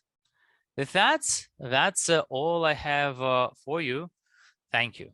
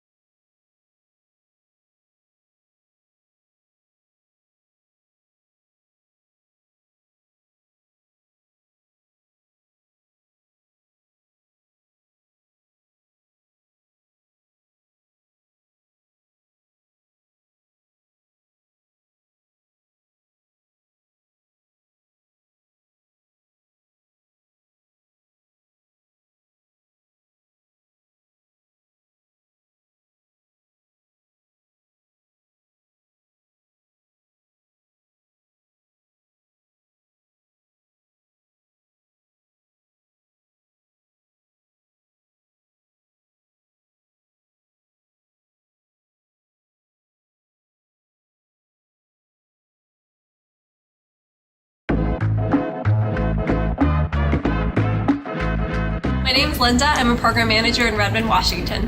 I work to ensure that we're creating and delivering value for Azure Boards users. My name's Martin. I'm a program manager in Northern Ireland. I help connect our engineering teams to the people outside Microsoft who use our products. I get to make a difference wherever I am in the world. Hi, I'm Martina, and I'm a Principal PM in Redmond, Washington. I'm ensuring that all of our customers have a great experience.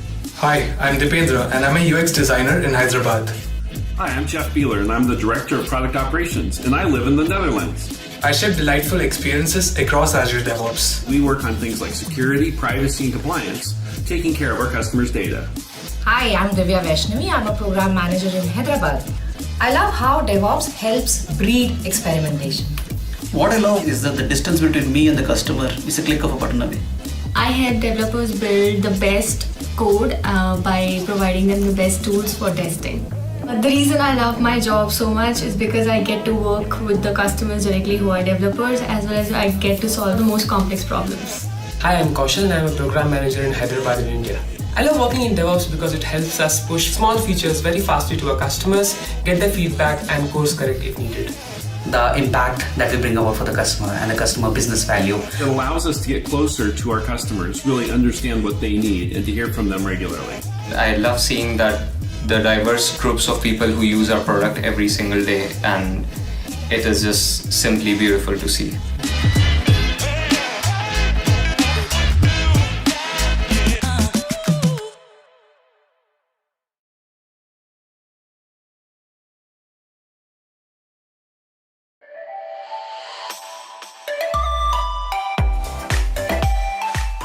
Give me 1 minute and I'll show you how Google Kubernetes Engine can help you modernize your existing application. GKE is an enterprise-grade platform for stateful and stateless containerized apps.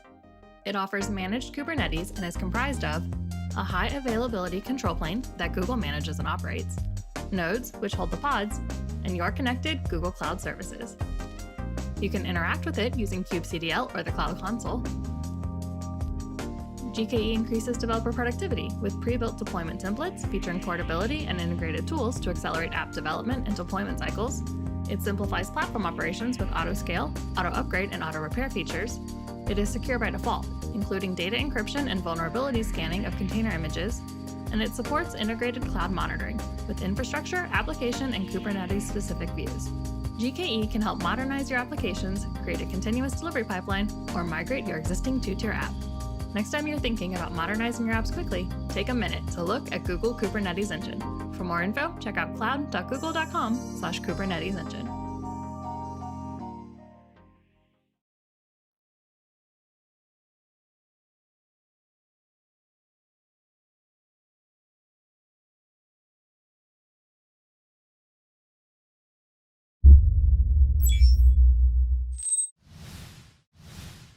Luxoft is its people.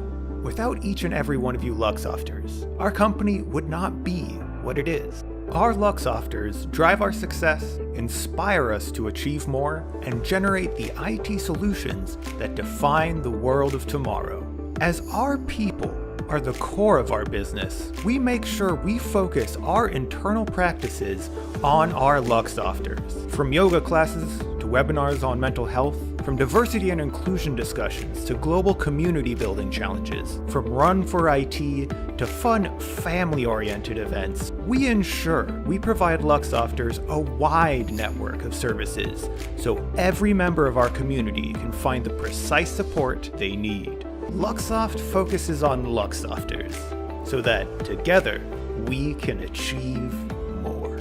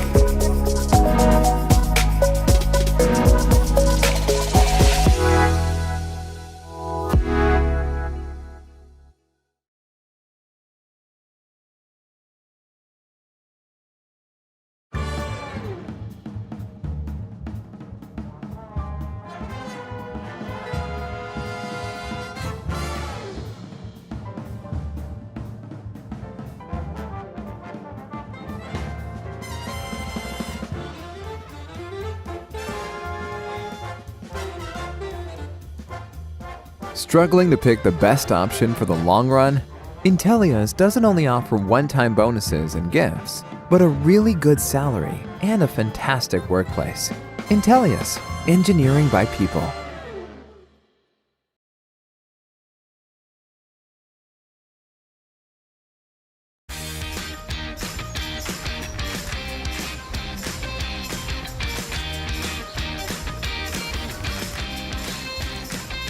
Welcome to InfoPulse, the place where we not only get professional experience, but also make friends and share common values. And what's more, InfoPulse is about the company's top management who is on the same wavelength with everybody and knows each specialist personally.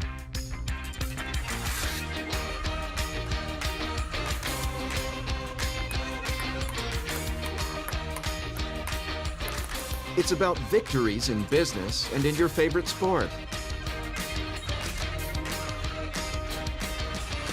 This is when you feel at home while at the office.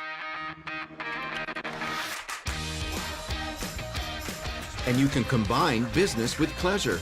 For instance, studying foreign languages while watching films.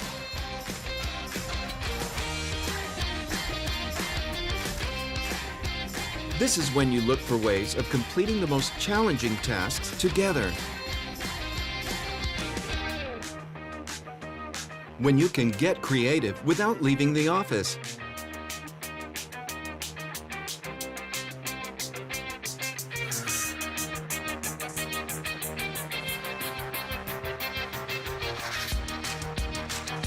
Where you can find time for improving your physical and mental health.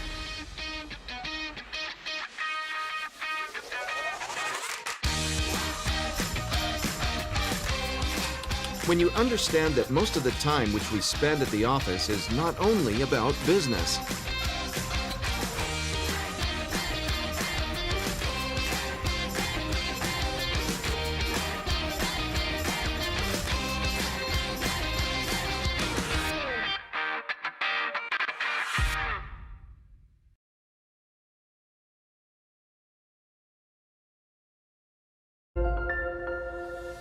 DataArt is a global software engineering firm with a uniquely human approach to solving problems. We have teams of highly trained engineers with over 20 years of experience. Everyone upholds a deep understanding of the industry sector through ongoing technology research. People first. Relationships are the foundation of long-term value generation. We hire people for the long haul. Projects change, but our employees remain with us. Commitment to people is the main and absolute value for DataArt. DataArt doesn't have a rigid hierarchy with a single leader. The flat and decentralized organizational structure is beneficial to DataArt's flexibility. DataArt's organizational structure is based around projects. We enjoy flexible schedules, vacations, and work locations, both at different developmental sales and centers, or from home. DataArt is built around people who want to earn a living using their professional skills and talents with minimal limitations on their personal freedom. A lot of people are happy to work for DataArt and stay with us for many years. They have the opportunity to learn, gain experience, and grow. Join DataArt.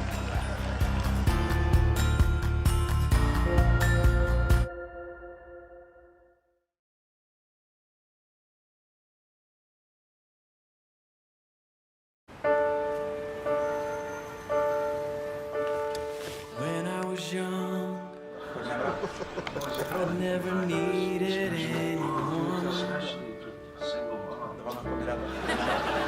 Thinking life was just for fun.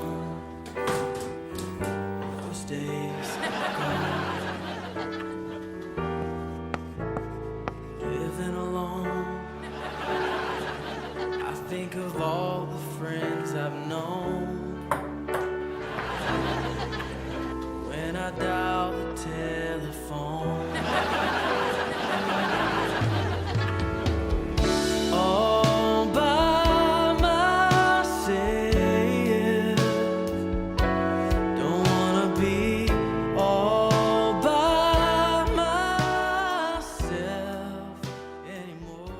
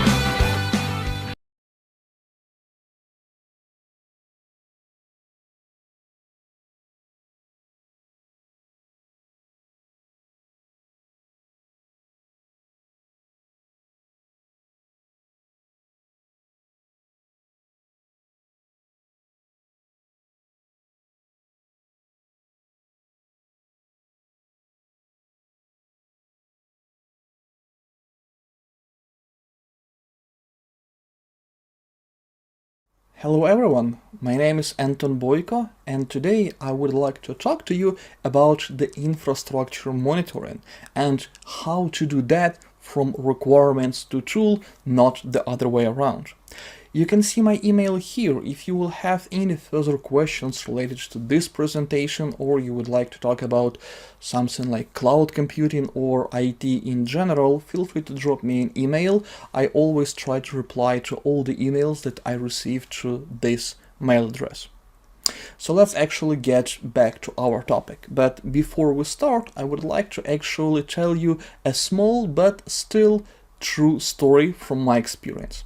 So we're talking about monitoring today, and the story is more like a question how you will actually understand that your application is working. Okay, back in the 90s, there used to be a very popular way of doing monitoring for your app. We call it phone-based monitoring. So in case my app is not working, my users will just pick up the phone and they will just call me directly.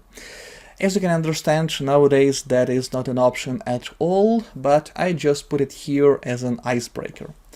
Another option how you can monitor your app, or at least that's what I've heard from the engineers from different companies, is that they will monitor the CPU load, for example, and then if CPU will go above 90%, they may start the investigation.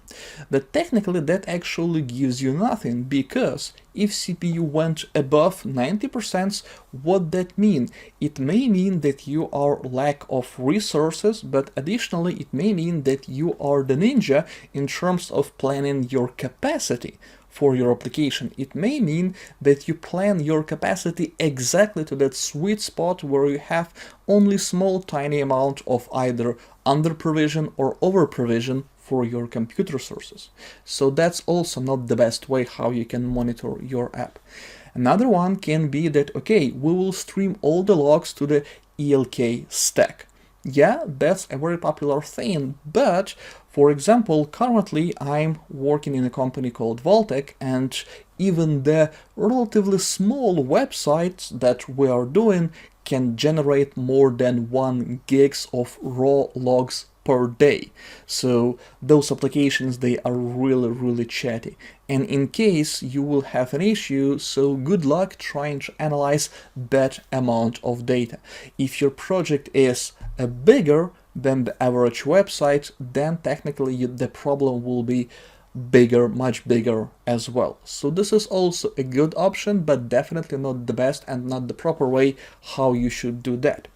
Another one may be we will ping our application with web pings, and we will use the solutions like Pingdom, for example.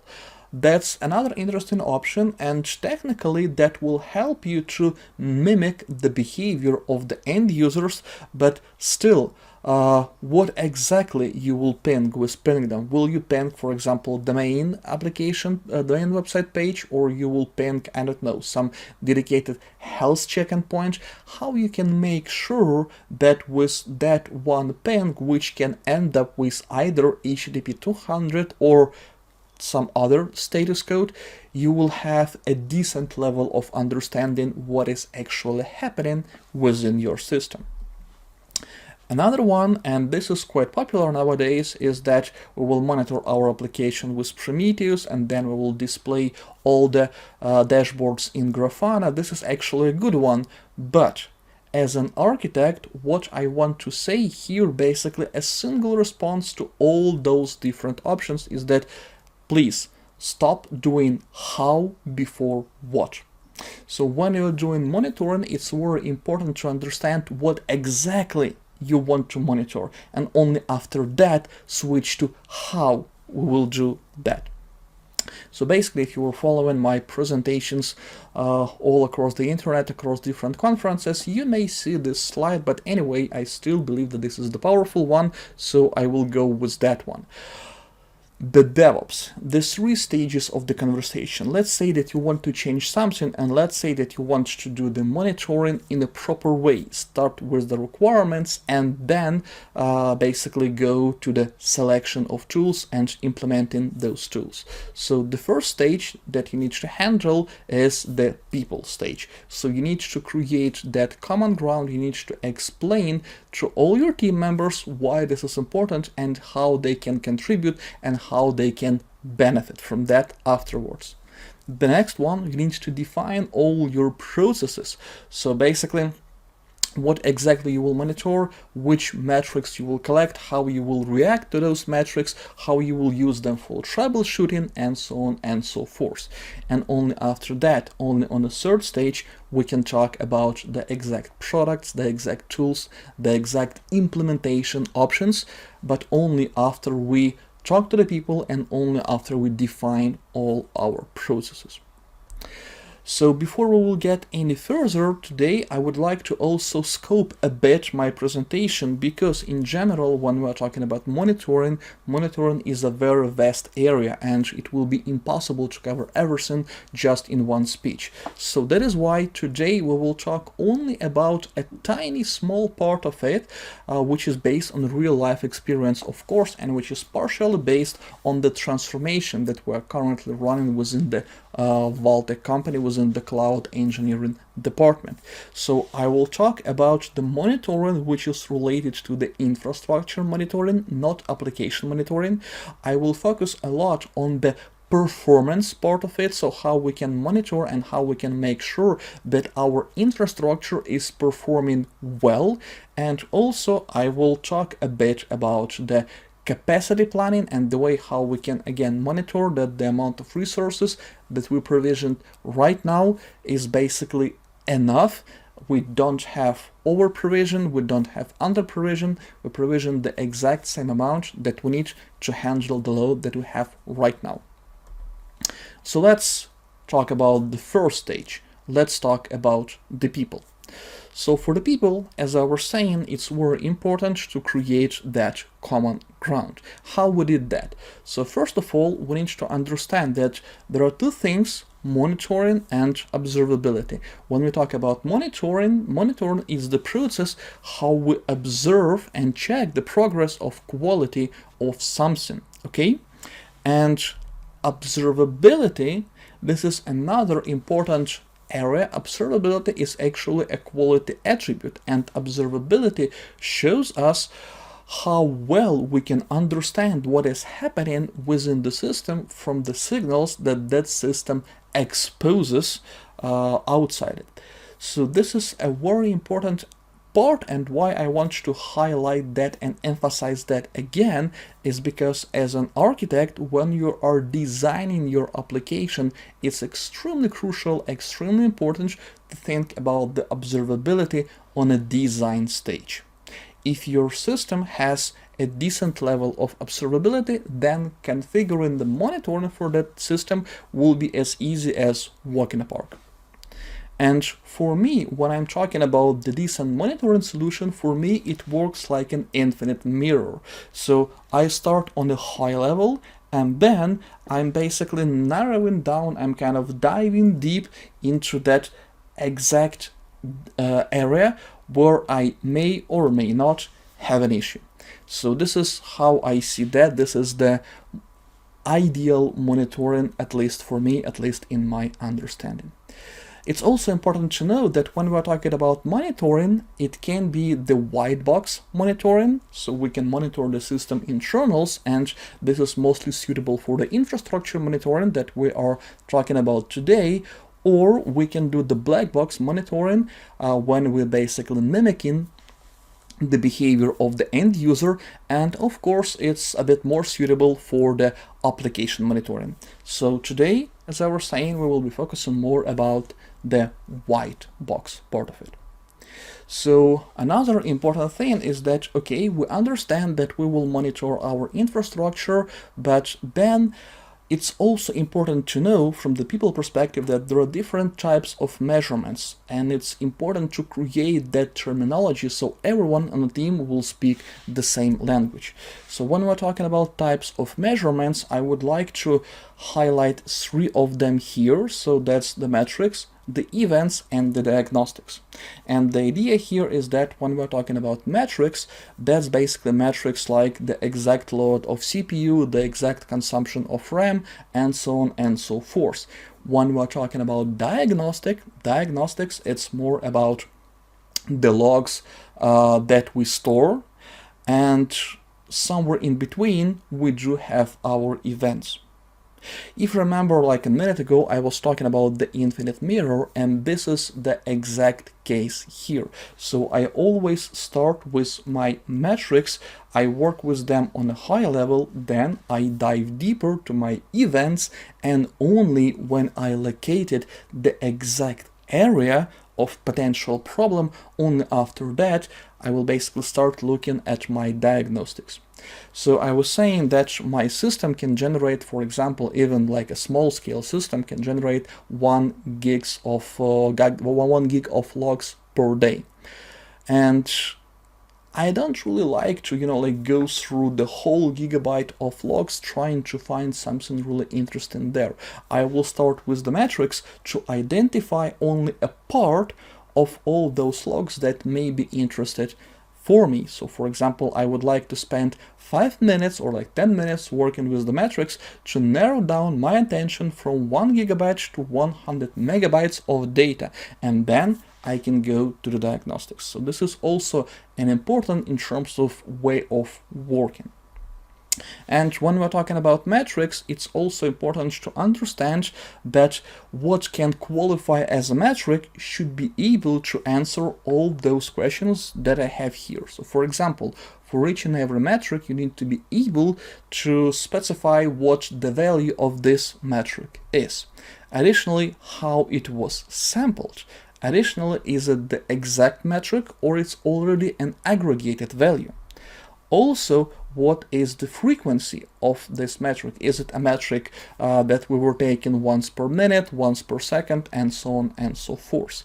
What time is it from? And also, what does it mean? It may sound really simple, but anyway, what I was also seeing in a lot of different teams, in a lot of different projects, is that for example, when I asked those folks how you configure your monitoring solution, they were saying, oh, we're basically gathering a bunch of metrics. We're gathering the CPU load, the RAM load, and so on and so forth. And I was like, okay, but let's say now you have all that data, how you work with that data. So how you process it. Let's say that I have a graph, I have a chart, and on that chart, for example, one line went up, the other line went down. So what does it mean? And you will be surprised actually how small the percentage of the teams actually who can really explain me, as a matter of fact, those very simple things about their application and about their monitoring solution. So those, as I was saying, may look really simple and straightforward, but please at least try to answer all those questions when you will be thinking about your monitoring solution for your project. The next one is about the process. Okay, so how we will treat basically the monitoring of our infrastructure, what will be the process. Why this is important, and again, I will take Vaultek as an example, why it's important for Vaultek, because one of the offers that we're offering to our clients is a 24/7 support. When we're talking about 24/7 support, Vaultek has a lot of different offices all around the world. We have our offices in Asia, in Europe, and in North and South America. So the thing is that we don't need basically to keep one team somewhere like here in Eastern Europe or basically any other country. We don't need to have one team who will work around the clock. We are basically shifting, we can easily shift that responsibility to the other teams that are located in different regions, different time zones, and that is why have a common understanding, and that is why have a common process is crucial for our success. So when we're talking about process, again, here I would like to highlight only that one process that is related to the infrastructure and performance and capacity, which called the use model, or also use method or use methodology. You can actually Google all of those keywords, and at the end of the day you will be able to find the information about this monitoring model, and this monitoring model stands for the utilization, saturation, and errors. So this is what use stands for. The utilization is the average time that resource was busy servicing work. So in terms of the CPU, for example, that can be the CPU load in percent. Okay, so then the saturation. The saturation is that amount of work that was queued but not serviced. So again, in case of the CPU, that can be the CPU queue, or maybe a bit better analogy, if we talk about, let's say, the disk. We all know that when we are working with the hard drives, we do have a thing which called the disk queue. Okay, so that would basically mean that we are trying to put some load, we're trying to either write or read some data from the disk, but we are unable to do that, and our tasks are basically queued. And last but not least, the errors, which is pretty much self-explanatory.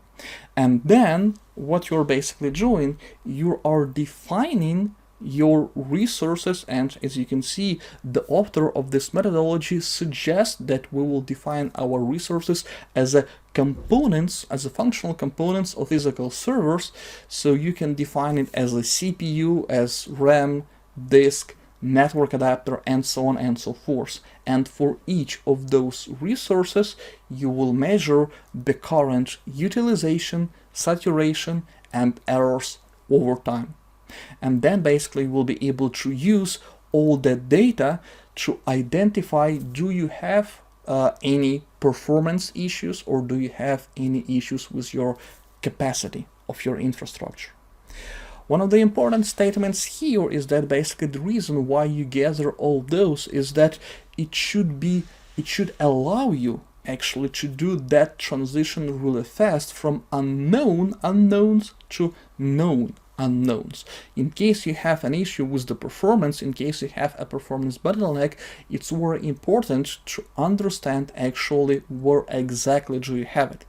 Because for the end users, if we're talking about web applications, websites, and so on and so forth, for the end users, what they will see that your pages are basically take forever to open. Okay, it can take, I don't know, like 5, 10, 20 seconds for a page on your website to open. And you may not really understand exactly, as I was saying, which exact resource caused that bottleneck, so that is why it's very important to make this transition. Even if your CPU seems to be loaded to 100%, still you need to measure the saturation additionally, because only with the saturation you will be able to understand, okay, this resource is currently working on 100% of each capacity, but do we need more or not? The saturation value will show you that. Do you need more or not?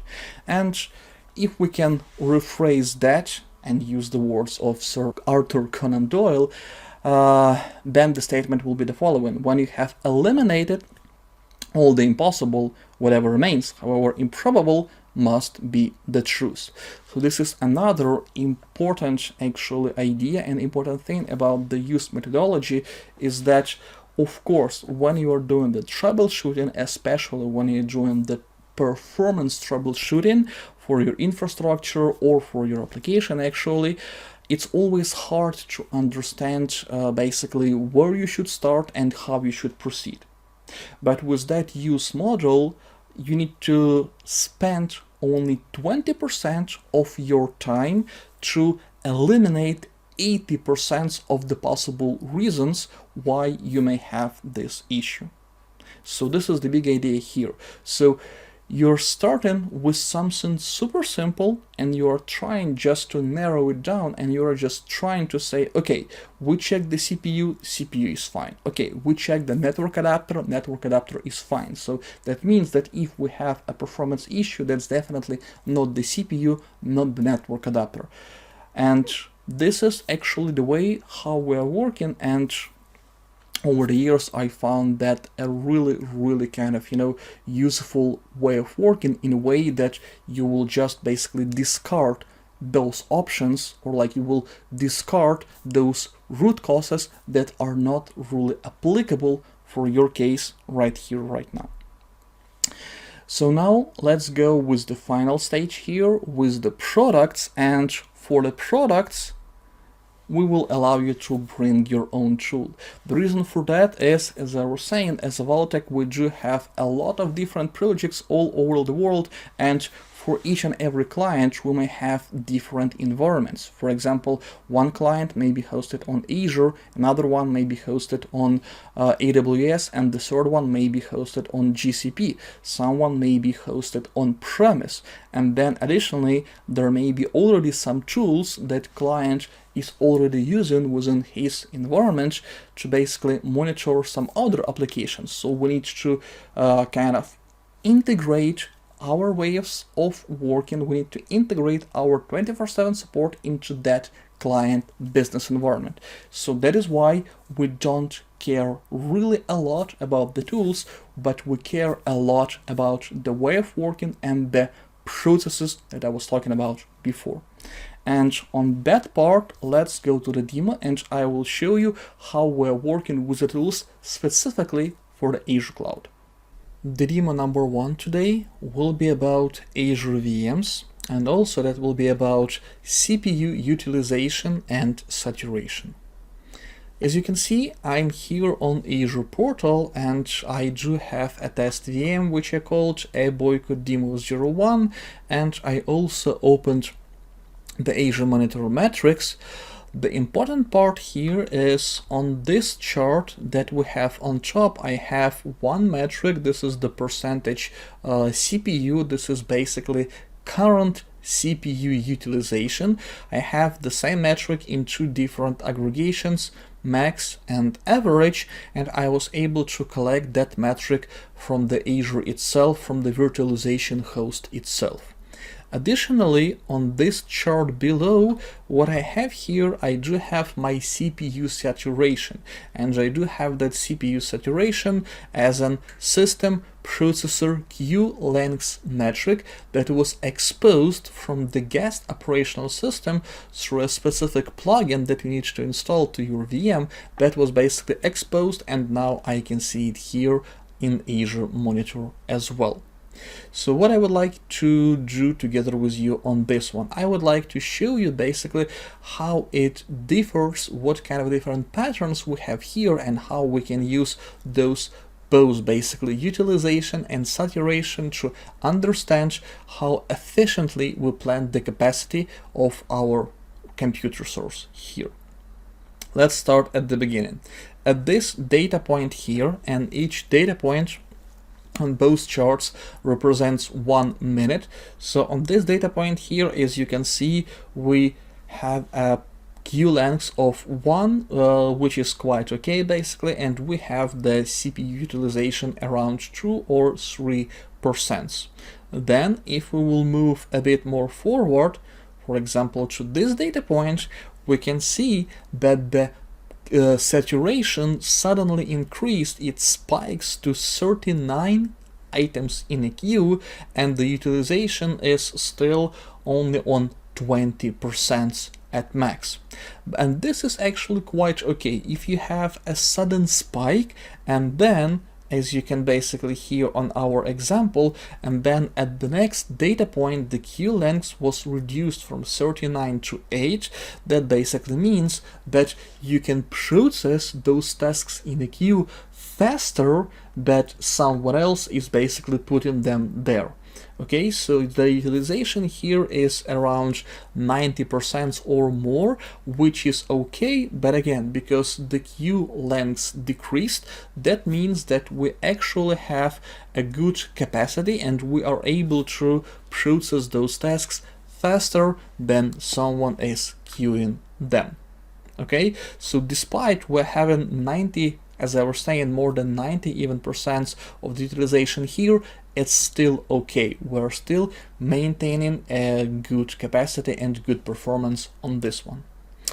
Then if we can check, for example, the next area here, then that was literally the same picture. So at first we had a spike on saturation, which was 19, then we had a spike on the utilization, and at max we reach almost 80% of CPU utilization, but then the queue lengths went down. So again, we were able to process those tasks faster.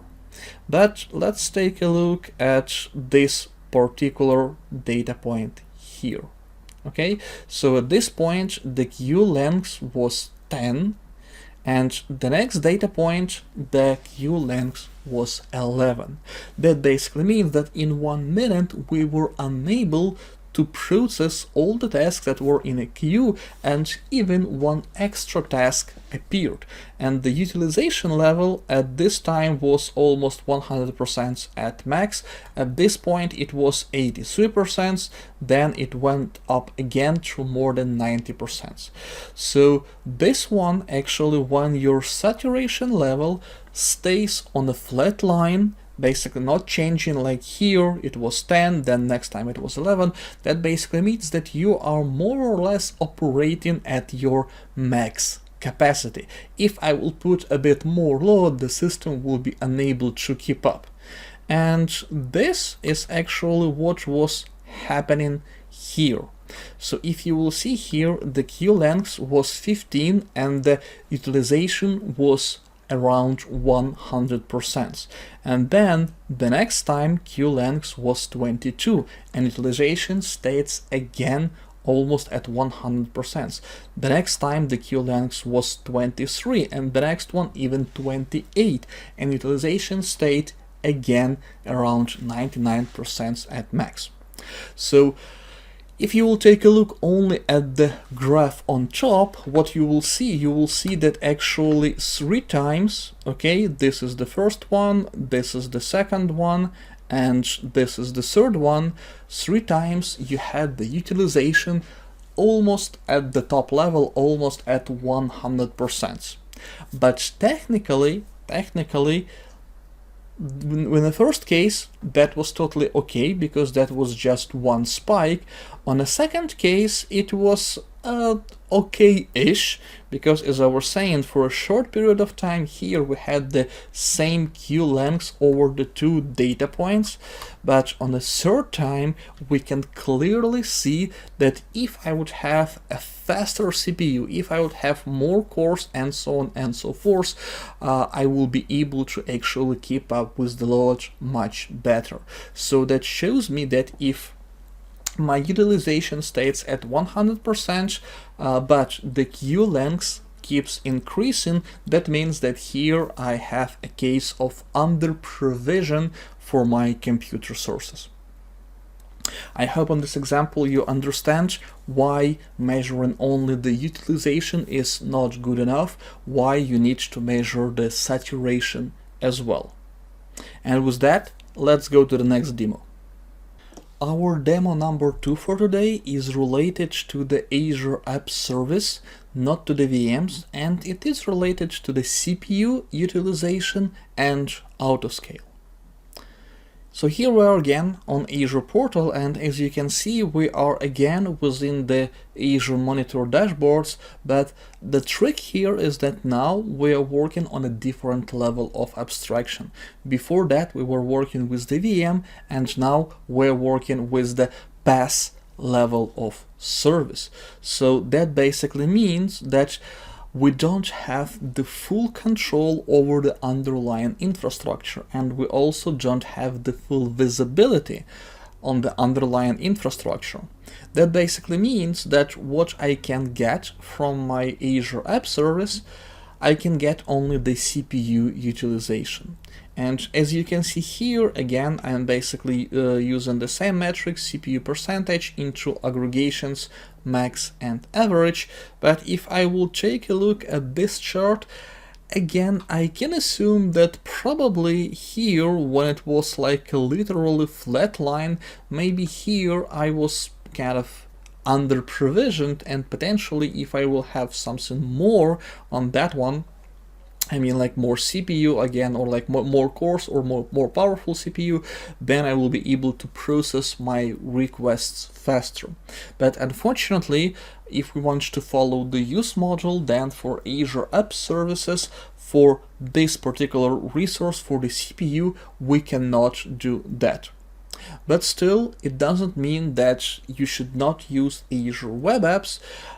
It just means that you need to treat your load a bit differently, and you need to basically find your way how you can still work with that, but a bit differently.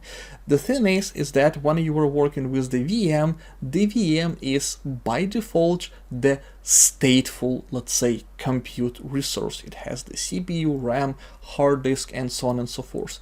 But when you are working with the app service as a compute resource, it's stateless. Of course, you do have a persistent file storage for your Azure App Service, but that persistent file storage is a remote file storage. That basically means that because your compute layer is stateless, you can easily scale it out. So let's see how it's done. Let me open this guy here, and currently I'm not actually working with my web app or with my app service. I'm working with my app service plan, because app service plan represents the compute resources underneath the logical app service itself. So I will go with the scale out. And what I can do here, I can switch to custom autoscale, and here I can define my autoscaling rules. So let me just add one rule here, and I will show you how you can do that.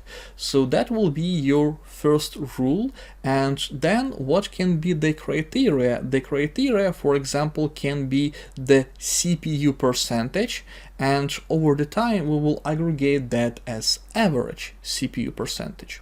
Okay, then currently we have only one instance, but if we will have more than one instances by default for this app service plan, then technically we can even choose to which instances this rule will apply, or to be more precise, from which instances we will collect those metrics and then use them here in our autoscaling rule. So you can see that the current average CPU load is around 2.5%, which basically nothing. Okay, so what we can do next, we can define a condition. So let's say that if it's greater than, by default it suggests 70%, but let's use 60, just because again my experience shows that it will be more beneficial to upscale faster, but then basically downscale if you don't need those resources. That will help you to introduce a more decent performance. But as you all understand, here it's also all about the balance. You will put more resources, you will have better performance, you will need to pay more for your infrastructure. So always pay attention to that, and that decision needs to be made for each and every project individually. So then the duration in minutes, by default here we have 10. What that means? It means that the autoscaling engine will monitor the load for 10 minutes, and if for the 10 consecutive minutes the average load for each and every minute, the average CPU load for each and every minute will be 60% or more, or technically only more than 60%, then that rule will be triggered. Okay, what will happen here? We will need to increase the amount of basically servers in this cluster, the amount of instances of this app service plan by 1, but I would actually suggest to increase them by 2. And then we have a cooldown in minutes. Here it's 5. That will basically mean that as soon as this rule was triggered, it will be disabled for 5 minutes after that. So we will basically give this 5 minutes to our application, first of all, to warm up, and additionally we will give that 5 minutes basically to the load balancer to redistribute the load across all the other nodes, all the new nodes that we now have in our cluster. So I can add this rule here. That will be the upscale rule, or let's say not the upscale technically, that will be the rule for scaling out. And additionally, we also need to define a rule for scaling back in. As soon as we will process all the load, we need to scale that back in, deprovision all the resources that we are not using anymore. So here again, I will use the CPU, I will use average across all instances, but now I will say that if it's less than 30% over the last 10 minutes, as you can see here, I will decrease count by 1. And then I will again take a 5 minutes cooldown. I will add this rule here. So how it will work now? As soon as I will start basically having that load, my scale out rule will create kind of two new instances as soon as the average CPU load will go for more than 60%. Then as soon as the load will be less than 30%, on average across all the nodes in the cluster, it will start to removing those nodes one by one. So in that case, I'm deliberately kind of accepting that at some point I will definitely go with over provisioning, and at some point I will always provision more and more resources, even more that I may need to handle that load. But again, in this case, I'm optimizing not on a budget, I'm optimizing on a performance. And this scenario is also viable in a case if your application needs to take quite a long time to warm itself up. So let's say if your application needs something like, I don't know, like 10 or 20 minutes just to warm up all the caches, still it's possible to configure the autoscaler for that kind of an application. If you're using the Windows-based app service, there is a way how you can configure with your web config basically the default behavior for the load balancer to first of all let the application warm up, and only after that starts serving traffic to that node. Then basically that will be the recommended way to proceed. As I was saying, if your application takes a long time to warm up, create more instances, you always will be able to remove them if they are not needed with this configuration like I showed you here on this example. And on that one, let's go to our final demo for today. For the third demo, I would like to show you that the use methodology or use method or use module, which stands for utilization, saturation, and errors, technically can be applied not only to the infrastructure, but to anything that you can define as a resource. And on this example, as you can see, we're back to Azure portal. Now we're working with our app services. On previous demo, we were working with app service plan. And for the app services, I'm again within the Azure monitor. And here I'm basically showing you 3 different metrics, but all of them are around the same resource. Here, in this case, I defined my resource on the application level, and my resource is basically my HTTP server. And the utilization, as you can see in my case, that's just the sum of all resources that were processed by my application server over time. The next one is the saturation for the same server. The saturation is the amount of requests that are in a queue. And the next one, the errors, and this is actually quite tricky because on 2 previous demos we didn't talk about errors at all. We have them only here, as a matter of fact. But anyway, so the errors in that case will be among all those requests that were processed, how many of them actually failed with an error. And you can see this chart here, and you can see that overall over this time period I processed a little bit more than 8,000 requests in total. My max level of application queue was 0, so that basically means that when I was processing all those requests I always had the enough level of capacity.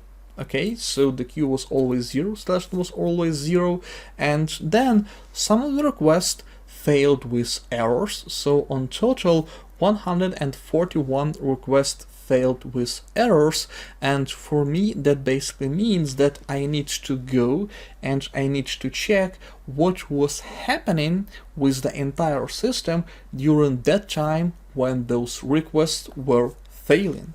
So for example, I can actually zoom in on this guy here, and you will see that here at some point I was able to process 45 requests and 45 of them basically failed.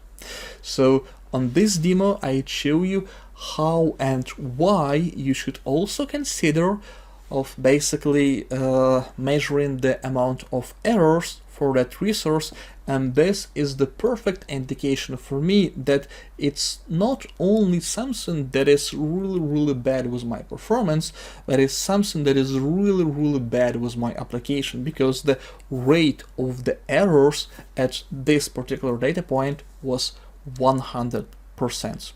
It's not always that you can basically collect all those 3 metrics for each and every resource that you will define, but anyway, the methodology was originally designed for the physical bare metal servers. Now we're applying it to the cloud, and it can and it should be applied to the cloud, to the virtual resources, but you need to be a bit crafty. And also, I would like to say a few words in conclusion. So first of all, I've talked about that a lot of times today during this session, but still I do believe that this is extremely important. You always need to keep the balance between the speed and the precision of your measurements. So if you want to take some measurements, let's say very frequently, for example, like once per second or something like that, you need to accept that you will need to sacrifice on the precision. So choose this balance wisely. The next one is basically, let's say that your monitoring solution was not ideal, or you don't have any monitoring solution at all for your project right now, so you decided, okay, let's go and implement something. Then you will need to be able to assess somehow, or let's say measure the overall success of your implementation. And one of the ways how you can do that is by metric, the overall metric which called MTTD. MTTD stands for mean time to detect. In other words, how long the issue was there before you became aware of it. And if we will take a look on a regular, let's say, flow of events, you have an incident, and then after some time that incident was detected by a tool, so you get the notification, and then you started your investigation, and only when you identify what was the root cause of the problem, you proceed with the mitigation and fix it. Okay, so if we're talking about MTTD, the decent monitoring solution, first of all, it should help you to reduce this gap between the incident actually happened and between the notification that you received on your email, phone, or whatever. Additionally, MTTD should help you to reduce the investigation time, because if you don't have any monitoring at all, you can again be notified by a solution like Pingdom, which I was talking about at the beginning of my presentation. You can be notified that your website, for example, is inaccessible, but then where you will start? how you will start your investigation if you don't have any logs, you don't have any metrics, you don't have anything. So a good and decent monitoring solution will help you, first of all, to reduce the gap between the incident and notification, and also it should be able to reduce the time that you need to spend for the investigation. Additionally, the other metric called MTTR, which stands for mean time to repair, the metric which more or less looks similar to the previous one. So yeah, this is the amount of time required to repair the system and restore its functionality. So when you will basically start measuring those two metrics, the one important thing is that you always need to start measuring them in advance before you proceed with your implementation. The reason why you need to measure them in the first place is that you can't improve what you don't measure. So if you don't know what your MTDD and MTTR were before you started your improvement or before you started your new implementation, then if you will measure them only afterwards, how you can say actually what was the exact level of improvement? You don't. And also, as I was saying, if your monitoring tool works as expected, it will help you to keep the MTDD and MTTR actually low. And for your managers, you can easily show this kind of a diagram. I was already talking about that. So the failure occurs, then you need to wait some time until the tool will detect it and you will get notified. Then you also need to spend some time to diagnose what was the root cause of it, then the repair time, the testing, and return to the operation. So with a good monitoring tool, it will help you actually to reduce the lead time on each and every area that you have here on this diagram. And another one, a very, very important general statement. Today we were talking about the infrastructure monitoring, and therefore there is a thing called infrastructure SLA. But infrastructure SLA is not equal to the application SLA. Those are two totally different things. Let me give you just a simple example. Let's say that your infrastructure provider will guarantee you that for the specific period of time, the total infrastructure downtime will be no more than 10 minutes. Okay, but let's say that also your application needs to take 1 minute after the infrastructure failure to warm itself up. That basically means that if you have 10 minutes of downtime in one chunk, then the overall application downtime will be 11 minutes. Okay, but your infrastructure provider promised you no more than 10 minutes, but he didn't specify exactly how many times it can happen. So if you have 10 chunks by 1 minute each for the infrastructure downtime, then, because as I was saying before, your application may take 1 minute to warm itself up, so the total application downtime will be 20 minutes. Okay, so 11 minutes versus 20 minutes. This is the very important part. Please don't treat infrastructure SLA and application SLA as the same thing. So now I'm done with my speech, I'm done with my session, and I invite all of you to join me in a chat, and if you will have any questions, feel free to ask them there, or as I was saying, you can also write to my email and I will try to reply you as soon as possible.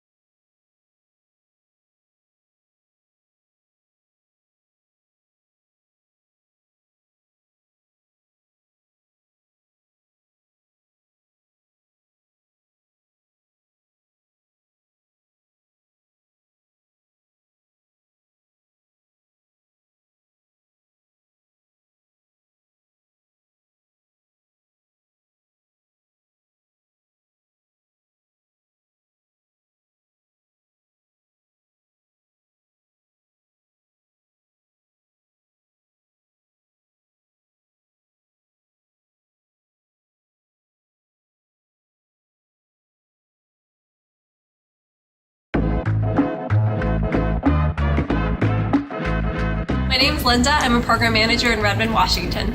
I work to ensure that we're creating and delivering value for Azure Boards users. My name's Martin. I'm a program manager in Northern Ireland. I help connect our engineering teams to the people outside Microsoft who use our products. I get to make a difference wherever I am in the world. Hi, I'm Martina, and I'm a Principal PM in Redmond, Washington. I'm ensuring that all of our customers have a great experience. Hi, I'm Dipendra, and I'm a UX designer in Hyderabad. Hi, I'm Jeff Beeler, and I'm the Director of Product Operations, and I live in the Netherlands. I ship delightful experiences across Azure DevOps. We work on things like security, privacy, and compliance, taking care of our customers' data. Hi, I'm Divya Vaishnavi. I'm a program manager in Hyderabad. I love how DevOps helps breed experimentation. What I love is that the distance between me and the customer is a click of a button away. I help developers build the best code by providing them the best tools for testing. But the reason I love my job so much is because I get to work with the customers directly who are developers, as well as I get to solve the most complex problems. Hi, I'm Kaushal and I'm a program manager in Hyderabad in India. I love working in DevOps because it helps us push small features very fastly to our customers, get their feedback and course correct if needed. The impact that we bring about for the customer and the customer business value. It allows us to get closer to our customers, really understand what they need, and to hear from them regularly. I love seeing that the diverse groups of people who use our product every single day, and it is just simply beautiful to see.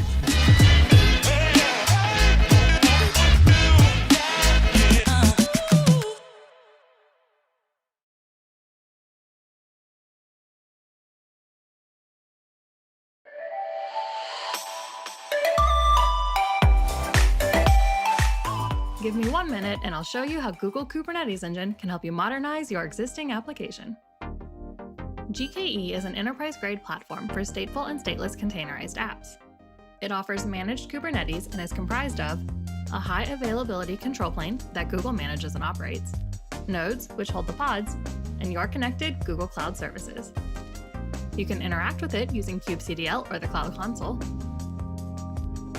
GKE increases developer productivity with pre-built deployment templates featuring portability and integrated tools to accelerate app development and deployment cycles. It simplifies platform operations with auto-scale, auto-upgrade, and auto-repair features. It is secure by default, including data encryption and vulnerability scanning of container images. And it supports integrated cloud monitoring with infrastructure, application, and Kubernetes-specific views. GKE can help modernize your applications, create a continuous delivery pipeline, or migrate your existing two-tier app. Next time you're thinking about modernizing your apps quickly, take a minute to look at Google Kubernetes Engine. For more info, check out cloud.google.com/Kubernetes Engine.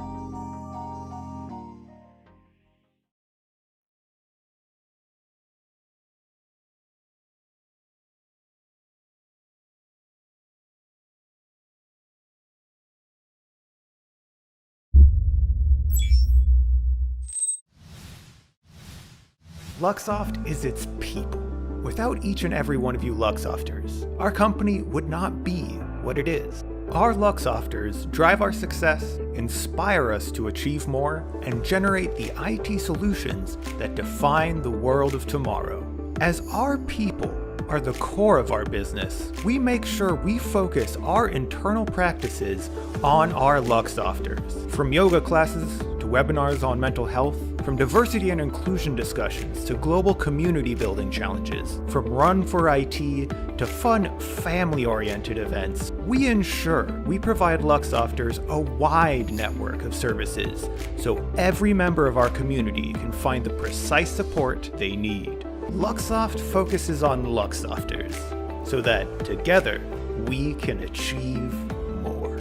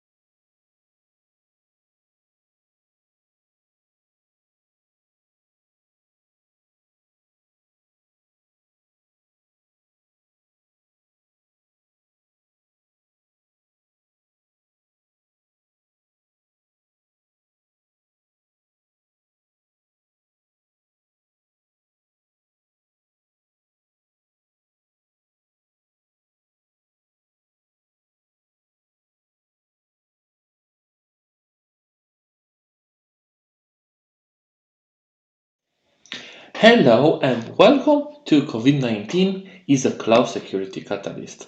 Thank you for joining this session, and in the next 40-45 minutes we'll talk about security, about cloud security, and how the last 1 year, 1 year and a half impacted the way how cloud and how security is taken into consideration by the organizations that are moving to cloud. Before starting to talk about security and what is the current status, I think that we should talk first of all about where we are now and why security and cloud security is so important. The rules of the game change in the last 18 months, and the way how the organization needs to scale it in a very different way. Just think about retails that had a small presence on online, and over the night they realized that from a small shop or from a small online revenue they need to handle almost all their orders through their online platform. And we don't talk about logistics and warehouse. Let's just talk about infrastructure, about IT, about their IT solutions, and things were not easy. And cloud was a good option and is a good option, but we need to be aware of the things that we need to configure, we need to set up to ensure that the cloud environment is safe. And in a case of a breach, of a data breach or any kind of breach, we can track, we can know exactly what that person done, what kind of data he accessed, for how long, and maybe we can even track after he took the content where he opened that content or if he resold it, if he reseller it. Now, figures, especially for the last 18 months, because this is what we want to target. Take into account that the global adoption of digitalization has increased with around 55% in the last 7 years. So might not look so much, but from the way how you do business, from the way how you sell your product and your services, it's very important that more and more companies decided to go online. And until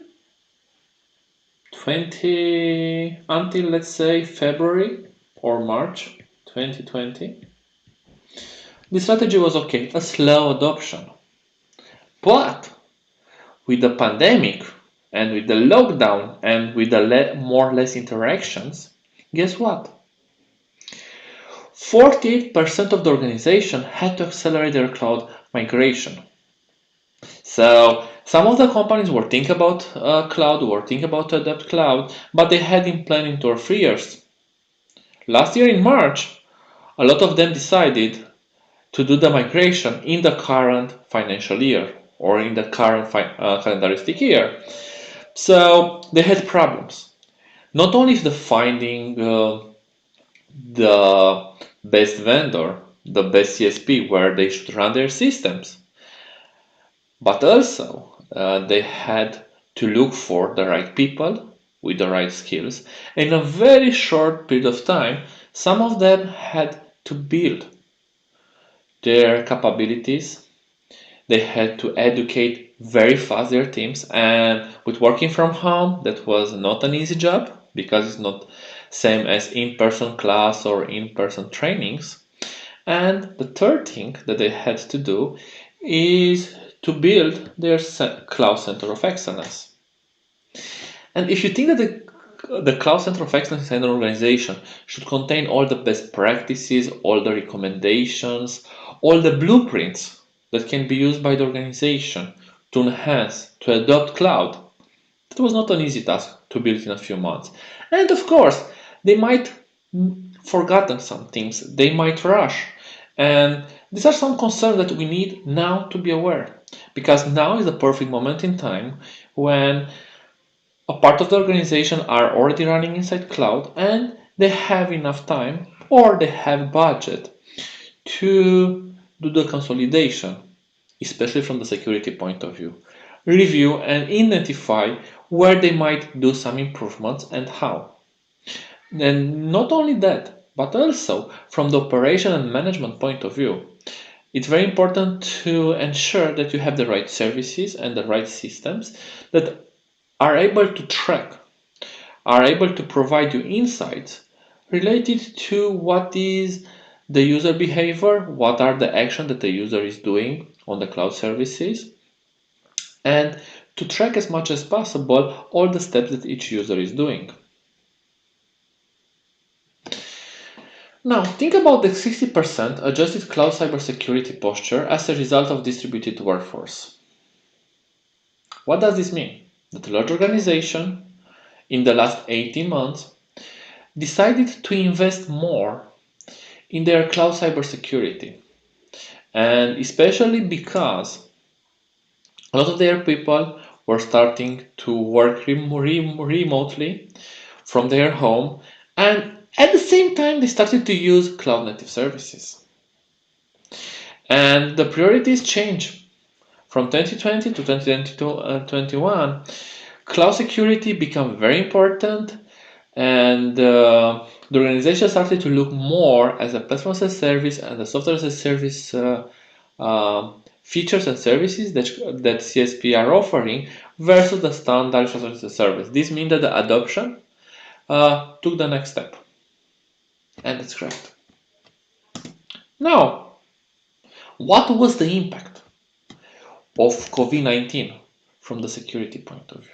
How it changed the rules of the game? Take into account that only in EU the number of cyber attacks increased with 250%. That's huge in only 12 months. And it's crazy because it means that a lot of organizations were attacked using online tool, online system, and so on. And people were still working from home. It means that they already had problems because not all of them accepted working from home or were ready to adopt working from home for all their employees. And also last year, the breaches of large breaches increased with 273. It means that in 2019, if we usually had only one large breach on large systems, now we had around, let's say, 3.5, even 4 in some cases. And this will be because it means that it's more effort to the security team, to the IT team to ensure that they are patching, they are fixing, they are protecting their solution in the right way. Now, working from home, what gives us the opportunity? To browse. Not only to work from home, not only to stay closely to our friends and family, but also when you have some free time, you don't go anymore at a coffee with your colleague from other floor in the front of the company. Maybe you just look on the internet, reading news, finding out different things. And it means that you are more open for phishing scams. And yes, working from home increased the phishing scam with 45%. Might not sound as a big number, but think about it, 45% of people fall into different phishing scams. And it's very easy. Just in this morning, when I opened my Yahoo email account, I just seen in my spam, because from time to time I'm also checking my spam, an email from PayPal that were saying that my account was blocked because of a transaction that I've done this week, and I need to enter in the PayPal to confirm that I've done the transaction. And that's funny because 2 days ago I just done PayPal Pay to somebody, and they used a Revolut card that was locked when Revolut notified that I'm using PayPal. I unlocked, I've done the payment, but it was very interesting the connection between When I've done the payment with the PayPal, because I think that I didn't use PayPal for the last 2 years, blocking the Revolut card, and also in my mind I said, okay, it might block me in the future when I will do PayPal attacks. And guess what? I had in my inbox that mail that was saying that my PayPal account was locked. Very easily, other people like me or like you could fall, could click, and their PayPal account might be stolen. So we have the increase of phishing attacks with 350%, and half of the people were scams, were falling in different phishing scams. Talking about the breaches and security breaches, think about that starting only from February to May 2020, around 500,000 people globally were affected by different breaches, by different security breaches. And I'm not referring to general breaches, I'm referring to the ones when you are in a video conference, any kind of video conference, and your own data were stolen. Your name, your email address, maybe your phone, and so on, and sold on dark web. How they've done that? That's another story. But think about it all the time when you're joining an online video conference, you're sharing some data. You're sharing the data with the platform, but also sometimes other attendees can see your data. So a lot of things can be done and can be done to get your data, to steal your personal data. Now, before jumping to security, before talking about security, also I want to share with you some insight related to how cloud adoption and cloud workloads increased in the last 1 year.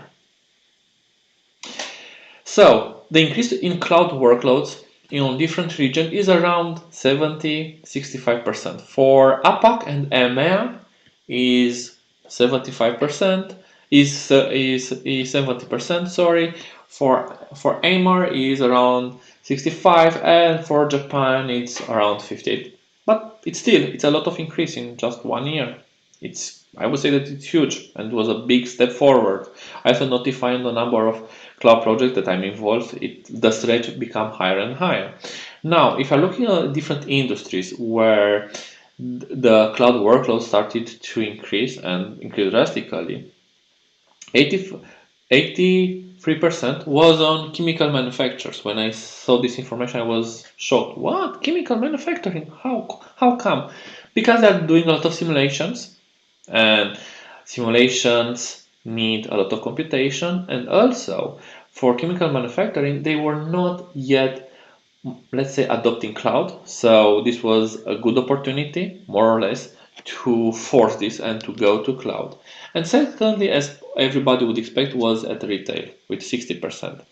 Why only 60%?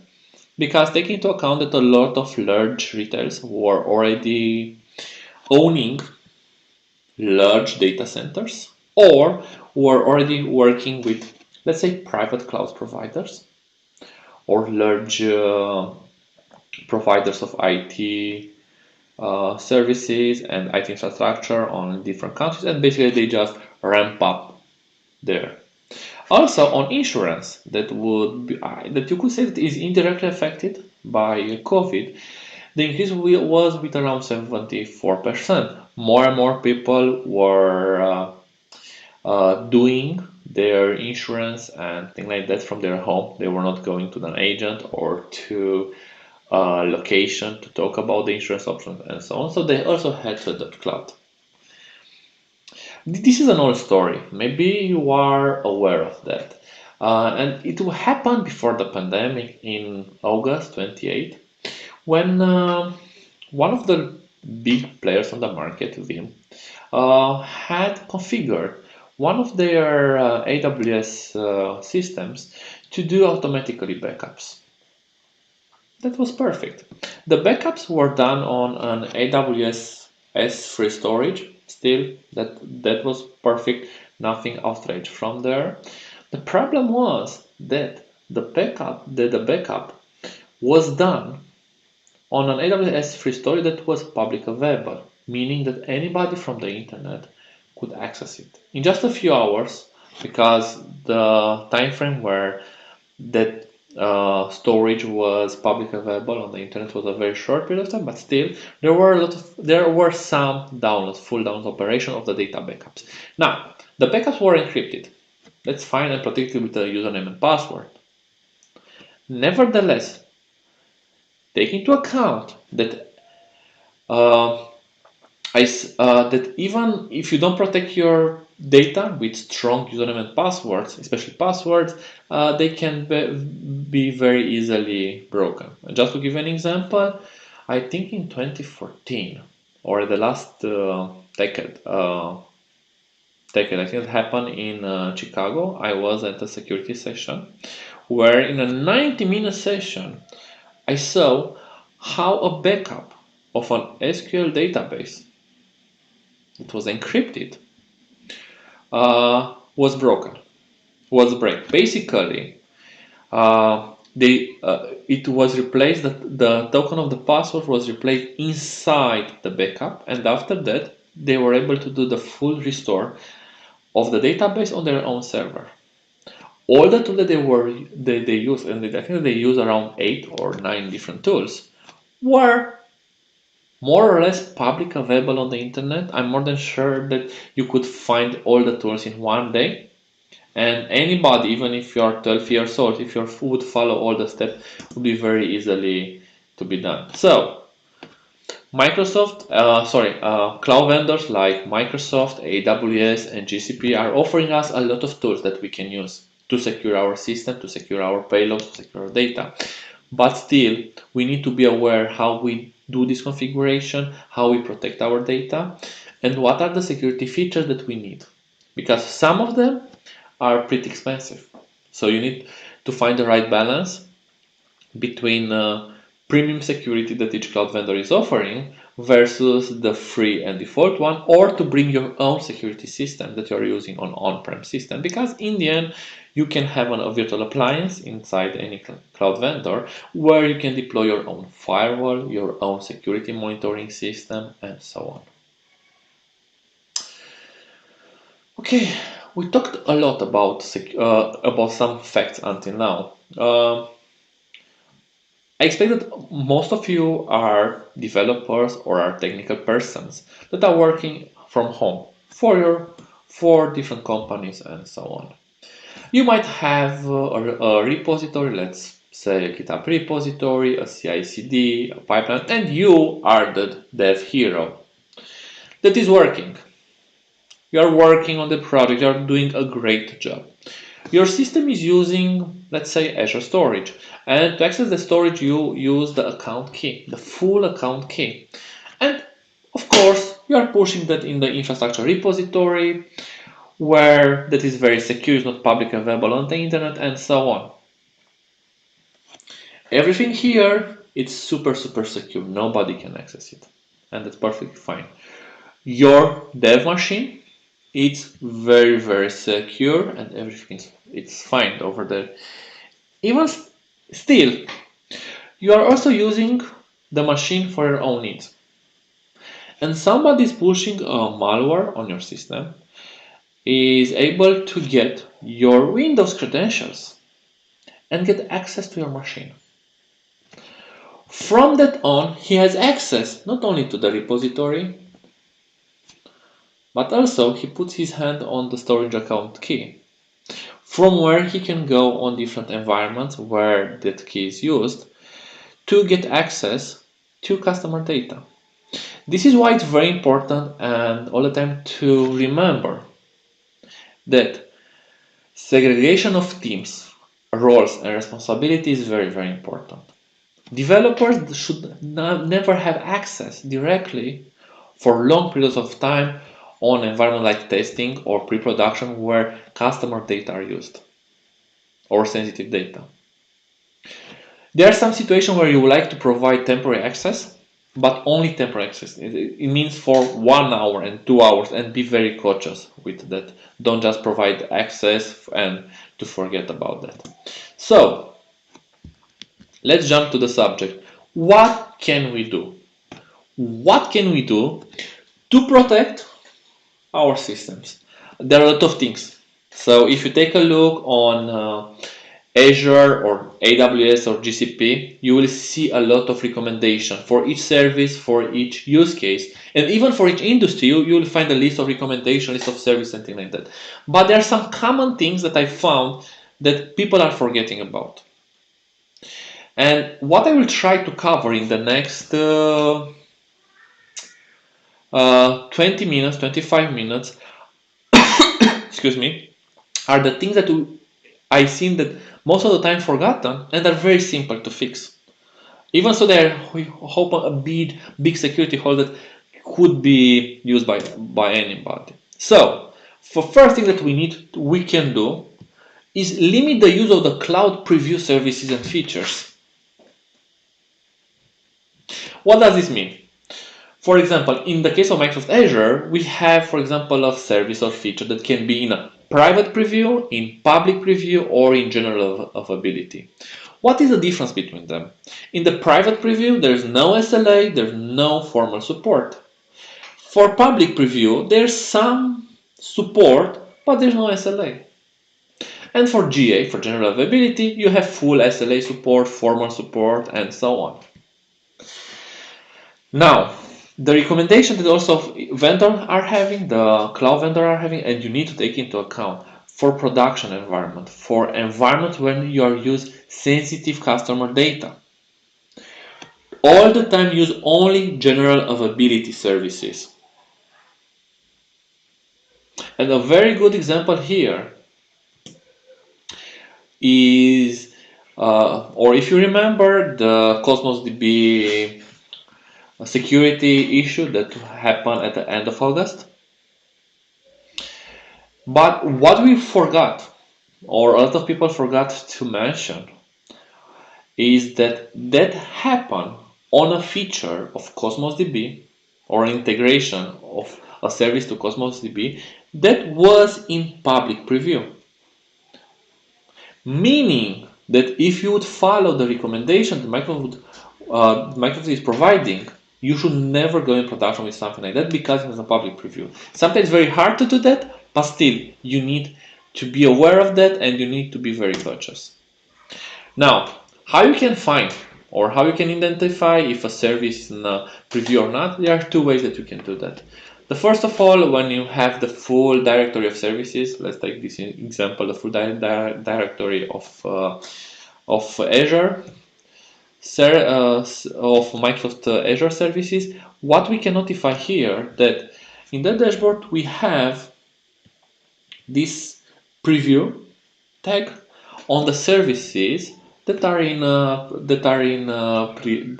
preview, and can be used very easily just to know about what are the services that are in preview and to not go with them in production, or to get a clear timeline when they will be live in GA.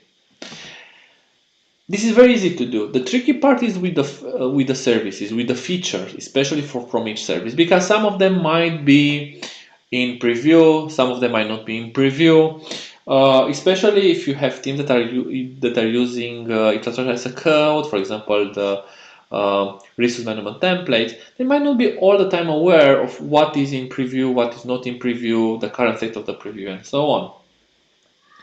For each service, for each Azure service, you will find pages under the documentation of each service that is specifying what are the preview features, what is the current state, and what is covering. So you'll be able to know exactly if some features that you are planning to use are in a preview phase or not. What else we can do? And this is, I think, the most stronger thing that we can do is to educate all the organization about cloud security, and not only the IT team. No, try to educate at a minimal level, at a foundation level, or as AWS is calling it, a practitioner level, all the people from the organization, HR, financial, and so on. Why? Because each of them are using directly or indirectly some cloud services. They might end up very easily, not in the cloud portal or in the console, in the cloud console, no. But they might end up in some specific location where this information is very important to avoid a security issue. Now, you don't need to invest a lot in this kind of trainings. What you can find on each CSP, you will find free trainings, especially like, for example, the one that I'm showing from Microsoft, that are offering different type of trainings for different roles. For business analyst, for general seller, for pre-seller, for data science. But also you have all the time, for example, you have the Azure Fundamental and AWS Cloud Practitioner certification. Not the certification, but the content is very generic, it's very vague.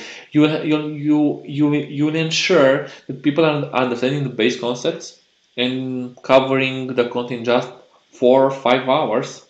They will already have the core information that would allow them to understand how cloud works and where that application is running and why sometimes they might have different issues. What can we do? What more can we do? First of all, we can use more identity access management.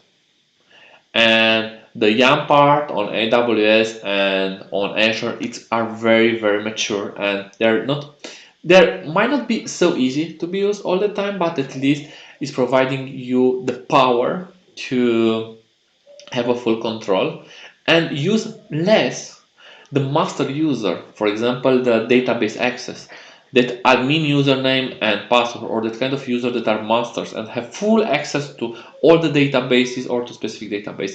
You shouldn't use them. And try to use less account master key and tokens. Think about Azure Storage Account, for example. The account key, you should never use it. You have the shared access signature, you have the identity access management. You can provide access to different services and different systems, to the storage, to the database, and to other resources very easily, and without even having to provide tokens, because inside the cloud, inside, for example, the Azure, all the services can do almost full authentication and authorization based on their service principle, and that's awesome. Externally, you have limited tokens, like for example shared access signature, that can be used to provide a third-party access to storage, maybe, or to some of other type of data repositories and so on. The problem with this kind of keys and token is that sometimes the team can forget them, can push them inside the configuration that would end up in a repository, even if it's a private repository, still is not safe enough. Especially when you have a lot of people that are working, or multiple teams that are working on the same repository, on the same project. The teams are changing, but some people that are leaving the project and go on another project might still have access to the old repository, even if not correct, still it happens. So you need ways how you can ensure that sensitive data are not pushed to that repository. A very easy thing that you can do is using different scanning tools like the one that I'm sharing now, that basically what is doing is fully scanning a repository to ensure that there are no secrets, there are no Azure, AWS or GCP secrets pushed to that repository. And if any kind of secrets are identified, automatically he would alert you, or you can take an action. And you can do pretty nice things. For example, you can do this kind of scans before a push, and you can reject commits where secrets are detected. You can have iterated them in the pipeline and the build to fail, and automatically even to remove the secrets if a secret or sensitive data is identified. And during your 90 scan, you can remove all the secrets. You can even freeze pipelines or repository in a case you find issues, or you can even freeze the access to the user that's done a commit and push that secret to the main repository. So there are a lot of things that you can, or even for example, a nice thing that I seen is that at the moment in time when a secret is identified in a push or during the night scan, automatically the system was able to regenerate the access tokens and all the credentials for that service to ensure that the keys were not made publicly available to a third party. We talked about the keys. Now let's talk about YAML policies and Azure AD role-based access control because it's pretty important. And why? Because using Azure Shared Access Signature or AWS Signature together with them, we can have the power to limit the access to anonymous users to our storage, to our system. And this combined with firewall rules. And please remember about the firewall rules, because almost all storage type services and also workload services have now the ability to specify very simple firewall rules, at least to specify a whitelist. What are the IPs that are allowed to access? And it's just a small step how you can create a system that is more robust, more secure. Now, talking about Azure role-based access control, I think it's very important in the moment in time when you're using Azure and you want to secure environment. Because, as I said before, try to avoid to use that master username and password that has full access, and also try to limit how much a user have access or how much a specific service have access to other services. If me, Radu, should have access only to storage and only to a specific Lambda or Azure functions, then I should only have access to that one. How I can do that? Well, when we're talking about Azure role-based access control, we have three elements that we need to be aware of. The first one is security principle. A security principle basically is the entity that gets access. Can be a person, can be a group, can be a service principal. And what I like here to mention when we're talking about the service principal, we are talking about a service. Azure function, an app service, a VM, you call it. Imagine identity is an identity that can be managed inside it. You have a role. You are specifying the role. What kind of operation can be done? Read, write, delete, update, and so on. And what is the scope? Can be a subscription level, can be a resource group level, can be at resource level, only the storage or only the VM. And what you're doing, basically you're doing a role assignment. You're assigned a security principal, let's say a user that is part of a specific group, like development group. You say what is his role, it is contributor, and to what? To a specific resource. And by managing this in that way, on long term, you have better visibility about how you can access, how you can manage, and if you need to retire an access or to review who has access to what, it's more simple to analyze how a role was assigned to a group versus to take a look on each user how and what kind of actions he was able to do.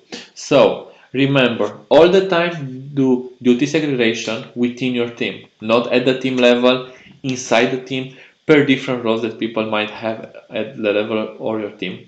Specific all the time the permission, and don't provide more than they should have.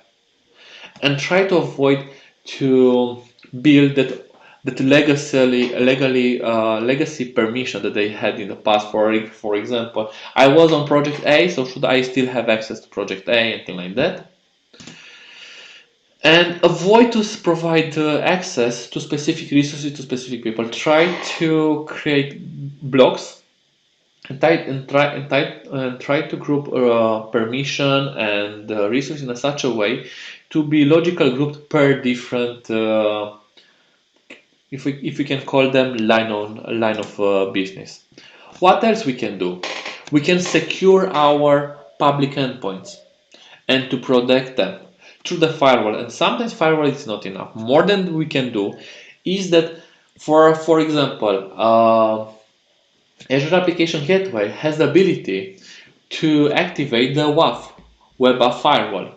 The WAF is providing us a very fine and granular control on who can access, But not only that, but we have out-of-the-shelf protection for OAuth attacks at the firewall level, at the application gateway level.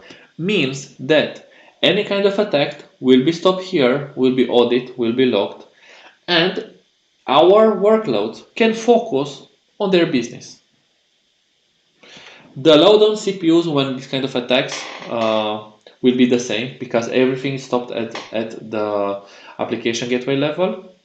And we know that this is updated and is following all the recommendations and best practices that are on the market. How we can track? How can I track it? Well, first of all, what else we can do? We need to ensure that default security features of cloud services are active all the time, and sometimes even if they might be annoying, we shouldn't disable them. What we should do, we should more look on the best practices, look on the recommendation, and try to follow them, even if sometimes means that the investment, that the cost is higher, because implementing all the recommendation, all the best practices cost us money. And one of the most common causes from what I've seen that different security recommendations are not implemented is because of the cost in time and money, but especially from the time point of view. Okay, how we can track, how we can monitor.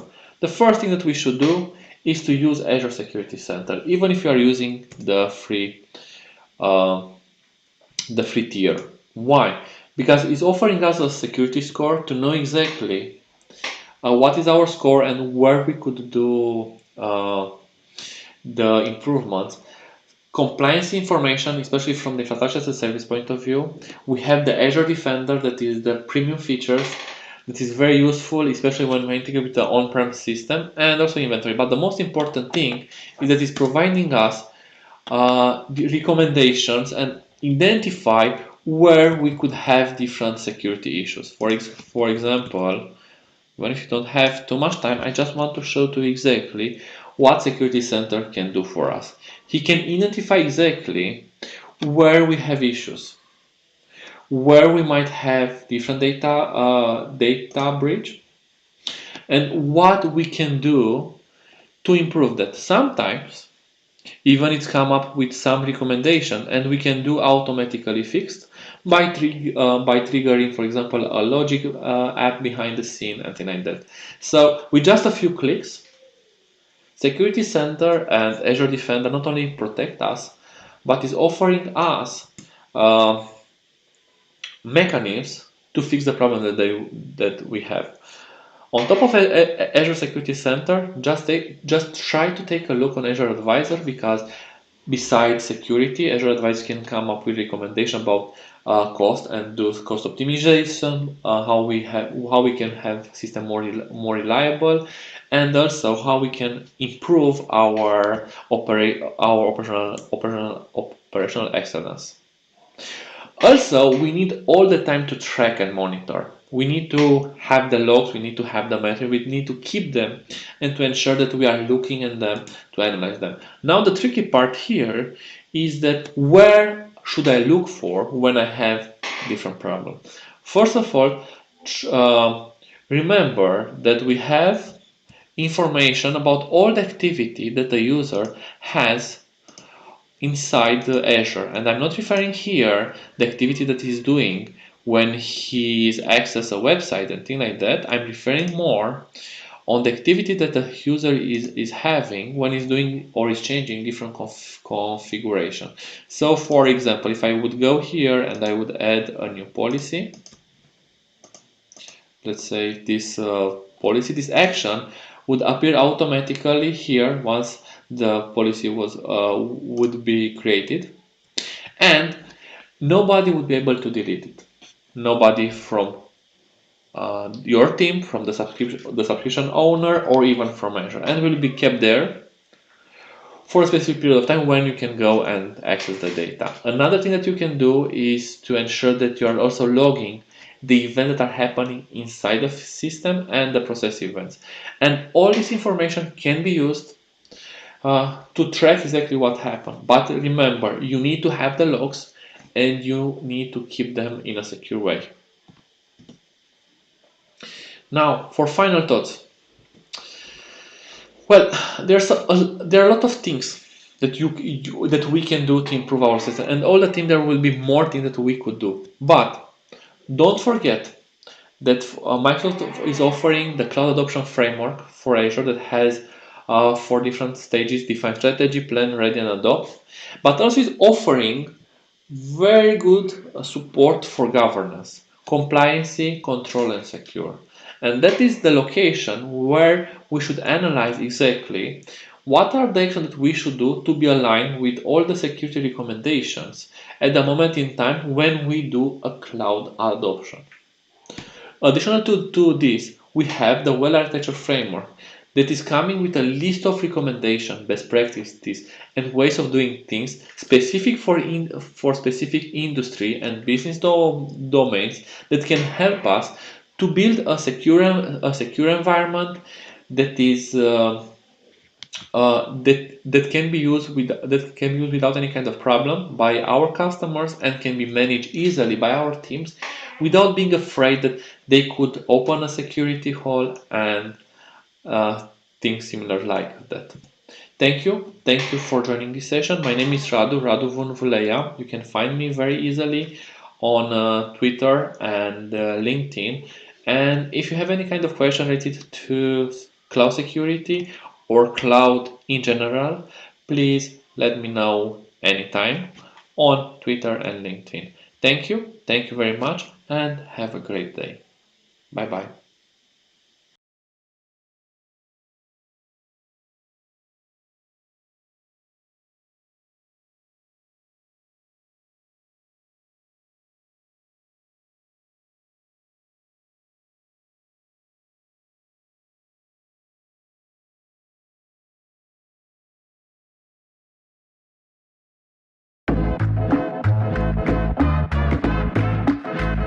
My name's Linda. I'm a program manager in Redmond, Washington. I work to ensure that we're creating and delivering value for Azure Boards users. My name's Martin. I'm a program manager in Northern Ireland. I help connect our engineering teams to the people outside Microsoft who use our products. I get to make a difference wherever I am in the world. Hi, I'm Martina, and I'm a Principal PM in Redmond, Washington. I'm ensuring that all of our customers have a great experience. Hi, I'm Dipendra, and I'm a UX designer in Hyderabad. Hi, I'm Jeff Beeler, and I'm the Director of Product Operations, and I live in the Netherlands. I ship delightful experiences across Azure DevOps. We work on things like security, privacy, and compliance, taking care of our customers' data. Hi, I'm Divya Vaishnavi. I'm a program manager in Hyderabad. I love how DevOps helps breed experimentation. What I love is that the distance between me and the customer is a click of a button away. I help developers build the best code by providing them the best tools for testing. But the reason I love my job so much is because I get to work with the customers directly who are developers, as well as I get to solve the most complex problems. Hi, I'm Kaushal and I'm a program manager in Hyderabad in India. I love working in DevOps because it helps us push small features very fastly to our customers, get their feedback and course correct if needed. The impact that we bring about for the customer and the customer business value. It allows us to get closer to our customers, really understand what they need, and to hear from them regularly. I love seeing that the diverse groups of people who use our product every single day, and it is just simply beautiful to see.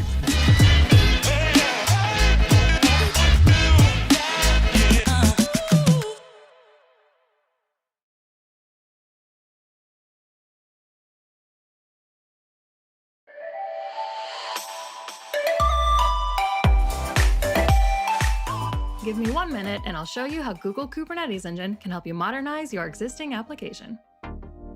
GKE is an enterprise-grade platform for stateful and stateless containerized apps.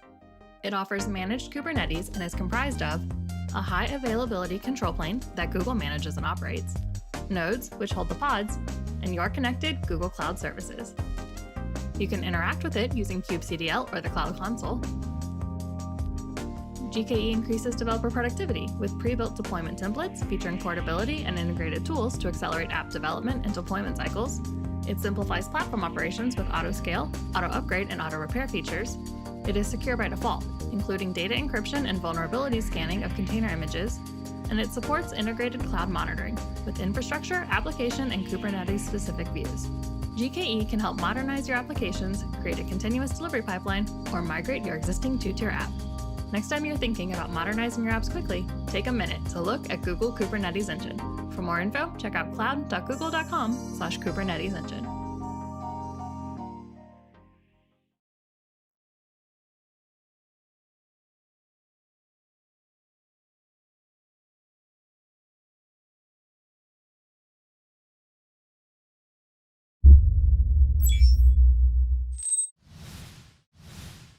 Luxoft is its people. Without each and every one of you Luxofters, our company would not be what it is. Our Luxofters drive our success, inspire us to achieve more, and generate the IT solutions that define the world of tomorrow. As our people are the core of our business, we make sure we focus our internal practices on our Luxofters. From yoga classes to webinars on mental health, from diversity and inclusion discussions to global community building challenges, from Run for IT to fun family-oriented events, we ensure we provide Luxofters a wide network of services so every member of our community can find the precise support they need. Luxoft focuses on Luxofters so that together we can achieve more.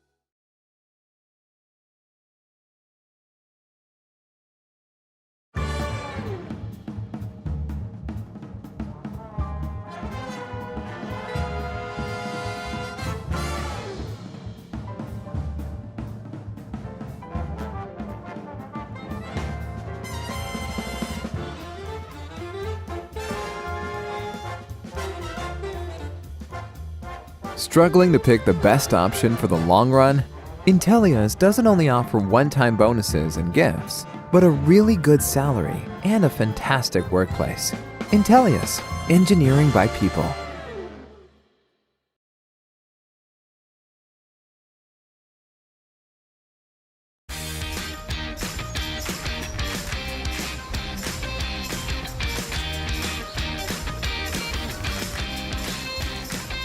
Welcome to InfoPulse, the place where we not only get professional experience, but also make friends and share common values.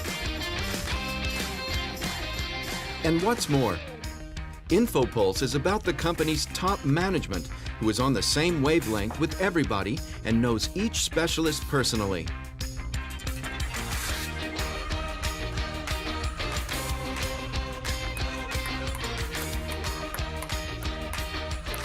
It's about victories in business and in your favorite sport. This is when you feel at home while at the office. And you can combine business with pleasure. For instance, studying foreign languages while watching films.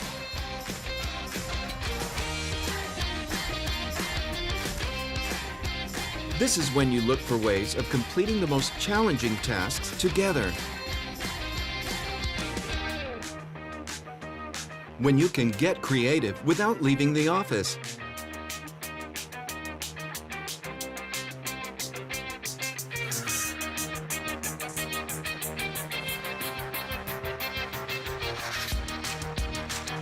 Where you can find time for improving your physical and mental health.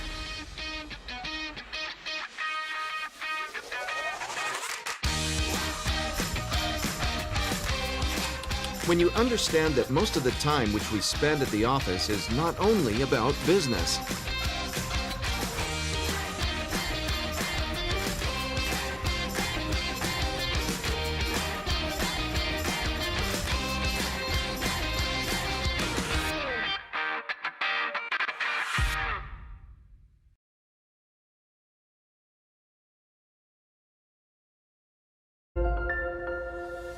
DataArt is a global software engineering firm with a uniquely human approach to solving problems. We have teams of highly trained engineers with over 20 years of experience. Everyone upholds a deep understanding of the industry sector through ongoing technology research. People first. Relationships are the foundation of long-term value generation. We hire people for the long haul. Projects change, but our employees remain with us. Commitment to people is the main and absolute value for DataArt. DataArt doesn't have a rigid hierarchy with a single leader. The flat and decentralized organizational structure is beneficial to DataArt's flexibility. DataArt's organizational structure is based around projects. We enjoy flexible schedules, vacations, and work locations, both at different developmental sales and centers, or from home. DataArt is built around people who want to earn a living using their professional skills and talents with minimal limitations on their personal freedom. A lot of people are happy to work for DataArt and stay with us for many years. They have the opportunity to learn, gain experience, and grow. Join DataArt.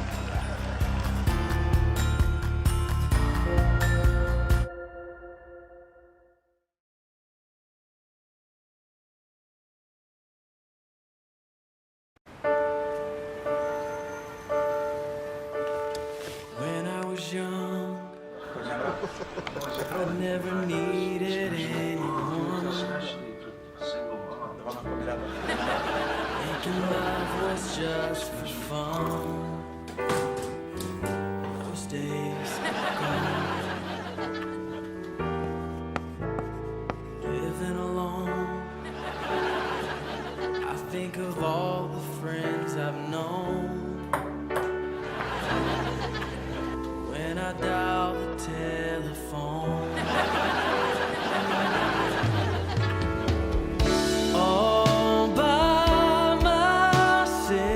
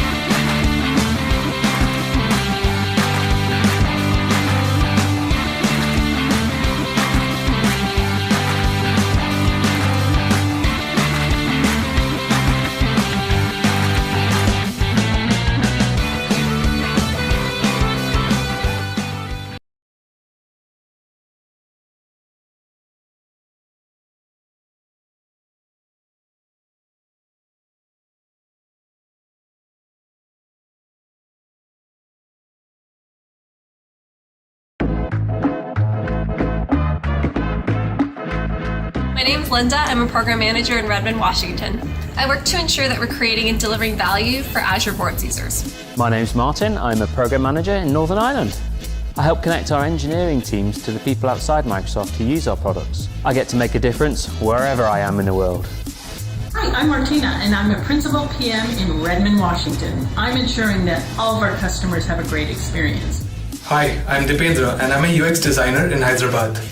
Hi, I'm Jeff Beeler, and I'm the Director of Product Operations, and I live in the Netherlands. I ship delightful experiences across Azure DevOps. We work on things like security, privacy, and compliance, taking care of our customers' data.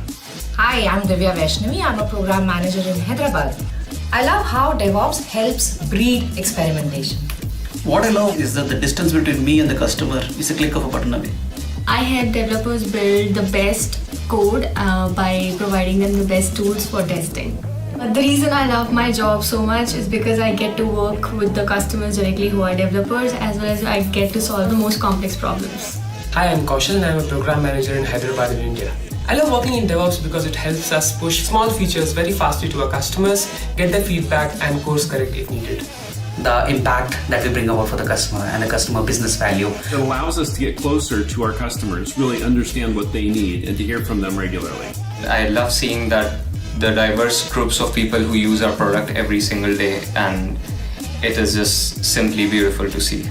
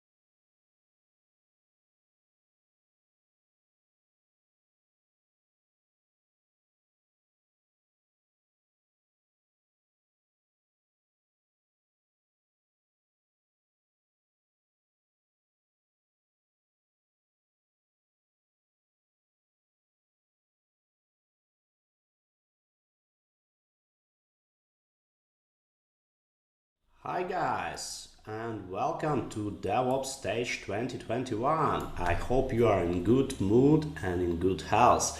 Today we'll speak about DevOps and the skills that are required for good engineers in 2021.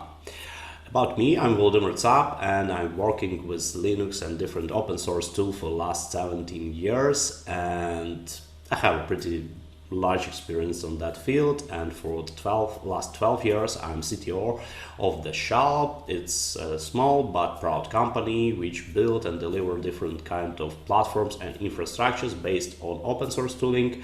We build different tools, using tools for modern infrastructures, cloud native tooling, all kind of CI/CD systems, orchestration systems, different clouds, vendors, and so on. So I'd like to share some experience at what my opinionated thing, like mindset about what should know the good engineer for 2021 in the DevOps field. And so I think we can start. I have prepared three levels of my understanding what is sufficient to know on each stage, because we have this grading system in our industry, like junior, medium, senior engineer, but it's not something I'd like to name, so I'll set some basic skills, moderate skills, and high skills. Yeah, and high skills professional is like the guy who can do every level down. So that means that high skill engineer could perform tasks from basic and moderate skill set. The skill set I have prepared, it's related from our own experience, because any company could get own skill set that are required for them. For us, we think that each engineer should be not T-shaped that learn one tool and know it's very, very good. But we think that the modern cool guy should understand like whole concepts, at least on abstraction level, that brings him to wide knowledge. And with that wide knowledge, he can achieve a better result than by focusing on particular task, at least at the first stages. Then definitely, if you understand the whole things around, you can dig into something special and become real professional. So this is very opinionated, and don't be mad about something.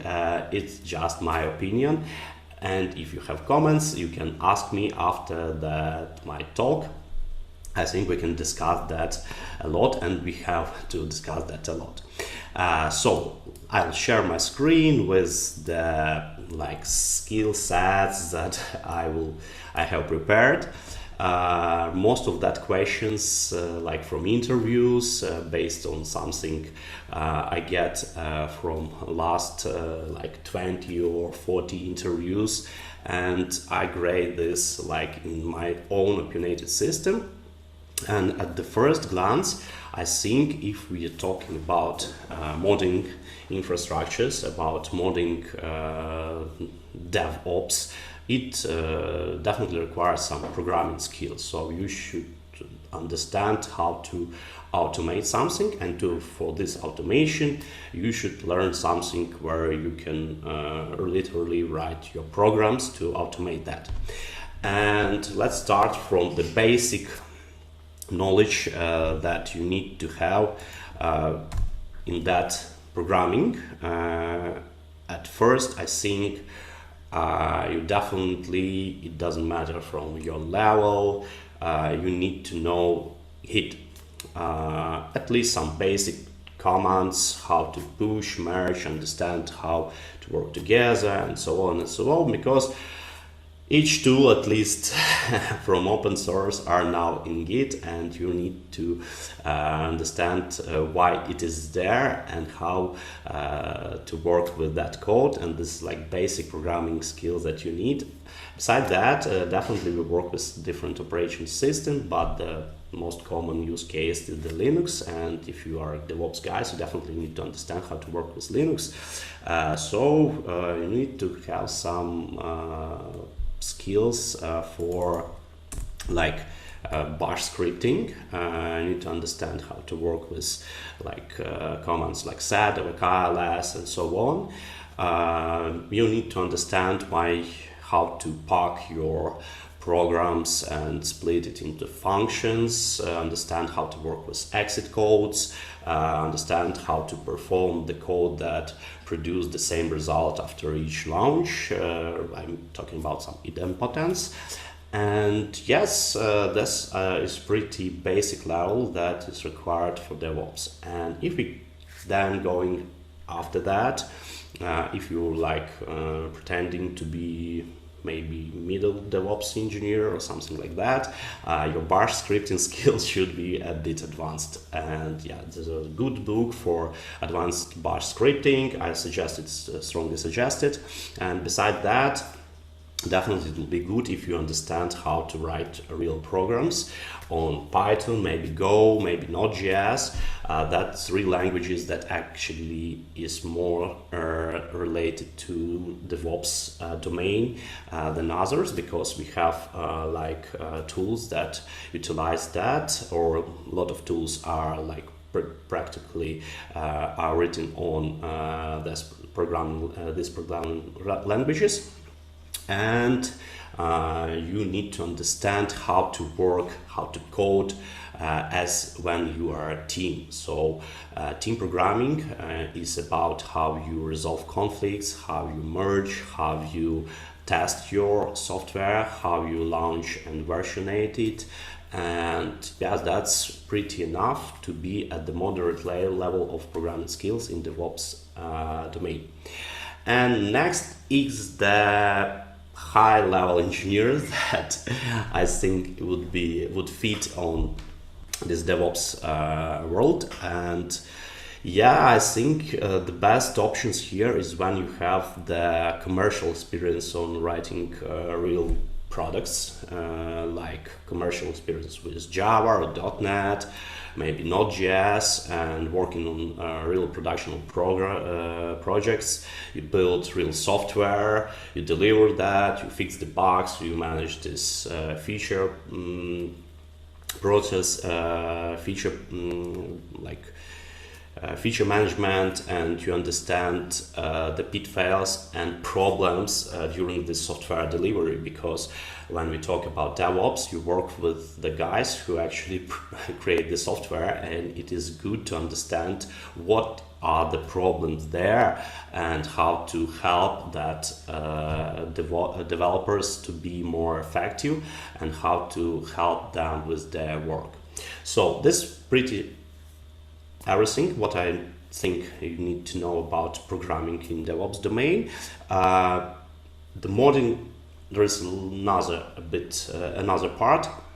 It's about that modding infrastructure as a code languages are drifting into the field where you describe infrastructure by real programming language, and definitely for high-end engineers it would be good to know about how to script your infrastructure using the real programming languages, but we'll speak about this a bit later when we discuss the infrastructure as code tooling that you need to understand and know to be a good and effective DevOps. So let's move next to the next stage, and the next stage is the operating system and server administration skills. So it's not a secret that a lot of DevOps guys coming from Linux, from system administrators, and they understand how to work with these modern operating systems, so like Ubuntu, Debian, CentOS, Red Hat, and definitely they should be effective in terminal to use like Screen, MOOCs, Vim, TOPS, a lot of TOPS, ATOP, HATOP, whatever top, and understand how to check and be effective there, maybe create some aliases for them to be effective on speeding up the work of what you have to perform in your terminal. And yeah, let's grade that into some 3-level grades as I started. So the basic things is that you definitely need to try at least to install the operating system to understand what the pitfalls, what are the problems there.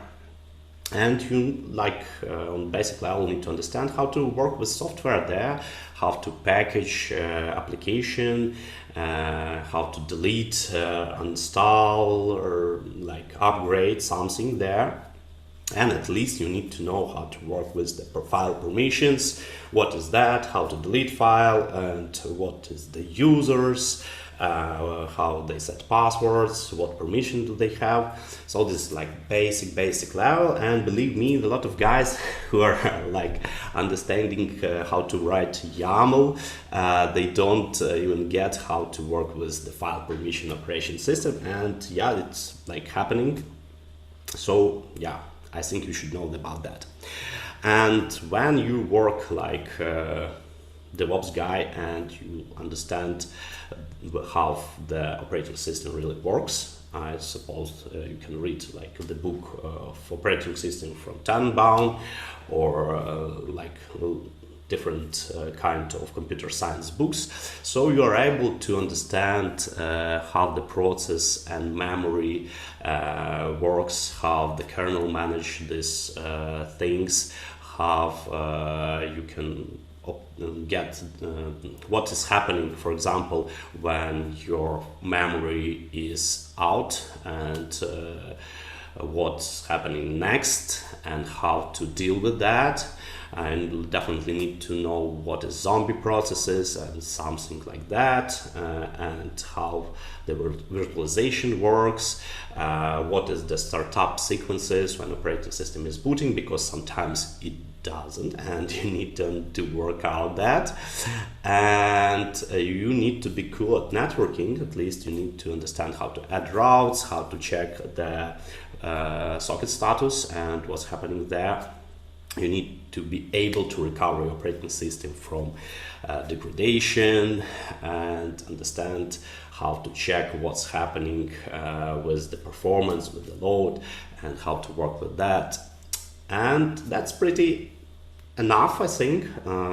Definitely we can ask some deep question on that, on your understanding how the operating system works. But when you're like high-skilled guys, you definitely need to understand how to tune this operating system to be effective, to work to get the all performance that it could provide. You need to understand how to tune kernel, how to compile modules, how to patch these modules. Sometimes you need to get some fancy driver from somewhere, or like binaries, or write down, change something into the operating system itself. And definitely, if you're high-level specialist, you need to understand how to secure your operating system. So what does it mean secure? Is that complete hard ending, how to work with like this AppArmor, Linux and other policies, how to work with some IPS, IDS system that prevents from hackers.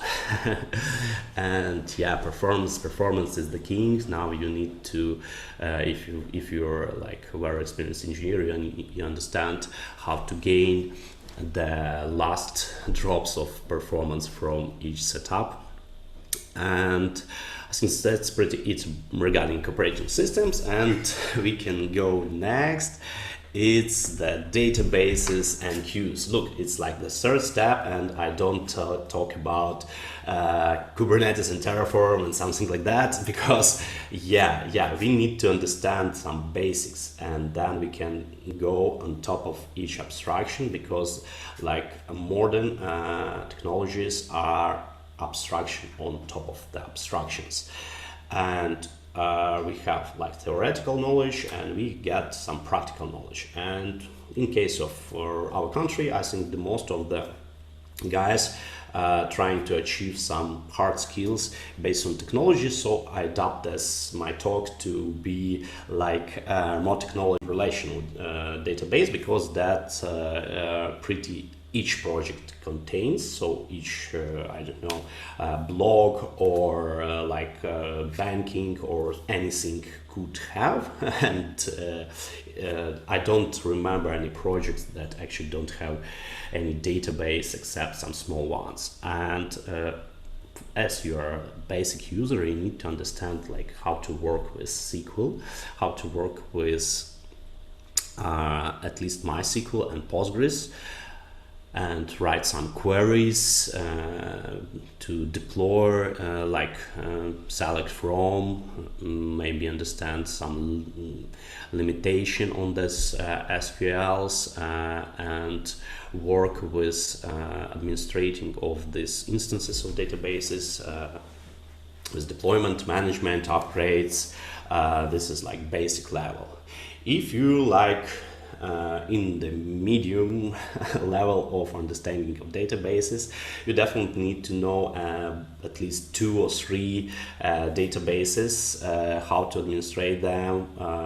You need to understand replications, asynchronous, synchronous replications, how to backup these databases, how to profile your databases by querying, like checking the slow queries, how to enable the slow queries, how to ping your developers. So guy, look, you have the problem with that index and it kills my database. You need to do something with that. You need to understand how to build monitoring for this database, maybe multiple database, maybe cluster of databases. Definitely you need to understand what and how to monitor. And yeah, sometimes you need to deal with data recovery. Definitely when you crash your database, you need to do something with that, and it would be cool if you understand how to work with that. And the next level, if you like database expert, you need to know beside the like common databases, I think it will be good if you understand how to work with some commercial databases like Oracle or MS SQL, because sometimes it's a part of solution. Even if we are in love with open source and free tooling, sometimes we need to deal with some large enterprises, and they definitely, at least now, use this commercial tooling. Some of them even migrating like from Oracle to Postgres, and it will be good to understand how these databases are working and how to tune the performance of those databases, how to check the pitfalls, how to select the proper engine for each database, for each type of the data, how to perform some scaling, and how to even optimize the queries. Not only just check what is slow, but understand how to get rid of the slowness, how to perform the query optimization, and definitely need to be ready to perform the schema upgrades, because relational databases are tricky in case of schema, and you need to understand how to versionate the schemas, how to deal with propagation of those changes between environments, and in case of microservice architecture, you need to understand how you can test that changes even on schemas and perform smooth upgrades and rollbacks in case you need that. I think that's pretty understandable about databases. So, but besides relational databases, we have some NoSQL, not only SQL. I just read this abbreviation like that. Not only SQL databases, and the main thing here, I think at basic level, you should understand what is Mongo Redis, how to deploy, manage them, to query them, some updates, some inserts, deletes, and be effective on that. For medium level, you need to work out with some more complex database solution like Mongo, Elasticsearch, to work with clustering and replication. You need to understand how they store their data, how they replicate their data, what potentially could go wrong, how to perform the good capacity planning, because most of that solution use some sharding, some spare space. You need to be careful with that to not to get the more effectiveness from your money.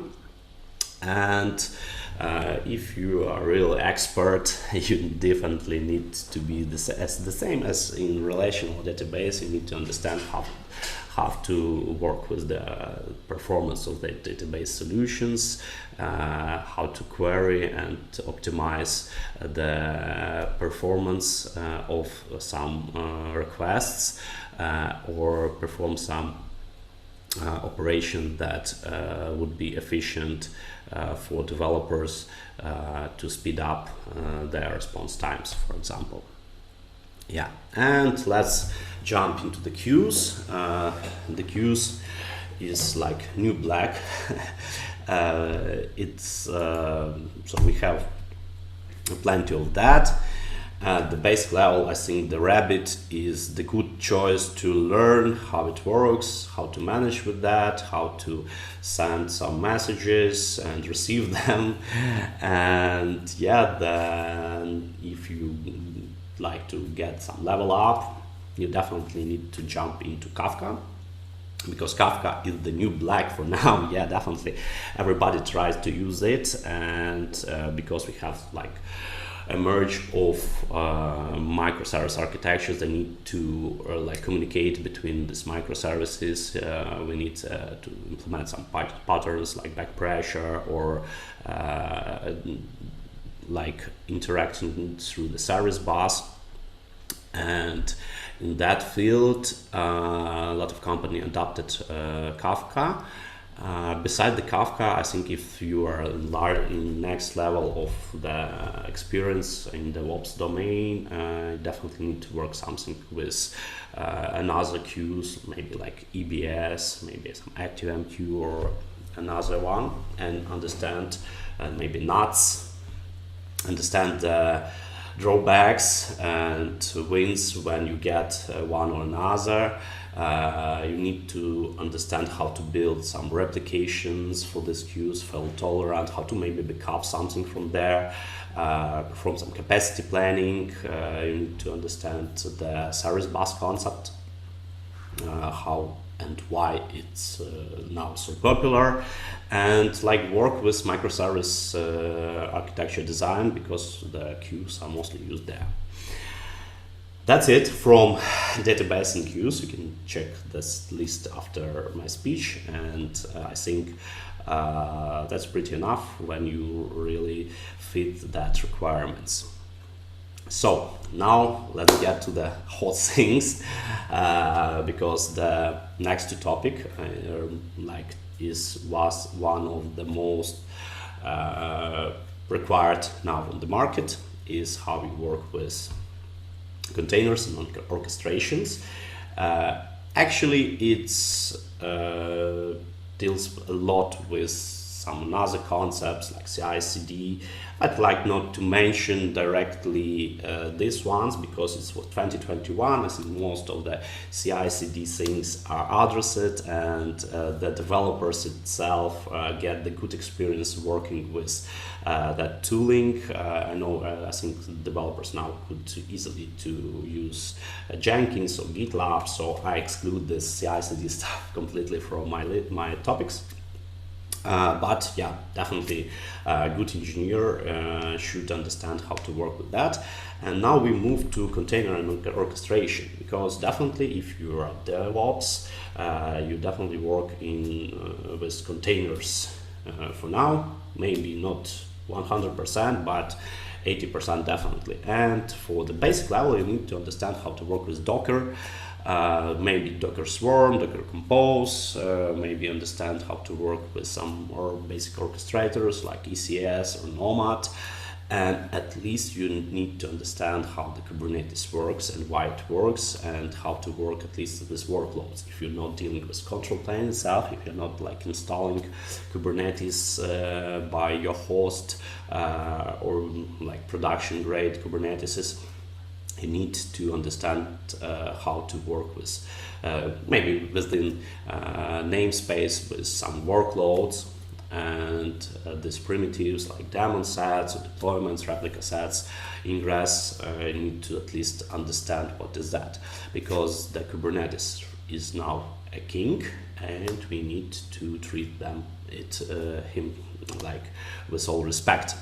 And for medium level, if you like on the median, I think you should be at least on CKA, Kubernetes certified Kubernetes administrator courses by exams by CNCF, and on that level, that means that is like entering level for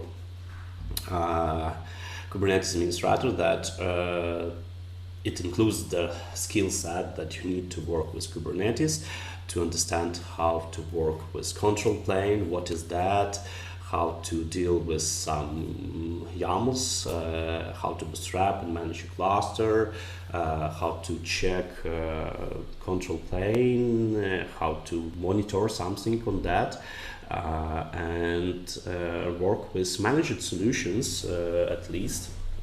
I mean, like EKS, GKE, AKS. So that's pretty good point, because on each of that level you deal maybe with Kubernetes and clouds. You need to address the security issues. For example, if you are inside some cloud and you run on managed Kubernetes, you need to understand how to limit the particular workload to access particular cloud resource like bucket or database, and not allowing another things to access those bucket or like database. and that's about security, profiling of that access and permissions. You definitely need to understand how to work with RBAC and other things. So all that concept that coming from this CK, I think would be enough to work on some moderate level.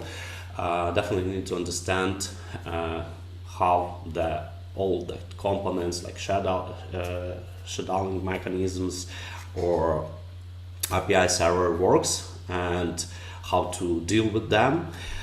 And if you like good and high level experienced DevOps guys, you need to work with something with different multiple vendors of Kubernetes, multiple things like maybe OpenShift, Rancher.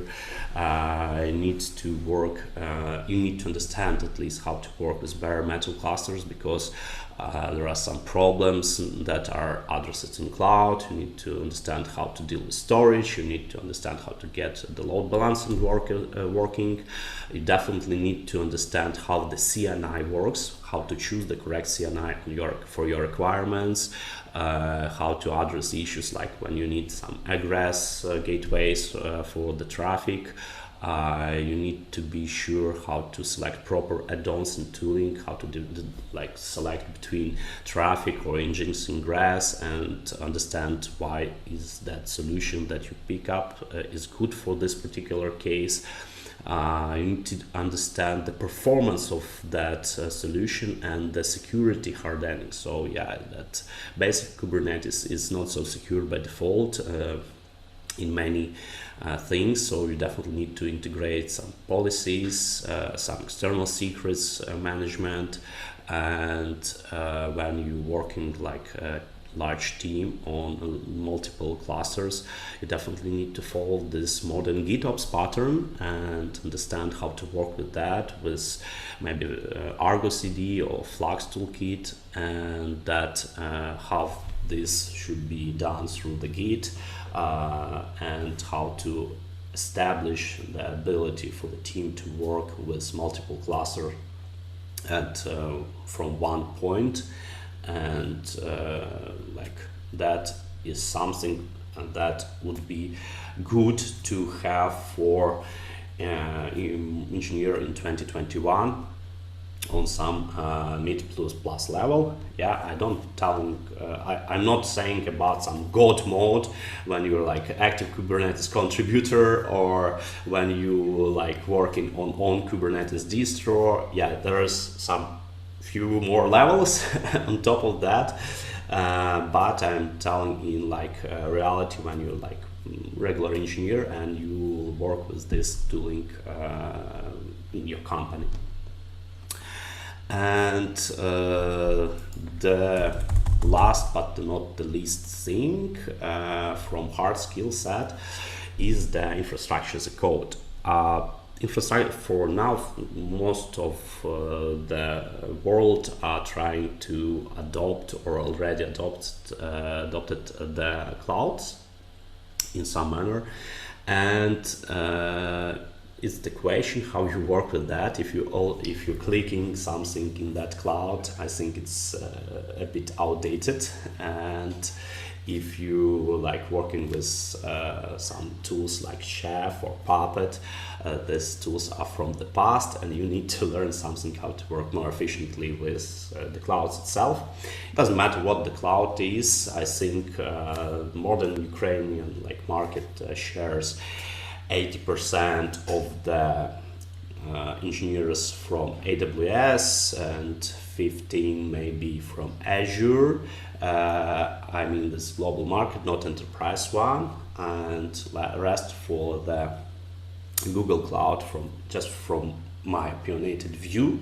But I understand there are a lot of like movement on DigitalOcean. We see this Hetzner Cloud now emerging, and we have a lot of tools there. But like I'm getting something mainstream.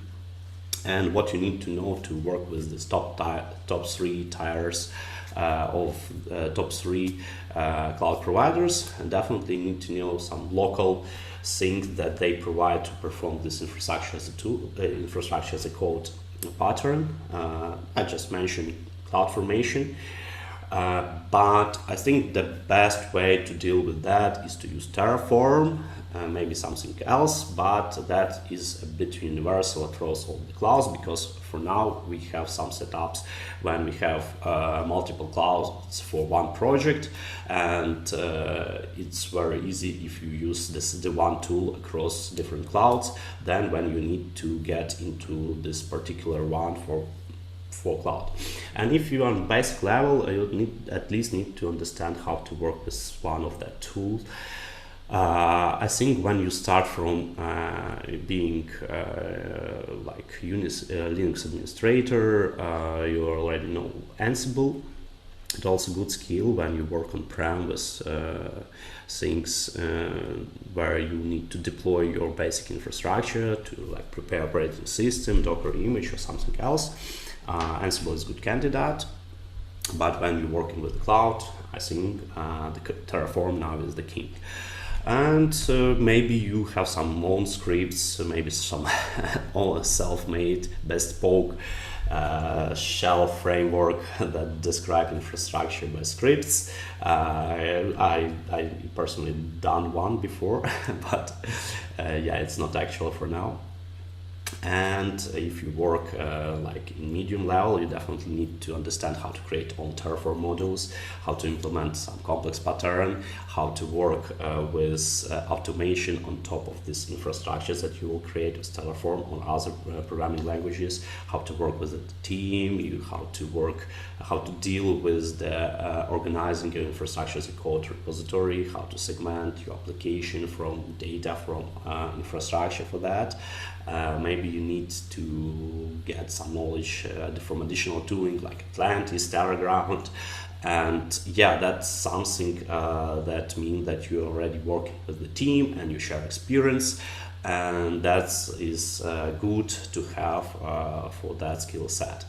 And if you like try to achieve new level on that, I think you should be able to write down your infrastructure at least using some fancy new tooling. Maybe they would like be effective on that, maybe not, but at least understand what is that, how to work with Pulumi or Crossplane, something that outside the Terraform space. And I think the good level engineer should understand how to test their infrastructures and how to propagate changes between the stages, how to propagate changes from staging to production in infrastructure part, not into the microservice we deploy to staging and then push to the production. No, I mean the changes in infrastructure that you can have some basic reference infrastructure, you test something and you approve that, and then you propagate the changes across that infrastructure. It should be done strictly from the Git, and this maybe use some CI/CD tool for that, maybe GitOps approach, which is preferable. And yeah, you need to understand how to secure your infrastructure. The security hardening is very good skill to have because it's very rare, and a lot of guys don't understand how to properly test for the security issue in their infrastructures, and that is something good and nice to have when you are like high-level engineer. And it will be good if you spread your knowledge across the community. Maybe you get some contribution to public modules for infrastructure as a code. Maybe you work with some creating some providers or modules or plugins for Terraform or other tools. Maybe you can contribute on some other fields, and it will be also great and nice to have the high-level engineers. And I think that's pretty it. So we covered the most important topic for the DevOps domain. It's just my opinionated way, and I think you can agree or not. And yeah, there were hard skills and what I think it will be good to have from soft skills. It's very short at least, but it's very painful. I think you definitely need to know how to learn how to speak English and discuss and good communication skills. Maybe not proper one, not the literal one, but you need to at least talk the way other party would understand you and explain your opinion and explain your position. Definitely you need to be a team guy, because DevOps is on like between development, operations, project management, testing and other teams, so you will interact a lot with different people, and you need to be polite, you need to be like open-minded, you need to be able to manage different situations, maybe bad ones, so you need to understand how to resolve them quickly and how to be effective. And the most likable thing, I think, for personal special for me, is that you're able to provide good estimates on the tasks. So the level so if you are a good engineer, like the best you can is to provide the correct estimate for the task that you get from somewhere. Yeah? And if you're good in estimates and you always match that expectation, it's very good skill, and you can like try to enhance it by checking and grooming the task, and check if you really understand what is happening there, what you need to do, how to achieve that. And yeah, that's something good to know. I don't touch such thing like monitoring, maybe CI/CD in this speech, but I think these areas are more like should be dedicated and split by different responsibilities. But for regular DevOps guy, it's the like basic things graded by level that they need to achieve. And that's pretty it. I think if you have questions, or maybe you are not agreed with my point, so please ping me anytime. I will be glad to hear your responses. Thank you very much and have a great conference. Bye bye, guys.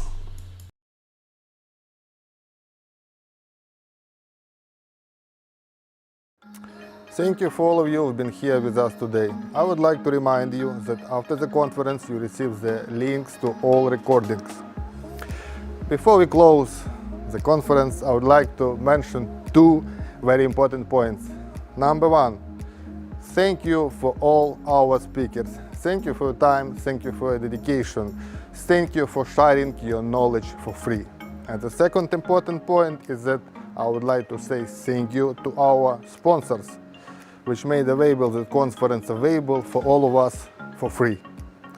Our general sponsor, Microsoft, our platinum sponsors, Google, Luxoft, Customer Times, Wirex, Ciclum, Scalia, and our gold sponsors, Intellias, Infopulse, DataArt, Sigma, and finally Temabit. COVID is giving up. We are not giving up. See you next time in 2022 on DevOps stage, but offline. See you and bye.